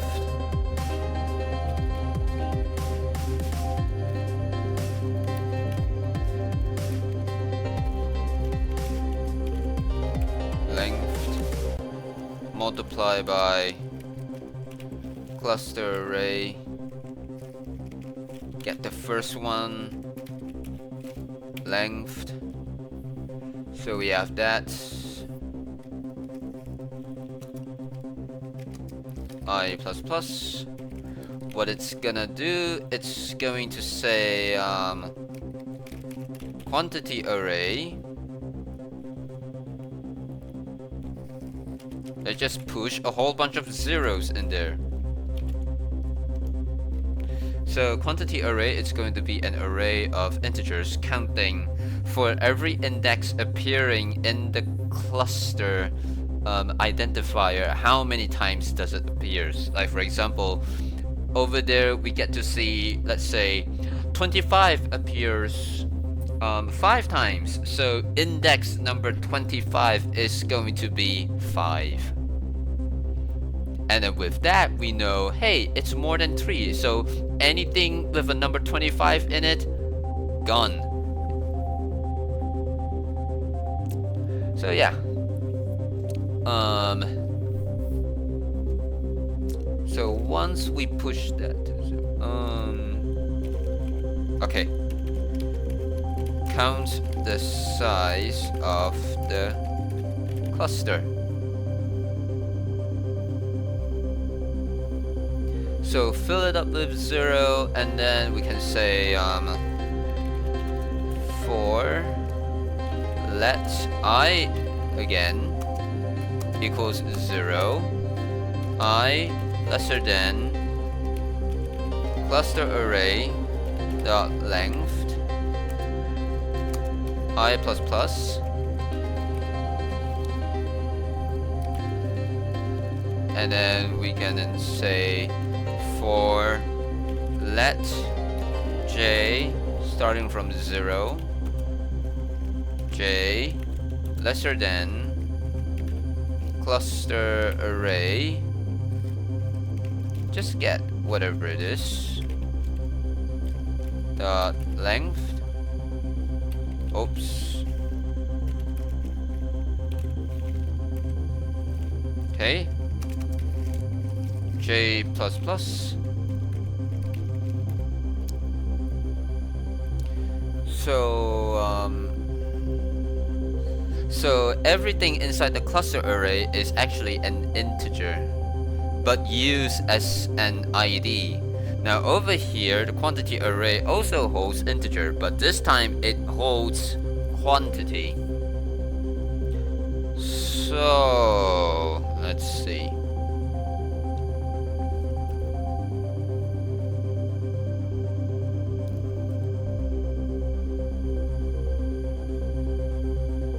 First, we need to ask what is the number in the current cell.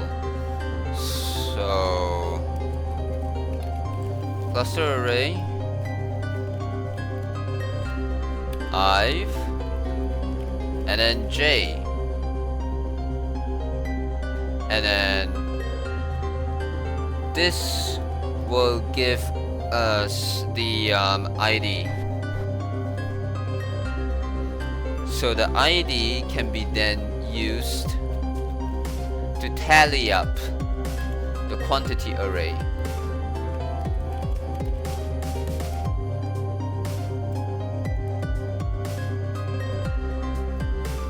Plus plus. There we go.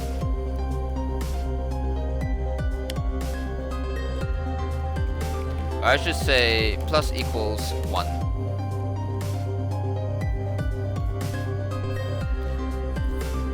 And then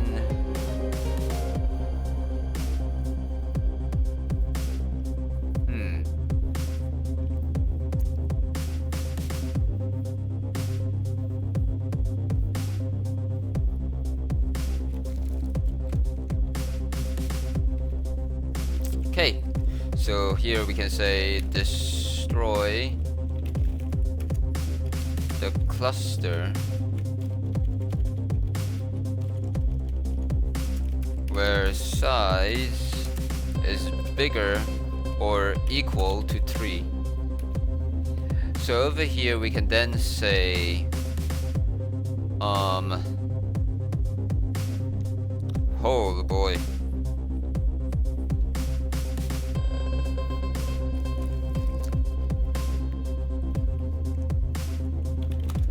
for let I starting from 0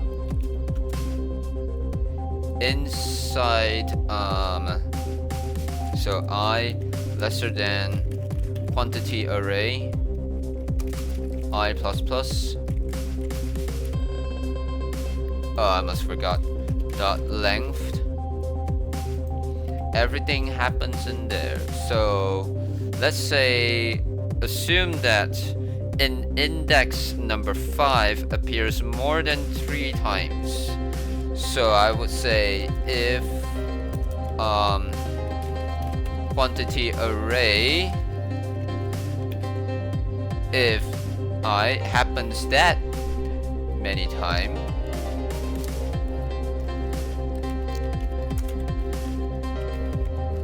then for that, oh lord, then for that one,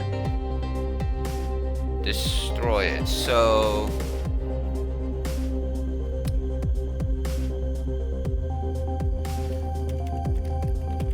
for every cell which has the ID I,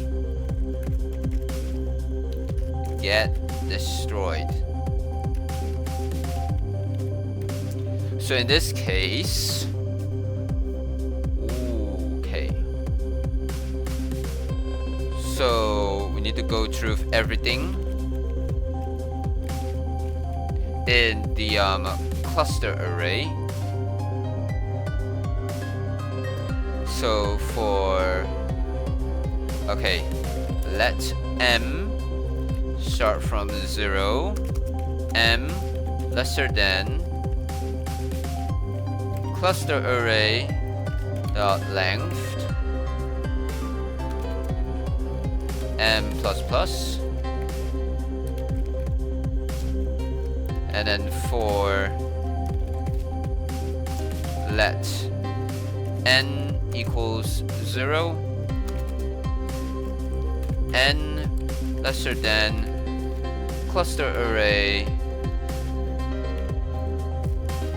m,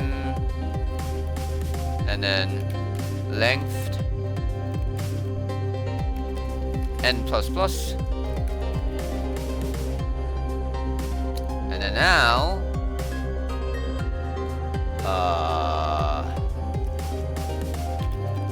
if cluster array m n equals to I, which is the ID, then we can say board up m n will now be block empty. Oh, and then once this is all ready,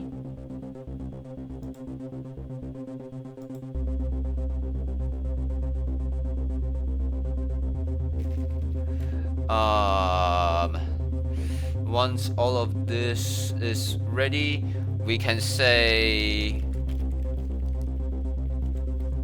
check neighbor chord. No. Just render and print the whole thing.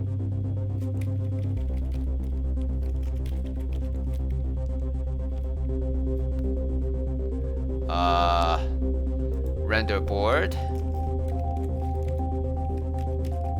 And also check the cluster.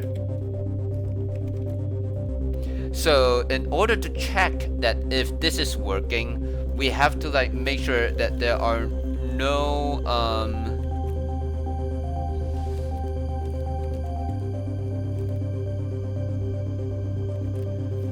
valid clusters around.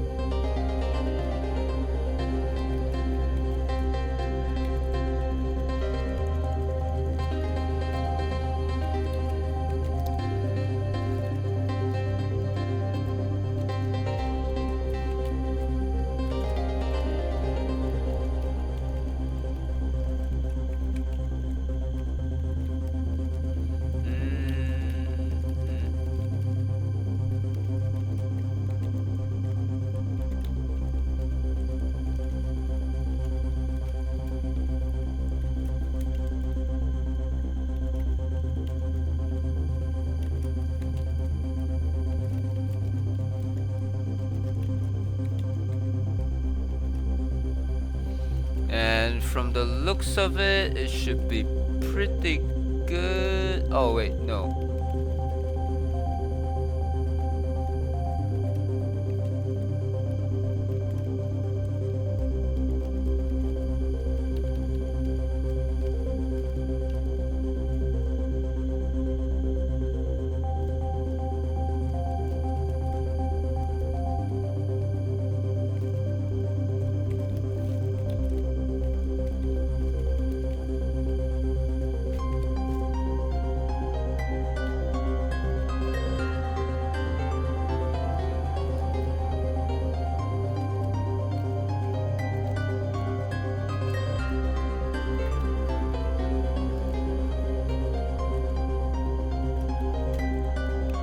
Cut that.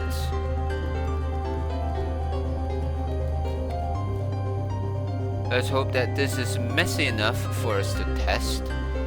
So keep in mind, in this game, diagonal is not adjacent. So we have that. Alright, let's hit save.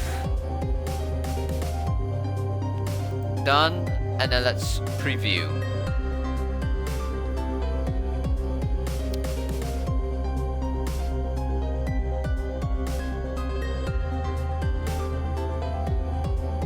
Alright, So boop.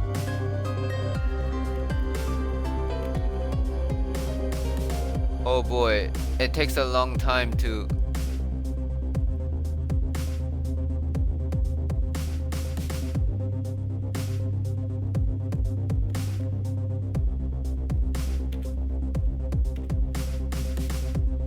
Okay.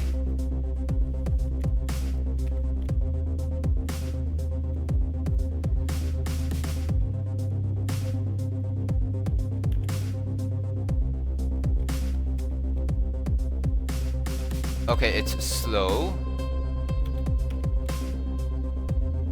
Okay, it works, but it's slow.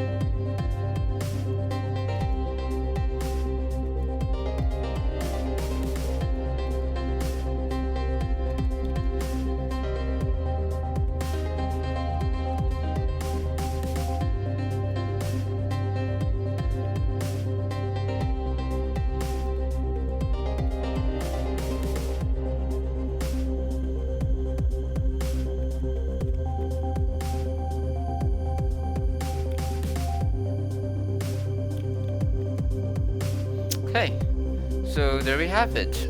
Now,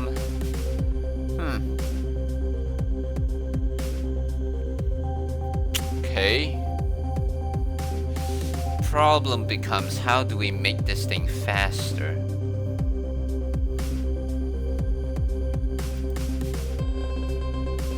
Okay, so now we know it works. Now we just have to make it faster.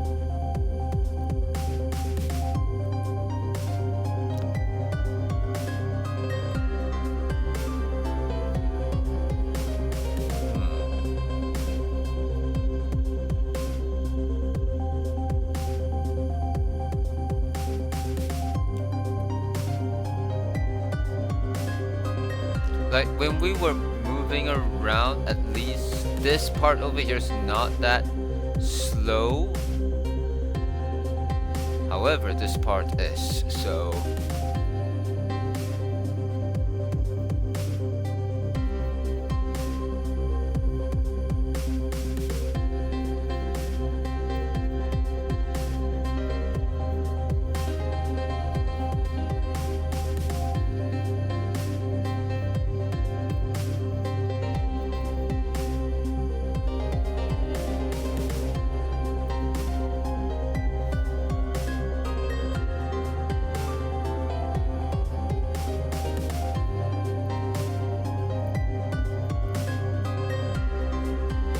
size of the cluster.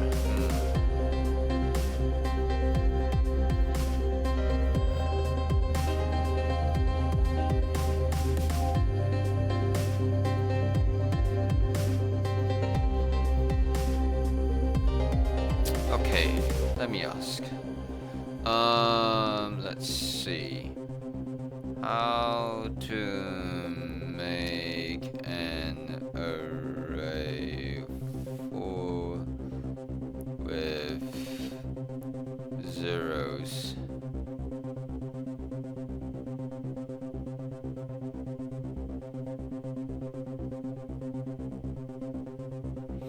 Okay, so instead of that, okay, so quantity array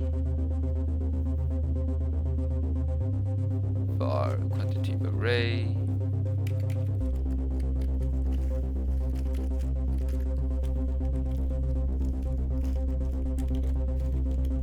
And then number.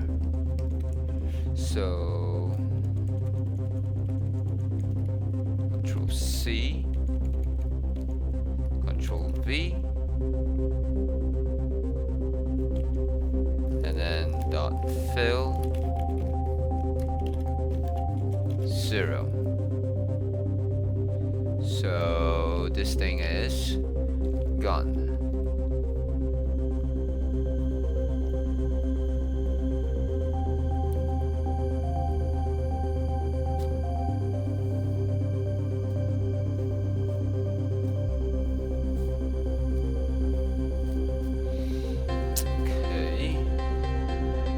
This thing looks pretty good. Destroy the cluster where size is bigger than 3.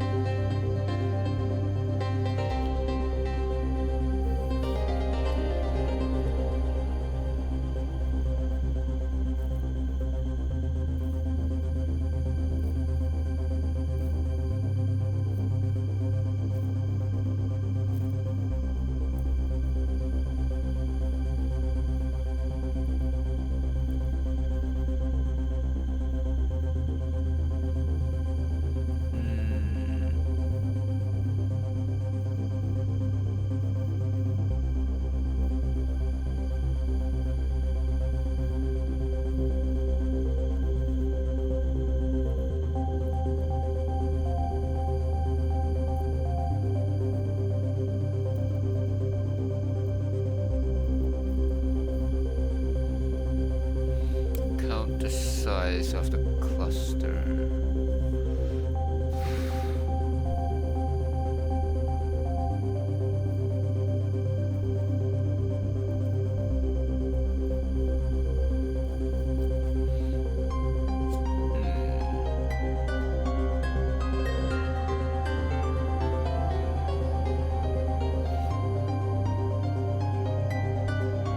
Okay, let me do it this way.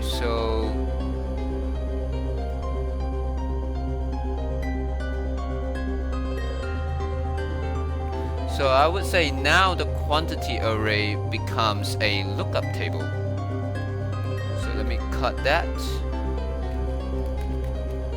Let me paste it here. So for everything in the cluster array,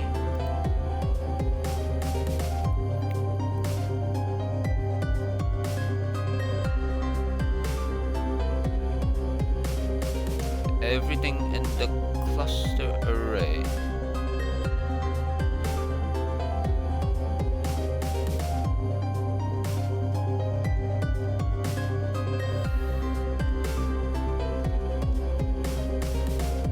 and then once we have that, then okay, everything in the cluster array, we have a whole bunch of IDs.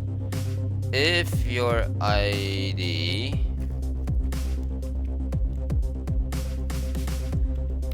appears way too many times, then get cleared.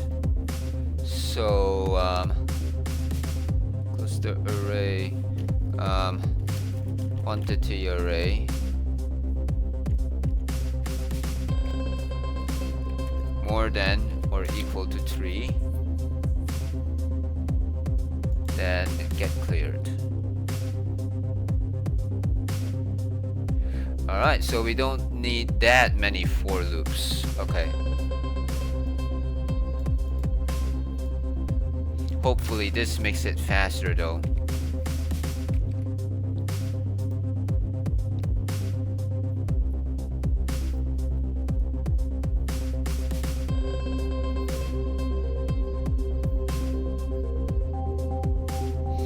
Okay, let's go preview.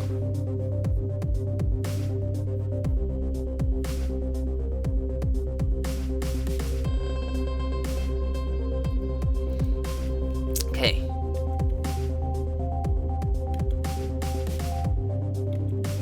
Okay, it's still a little bit slow.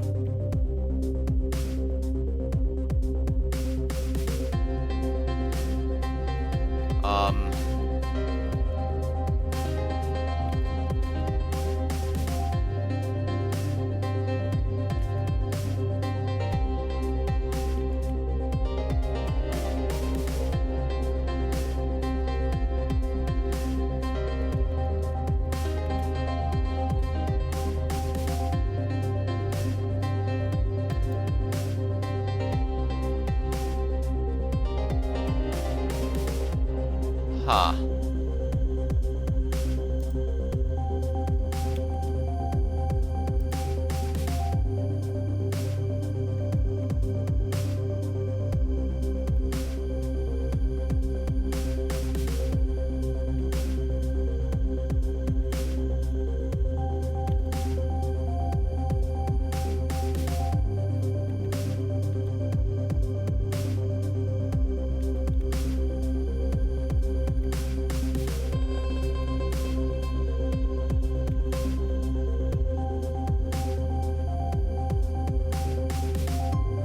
Okay, one thing for sure, every time when we pull, we don't need to check for cluster.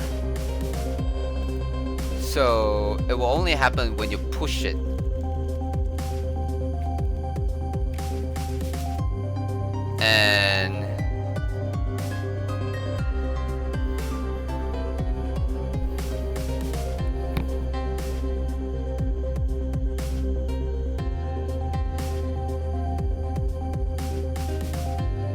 And since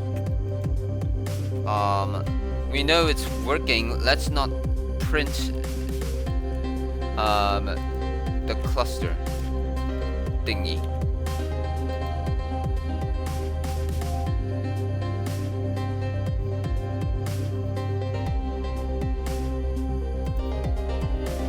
Alright, let's just hope that this will speed things up.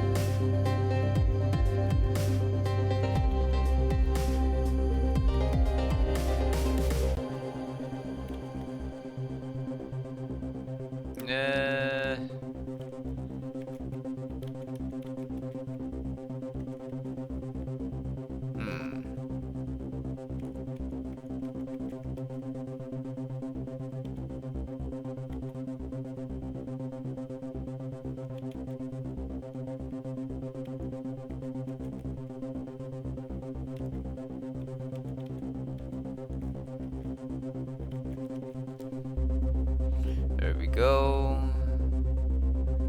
And then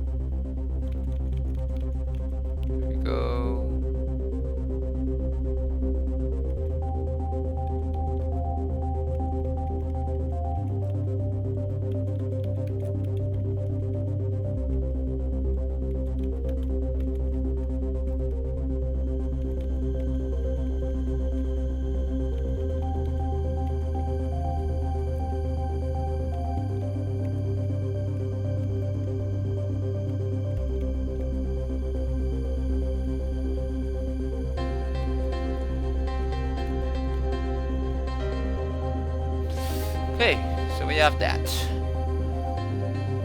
Well, still a little bit slow.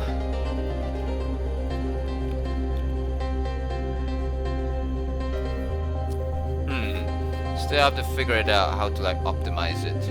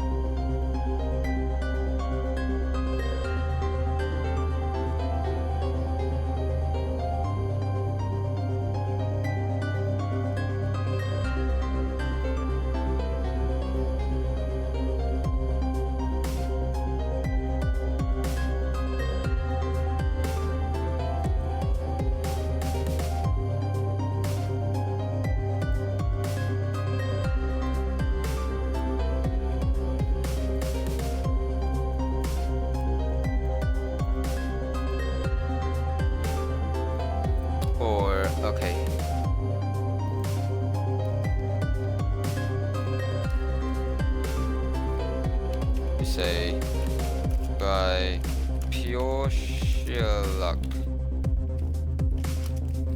when we hit the last cell, index is 63. So we can do something like if current index is lesser than 63, and do the following.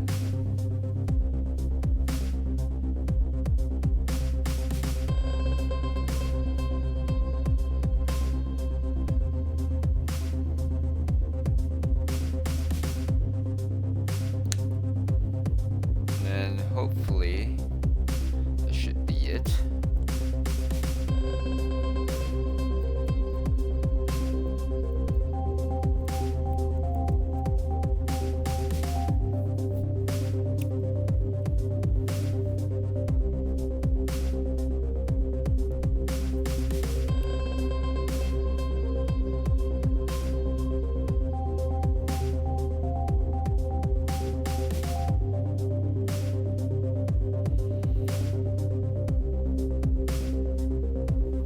Let's go preview.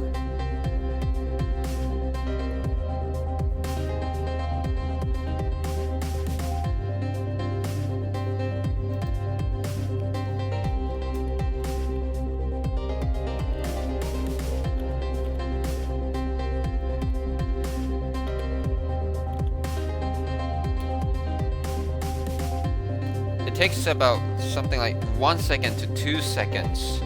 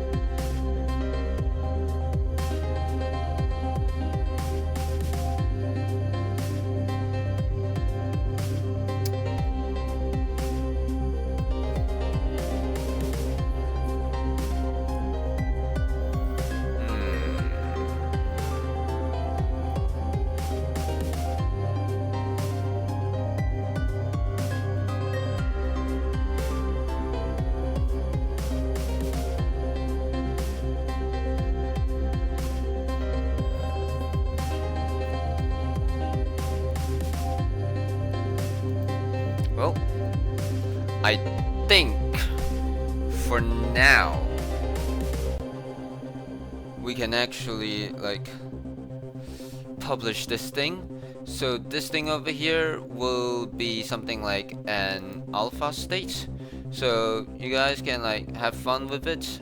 And then yeah, for now I'm just gonna come over here and then just electronic based. Let's just push this thing over here, push and pull and push, whatever, right? Let's rename this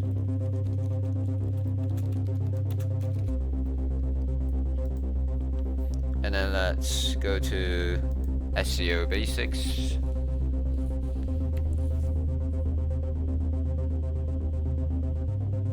Yeah. Alright, that looks pretty good. So for now, this is what we're gonna have. But yeah, so just let you guys play with it a little bit whatsoever, right? And I would say, just by looking at this, it's like 5 hours, so I think it's actually a pretty good point to like stop. And then maybe tomorrow, or I don't know, we will continue to like make this thing, but it would be a lot more like more optimized and faster. And then of course we're going to add the flood mechanic, meaning for every interval new stuff is going to come up, so at least the players know what to deal with. And then it is possible that we're not going to use color blocks anymore. We can use something else, for example boxes, bulbs, knives, I don't know, whatever, right? So we have that. Alright, so let me hit publish.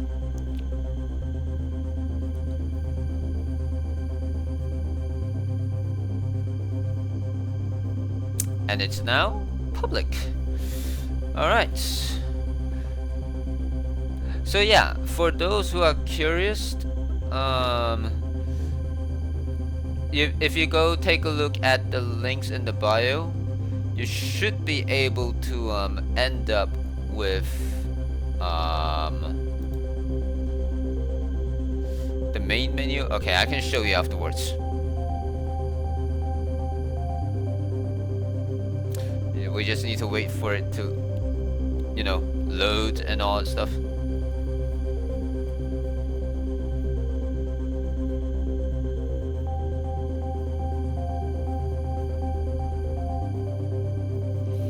Alright, so if everything done right, so if we take a look at the if you click on the link in the bio, you should end up here. So if you want to play with the things that we have done today, you go to games. Once you click on that, you are not going to find it over here because it's not ready yet. Instead, what you're gonna do is you randomly go to any of these first. Okay, once you get there,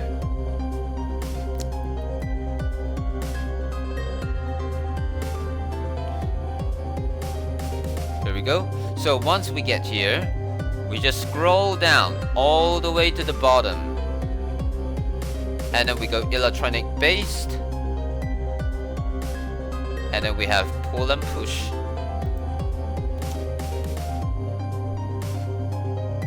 And then now we have this. So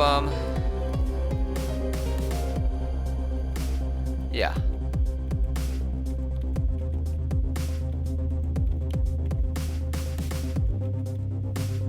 It's a little bit laggy.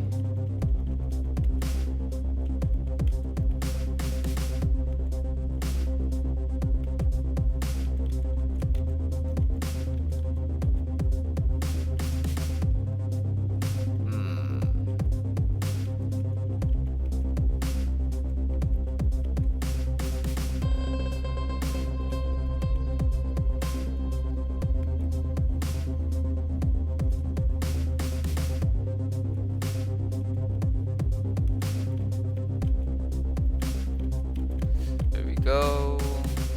So for now, this is what we have, but soon afterwards, this is going to be more exciting, though, I would say.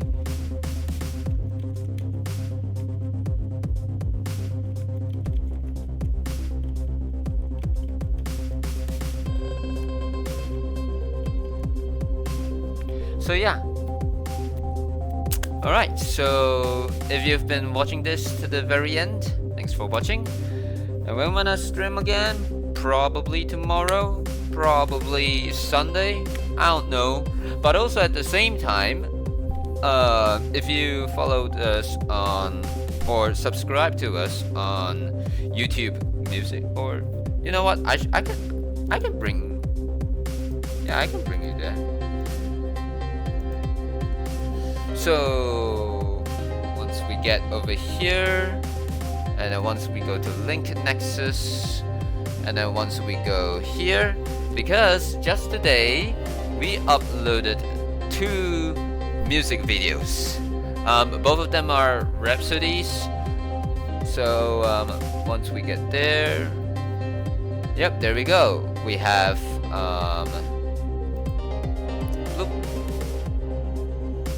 so yep, the 2 new tracks, we have Piano Box and Nonsense Party. So yeah, we have that. Alright. So yeah, if you've been like watching this stream to the very end, thanks for watching, and I'll see you in the next stream. Bye bye.